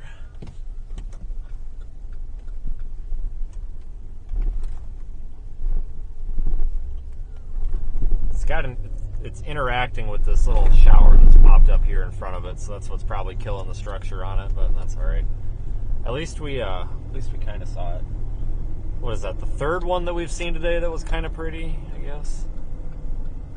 I don't know. Today's been a pretty good day, actually, and it's not over yet. But I'm pretty happy so far, Turn right onto West Highway 287 south. especially for being a low-end risk day. I mean, yeah, it's an enhanced risk, but I think a lot of that was more probability than intensity. But I wasn't really expecting much because I knew these storms were going to glob together. I didn't think they were going to glob together this bad, but I kind of had the expectations low.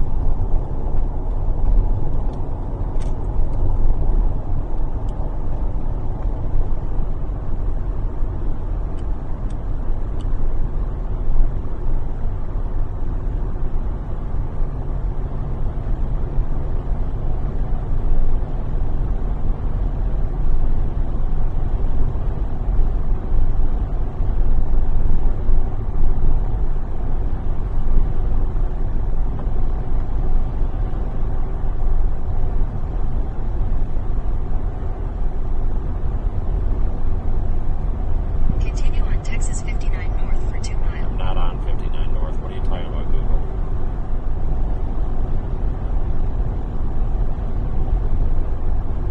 In 600 feet, turn right onto Texas 59 south, Highway 59 south.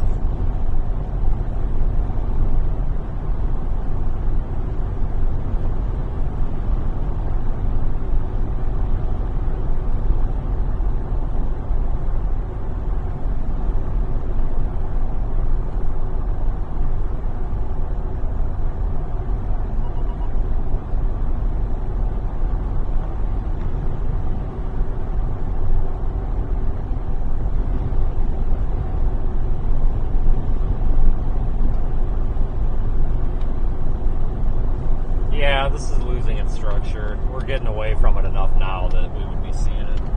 But that's how quick these things change. They look good one minute and they look terrible the next.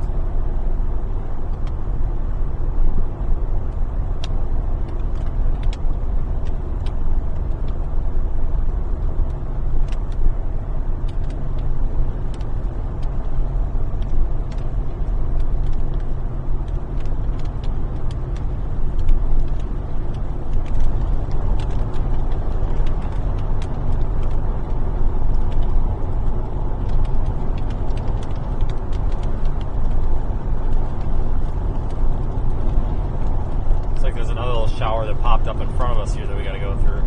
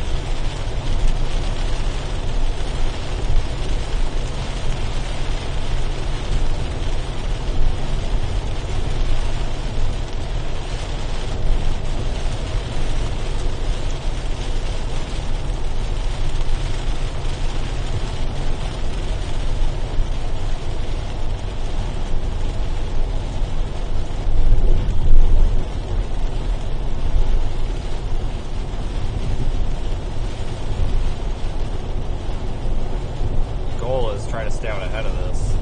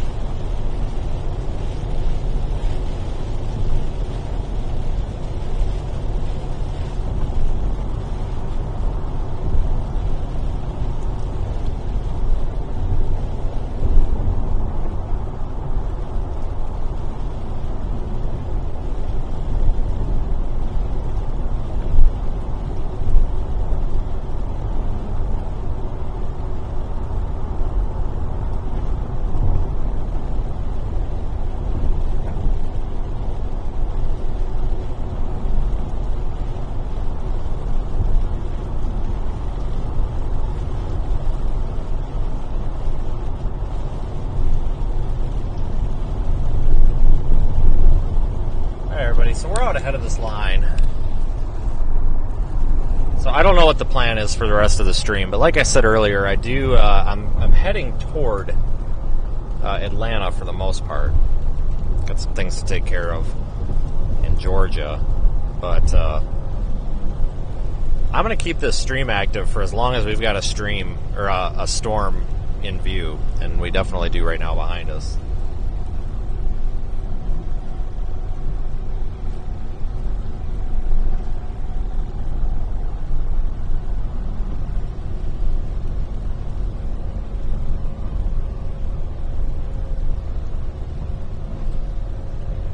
My goal is to get through Dallas before all this stuff comes through Dallas and causes a traffic nightmare.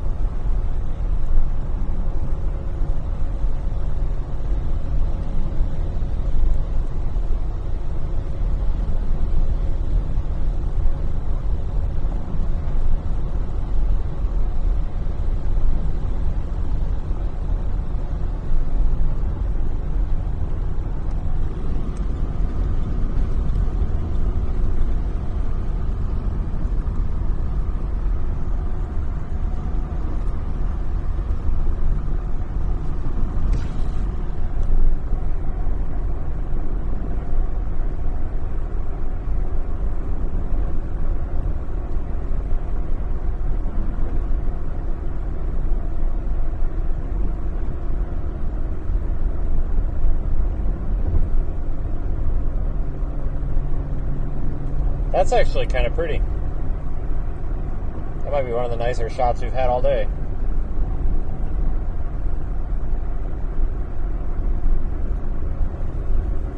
Caution, slow traffic ahead.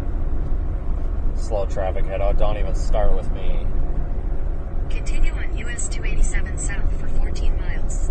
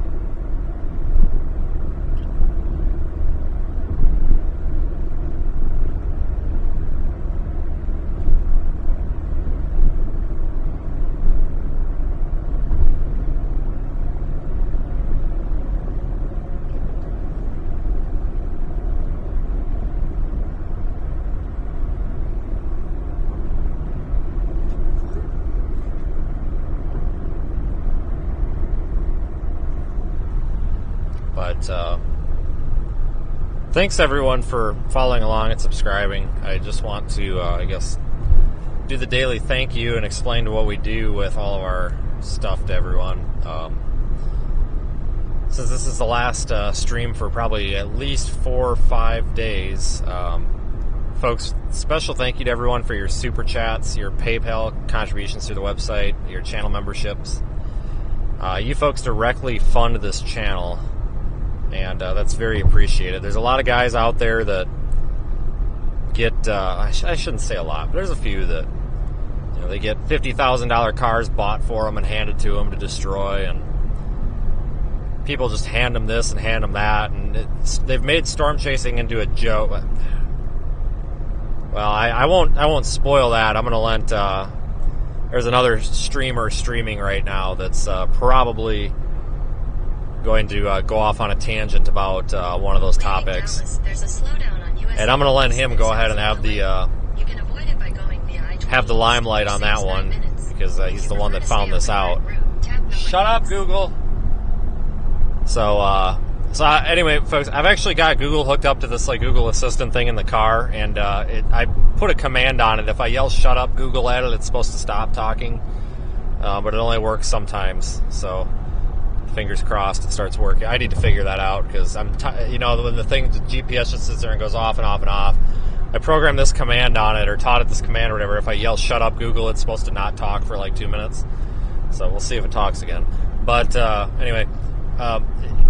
Storm chasing has become the biggest, stupidest joke on YouTube anymore, and it's so sad. You know, these aren't the days of Warren Fadley out here, you know, trying to make photo books and all this, and the Roger Hills out here, you know, trying to get to their 800th tornado for the world record book or whatever, the Gene Moores or anything. No, it's the day and age of the dumb shits on YouTube, and that's about what most of them are. Not all of them, don't get me wrong, folks. There's some really good storm chasers out there on YouTube that are live streamers.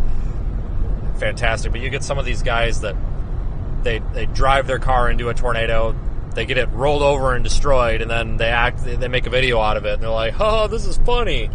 And no, I'm not talking about our friend Chris Florida. That was a legit accident. But you know, some of these guys and girls or whatever, you know, some of them just, they've taken what a lot of us look at as a kind of a craft or an art form or a way of life, and they've literally monetized it to make us all look like a bunch of idiots. And now it's just a big, I was going to say a word that probably would upset some people, but it's a big, I probably can't say that either.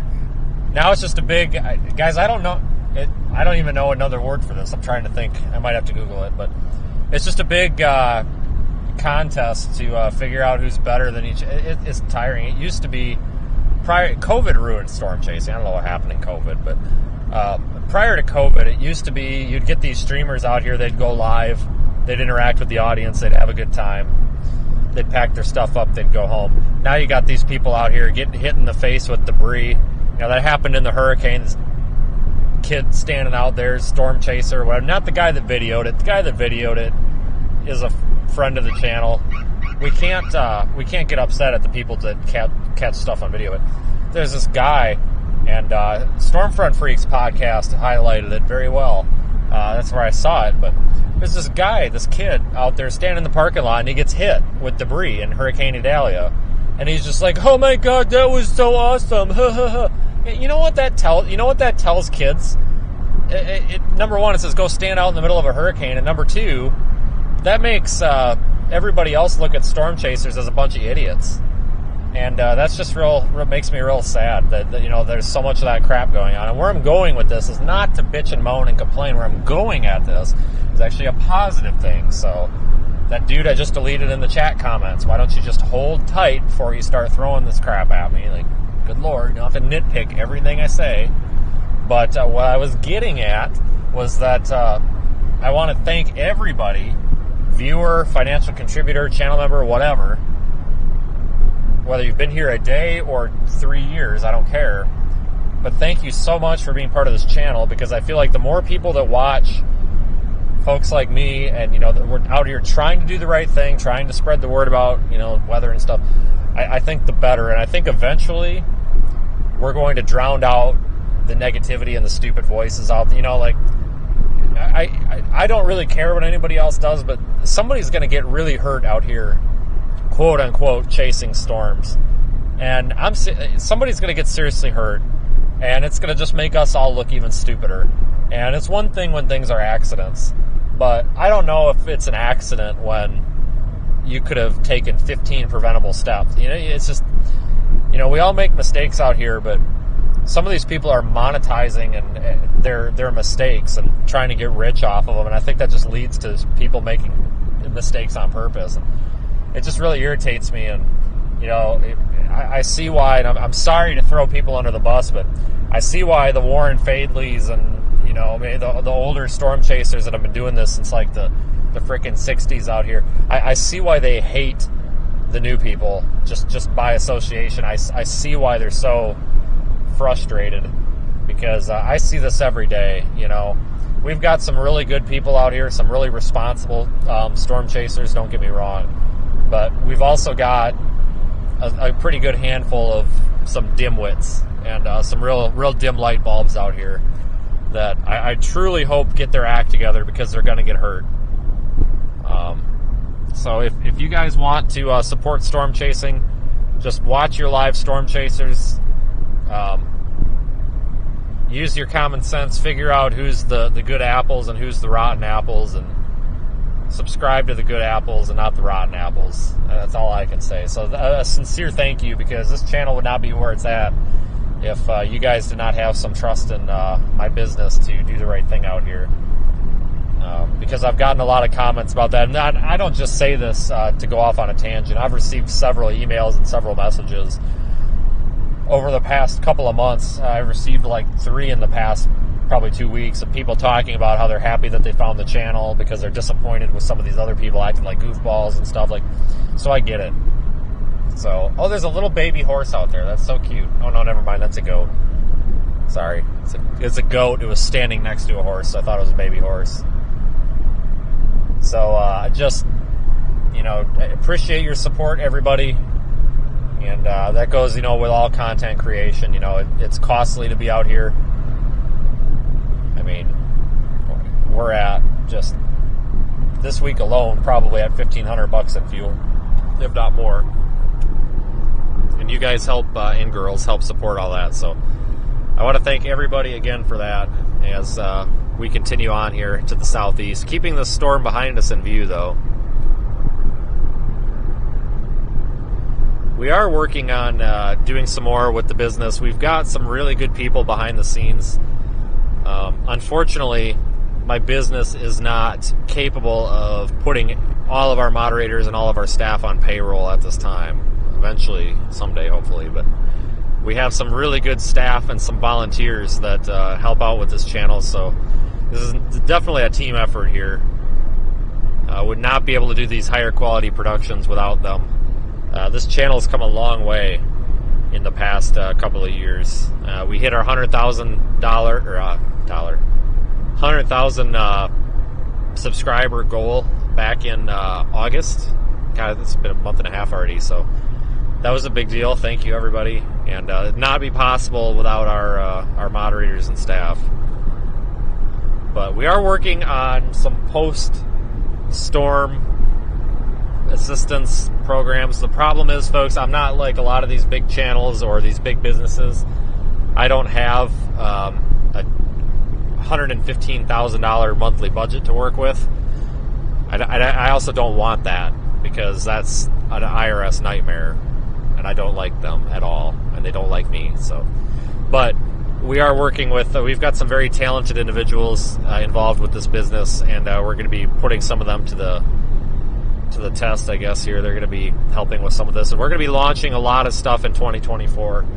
So I think January 1st, 2024, maybe we'll have to do a live stream or something announcing some of this stuff, because there's been a lot that I've been working on and our staff has been working on over the past couple of months.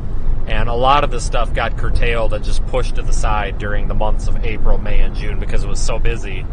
And then July hit, and then that's when the car took a crap. I had to replace that. You folks helped out with that. Thank you. Again, can't thank you folks enough. We got all that taken care of, that pushed that back, and now we're here kind of getting a little bit busy again, so it's just being pushed back and pushed back and pushed back. But we're going to get it squared away. It's just, it's a big work in progress. I'm going to continue to be live here for a while, folks. This camera view is still not too bad, too shabby, so we'll keep this active for a bit.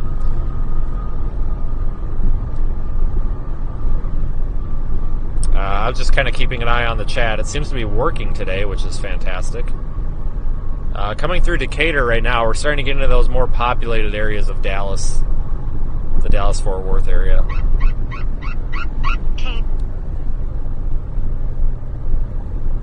So hopefully, I haven't actually been through Dallas for quite some time. It might have been May was the last time I was through here, I think.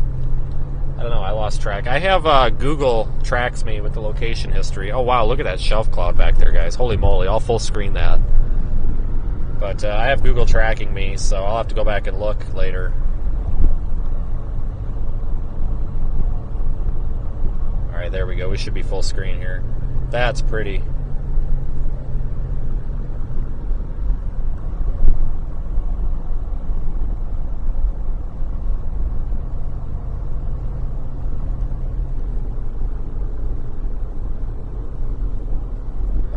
This guy in front of me just said, screw the blinker, about hit a sign and merged over to the exit ramp and nearly took out the exit sign. So that would have been interesting. Should have been on that camera. Passing a Chili's, I kind of want to stop. Wow, $3.19 a gallon for gas up here. God darn. Should be stopping there to fill up. But traveling back through here kind of reminds me of, March and early April when we have a lot of these Northeast Texas events. Driving back through here. I hate driving through Dallas. The three areas that I hate driving through the most, no joke, Atlanta, Dallas, and Chicago, in my opinion, are the worst. That's excluding New York City because I never go there except that one time that we about hit those people.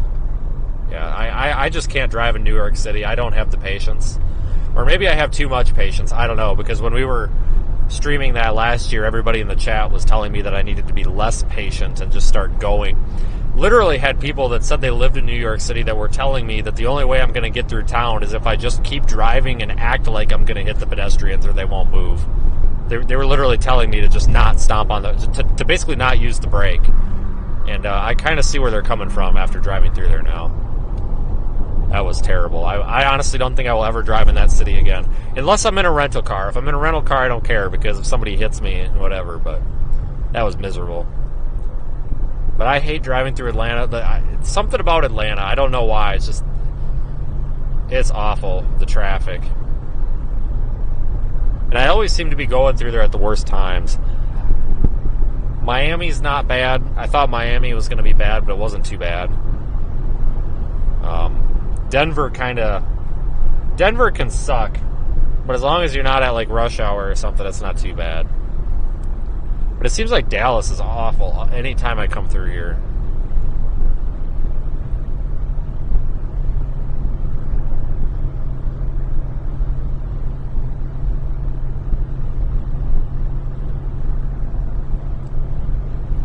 But I'll probably try to make it to like Vicksburg or something tonight if possible. I don't know how long of a drive that is from here. It's probably 7 hours-ish. It doesn't take too long to get across northern Louisiana.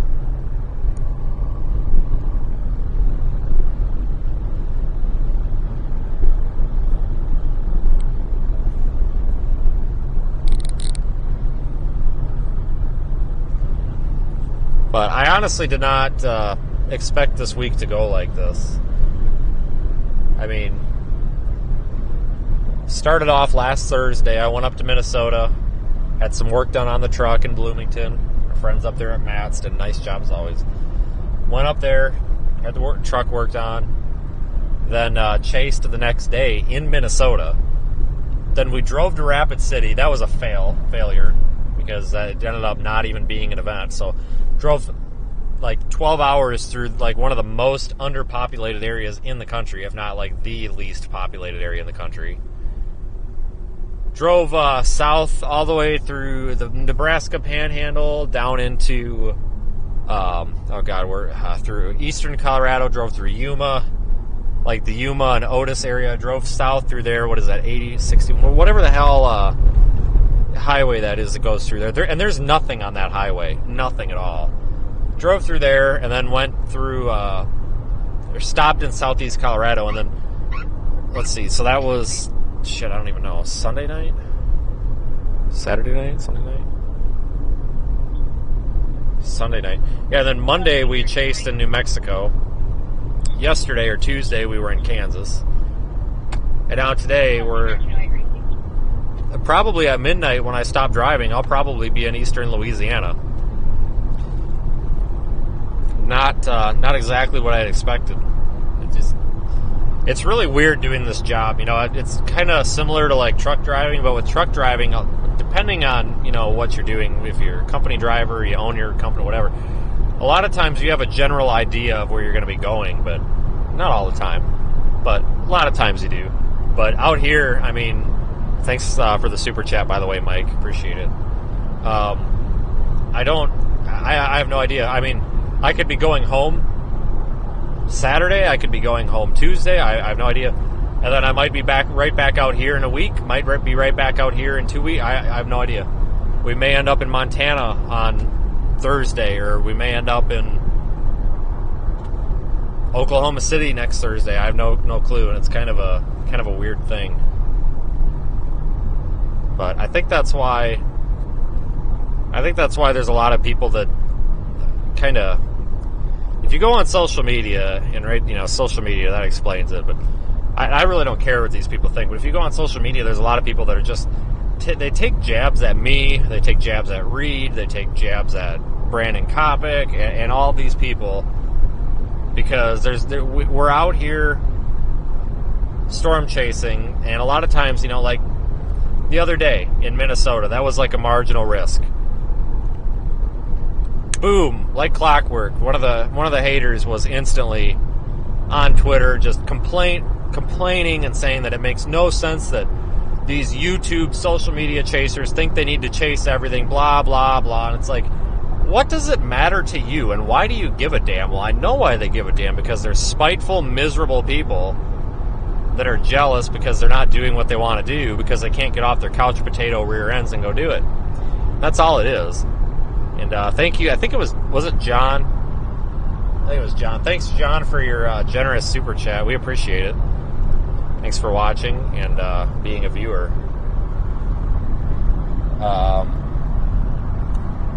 But it's just, it's tough, and I think that's why a lot of people don't do this. I know there's a lot of people out there that do chase storms, that do document storms like this, and I know that a lot of people think that being a storm chaser is going out and taking a picture of a tornado and going home, and that's all you got to do. It's not. You've got to be out here every day, and it's you have to want to do it. That's the thing. You have to enjoy this, and a lot of people don't enjoy just driving around aimlessly. I do. I actually cannot stand driving, but I like seeing different places. So that's why I can do it, but it's tough doing this, I will admit. Especially for us living in Wisconsin, because it's so out of the way to go back to anywhere. But I also don't want to move, because if I moved somewhere central, I think I figured it out one time. I looked at all the places I go and looked at the average mileage, time driven and stuff, and basically found the middle ground. And basically the dead center of everywhere that I go is like Joplin, Missouri. So if I move there, it's cold and crappy in the winter there too, and I can't stand the winter. So I almost have to move to like Arizona or Southern California or Southwest New Mexico or the Florida Panhandle to be anywhere where I can remotely not have seasonal depression for 6 months out of the year. But doesn't make a lot of sense, because if I'm in the Florida Panhandle and we've got a lake effect snowstorm happening in Buffalo, now I'm driving like 21 hours. Or if I move to freaking Arizona, now you're talking what, like 45 hours to get to a Buffalo snow event? You know what? You see what I'm saying? Like, so there's really a lot of people have said, "Oh, we'll just move somewhere." No, it's got nothing to do with moving. It's no matter where you live, you're kind of screwed if you do what I do. Like, you could live in an ideal place, but it's not going to be ideal for something else. It might be ideal for tornadoes, but it's not going to be ideal for snow or hurricanes. And thanks. Was it Barnett? I think was in there with the super chat. I appreciate it, folks. Thanks for helping keep the channel rolling. But, you know, this is not something that I would recommend anybody do, honestly. But there's a few people that can make it work, and there are a couple of people that are out here that are really trying to make it work, and they're not succeeding at it, and they're really falling in a hole, and I feel really bad for them. But I'm not worried about them, because that was me 3 years ago. You know, you get in a hole when you do this. Like, I'm convinced that the only way to do this is to get a credit card with a really high limit, which is what I did when I started this. I got a credit card with a super high limit. And you basically just fill the credit card up and hope for the best. I paid it off. Don't get me wrong, it's been paid off. It's not like I just defaulted on it or something. But that's what I did. I had a credit card with like a $60,000 limit or something stupid on it. And it was storm chasing this, storm chasing that, cool, credit card. And then after about a year is when things started working, and we were able to start making partnerships and start, you know, paying that off, as well as, you know, actually paying for the storm chases and running a business. But you have to run this as a business. Like, this is indeed a business. A YouTube channel, especially one with over 100,000 subscribers, is a business. Any YouTube channel that you see out there that's got over 100,000 subscribers, unless it's some fluke, most likely is behind an LLC, you know, has a couple of employees, etc. Because there's a lot that goes into this, right? You know, when I'm out here, you know, I have to be my own mechanic. I have to be my own this, my own that. I don't have time to figure out a YouTube title or whatever. You need help doing that. And the bigger the channel, the more you need. And that's why a lot of these people, they grow their YouTube channel and then they kind of lose their roots and they kind of transform into something different. And then a lot of the original viewers and subscribers are upset because they feel like the channel has totally changed and they don't like it anymore. But it had to change, because otherwise it wasn't sustainable anymore. That's what I'm trying to avoid. I don't want us to change it, to morph into something where we lose the personal touch and we lose the personality of the channel. And I promise we're not going to do that. But I have to be a little bit creative in ways that we do that. For example, I can't pay somebody to write my social media posts for me, because this business is built on basically me. And quite frankly, part of my brand is when somebody says something really inappropriate on Twitter or really mean to somebody, I kind of go after them and attack them. I try to stand up for the little guy. You know, somebody was going off on another storm chaser or whatever for something really stupid a couple of months. I'm not going to bring it up, but I stepped in and I'm like, all right, like, who cares? Like, were you there? No. Why do you care? Like, shut up and go back to your cave. Nobody likes you. You know, so I can't pay somebody to do that. It's not the same, right? But we do have people, like, that's why everybody's here. It's the brand. They want to interact on the stream like we're doing now. They want to chat with the people in the chat. You know, they don't want something artificial. Hold on. So I have to remain the face and the core of the business, but figure out ways for people to help and do things. So it's tough for me, but we're getting there, and I'm really happy about it. So this was kind of the speech that I was supposed to give. Right onto Texas 114 West. That I was supposed to give for the 100,000 mark, but missed it. But we're still working on that video, by the way. But it's tough being out here, and it's definitely it's definitely not for everybody.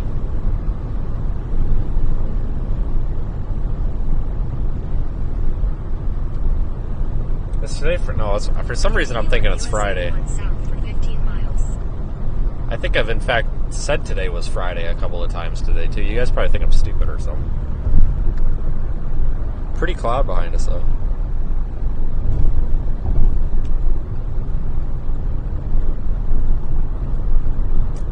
Oh, never mind. This guy's decided, whatever. This guy don't know what he's doing either.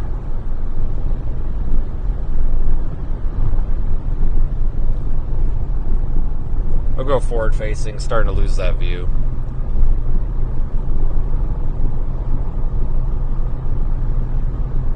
But anywho,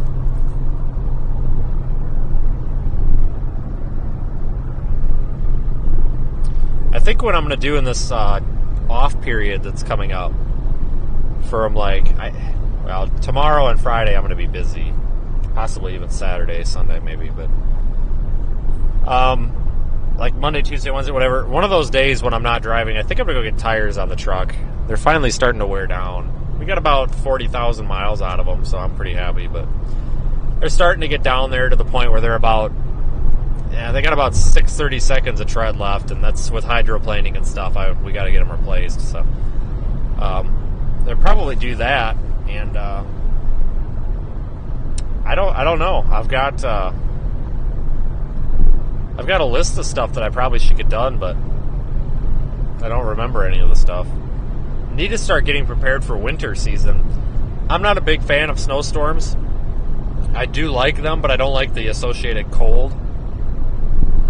So it's hard for me to get excited for winter.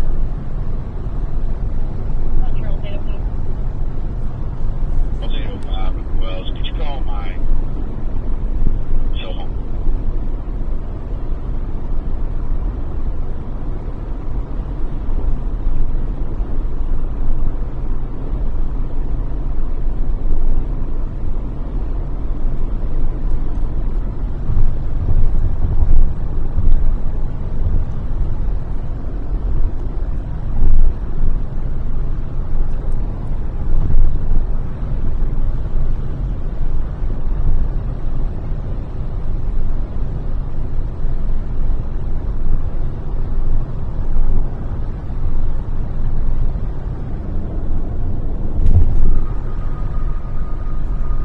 I think I'll stream until we get through part of Dallas here. I would love to stream the whole drive, but that would probably screw with our analytics here a little bit. You never know, I may do a members only stream later or something, I don't know, but right now we've just got a big mess on radar.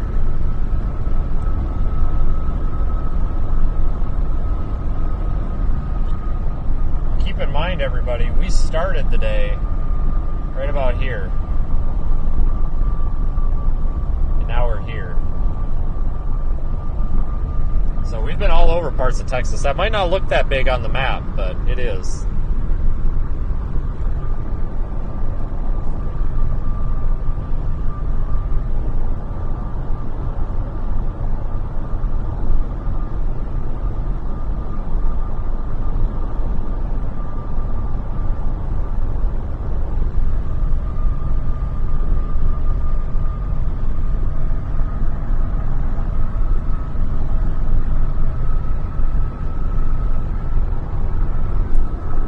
That storm behind us is no longer severe warned either.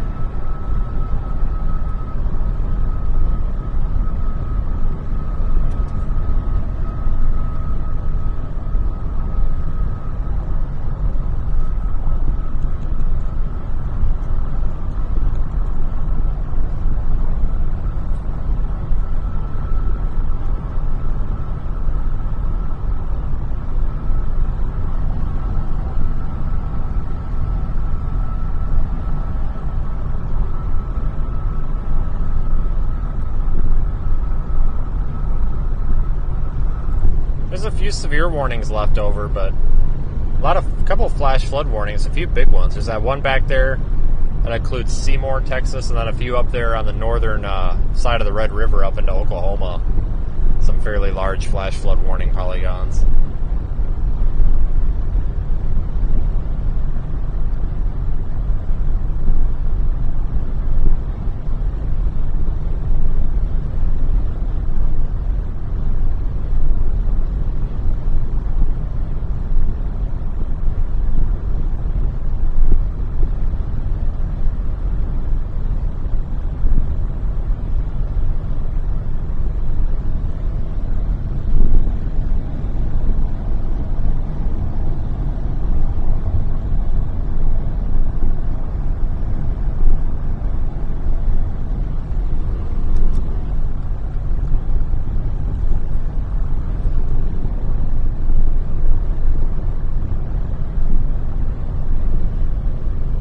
good day, though. This is kind of rare to be wrapping up a live stream around 7 o'clock. Last night we got done kind of early, though, too, I think. Maybe around 7 or 8. It's nice to have these early days, though, because you're not out until 3 o'clock in the morning trying to get to another state.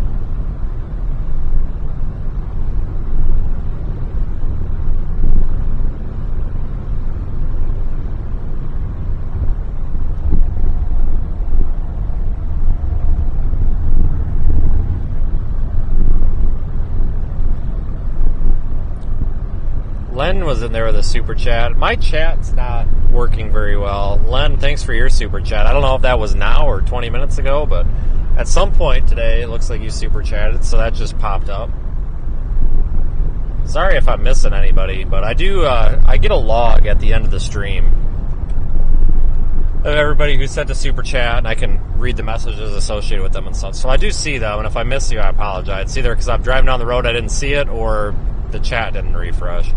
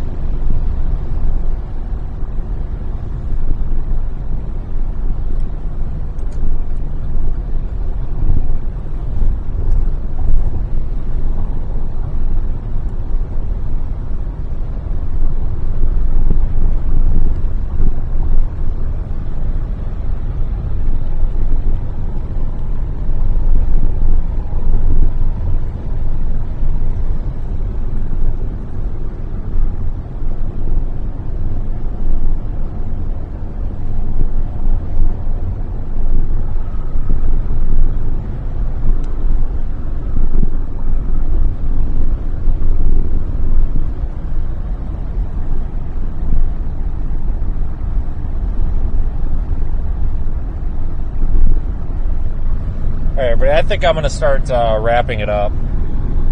We are well outside of the thunderstorms. You can see on radar there. We're not going to see any more thunderstorm activity. We actually might. It looks like some maybe a little confluence bands. I don't know. Looks like there might be some kind of prefrontal stuff that develops maybe in this sector here. But it's going to be pretty minimal. If that does happen, I'll go back live if needed, but I'm not too concerned right now. That's definitely the edge of the road. But anyway, I really do appreciate everyone watching today. It's kind of fun. I actually enjoy days like this, even though there wasn't really anything like super exciting that happened. There's always a storm to go after. Even though you got to jump between storms, there's always something to go after. So it keeps things moving a little bit, which is nice. It's better than just sitting and waiting and waiting and waiting for something for hours, and then you see it for 10 minutes and then it's gone. So today was kind of a fun day. It's been a long time since we've had a storm chase with that many storms in the same area. Been probably months. Probably since back in April, honestly.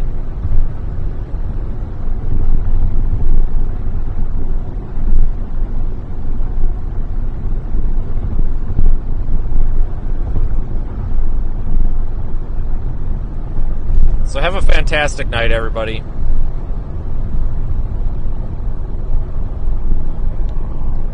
And again, this is probably going to be it for the next couple of days, but you never know, things pop up. So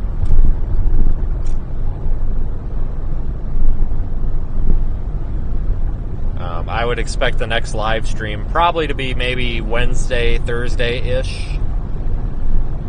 Be a lot of driving between now and then, though, so maybe we'll do another one for the members only or something, who knows. But have a good night, everybody, and see you back here in a few days or so. But do pay attention to the weather tonight if you're in any of these 3 thunderstorm watches. I'm going to leave the camera rolling in the Radar Omega app for a while. If something does pop up or whatever, I'll be on it. But have a good night, everyone. Thanks again. See you later.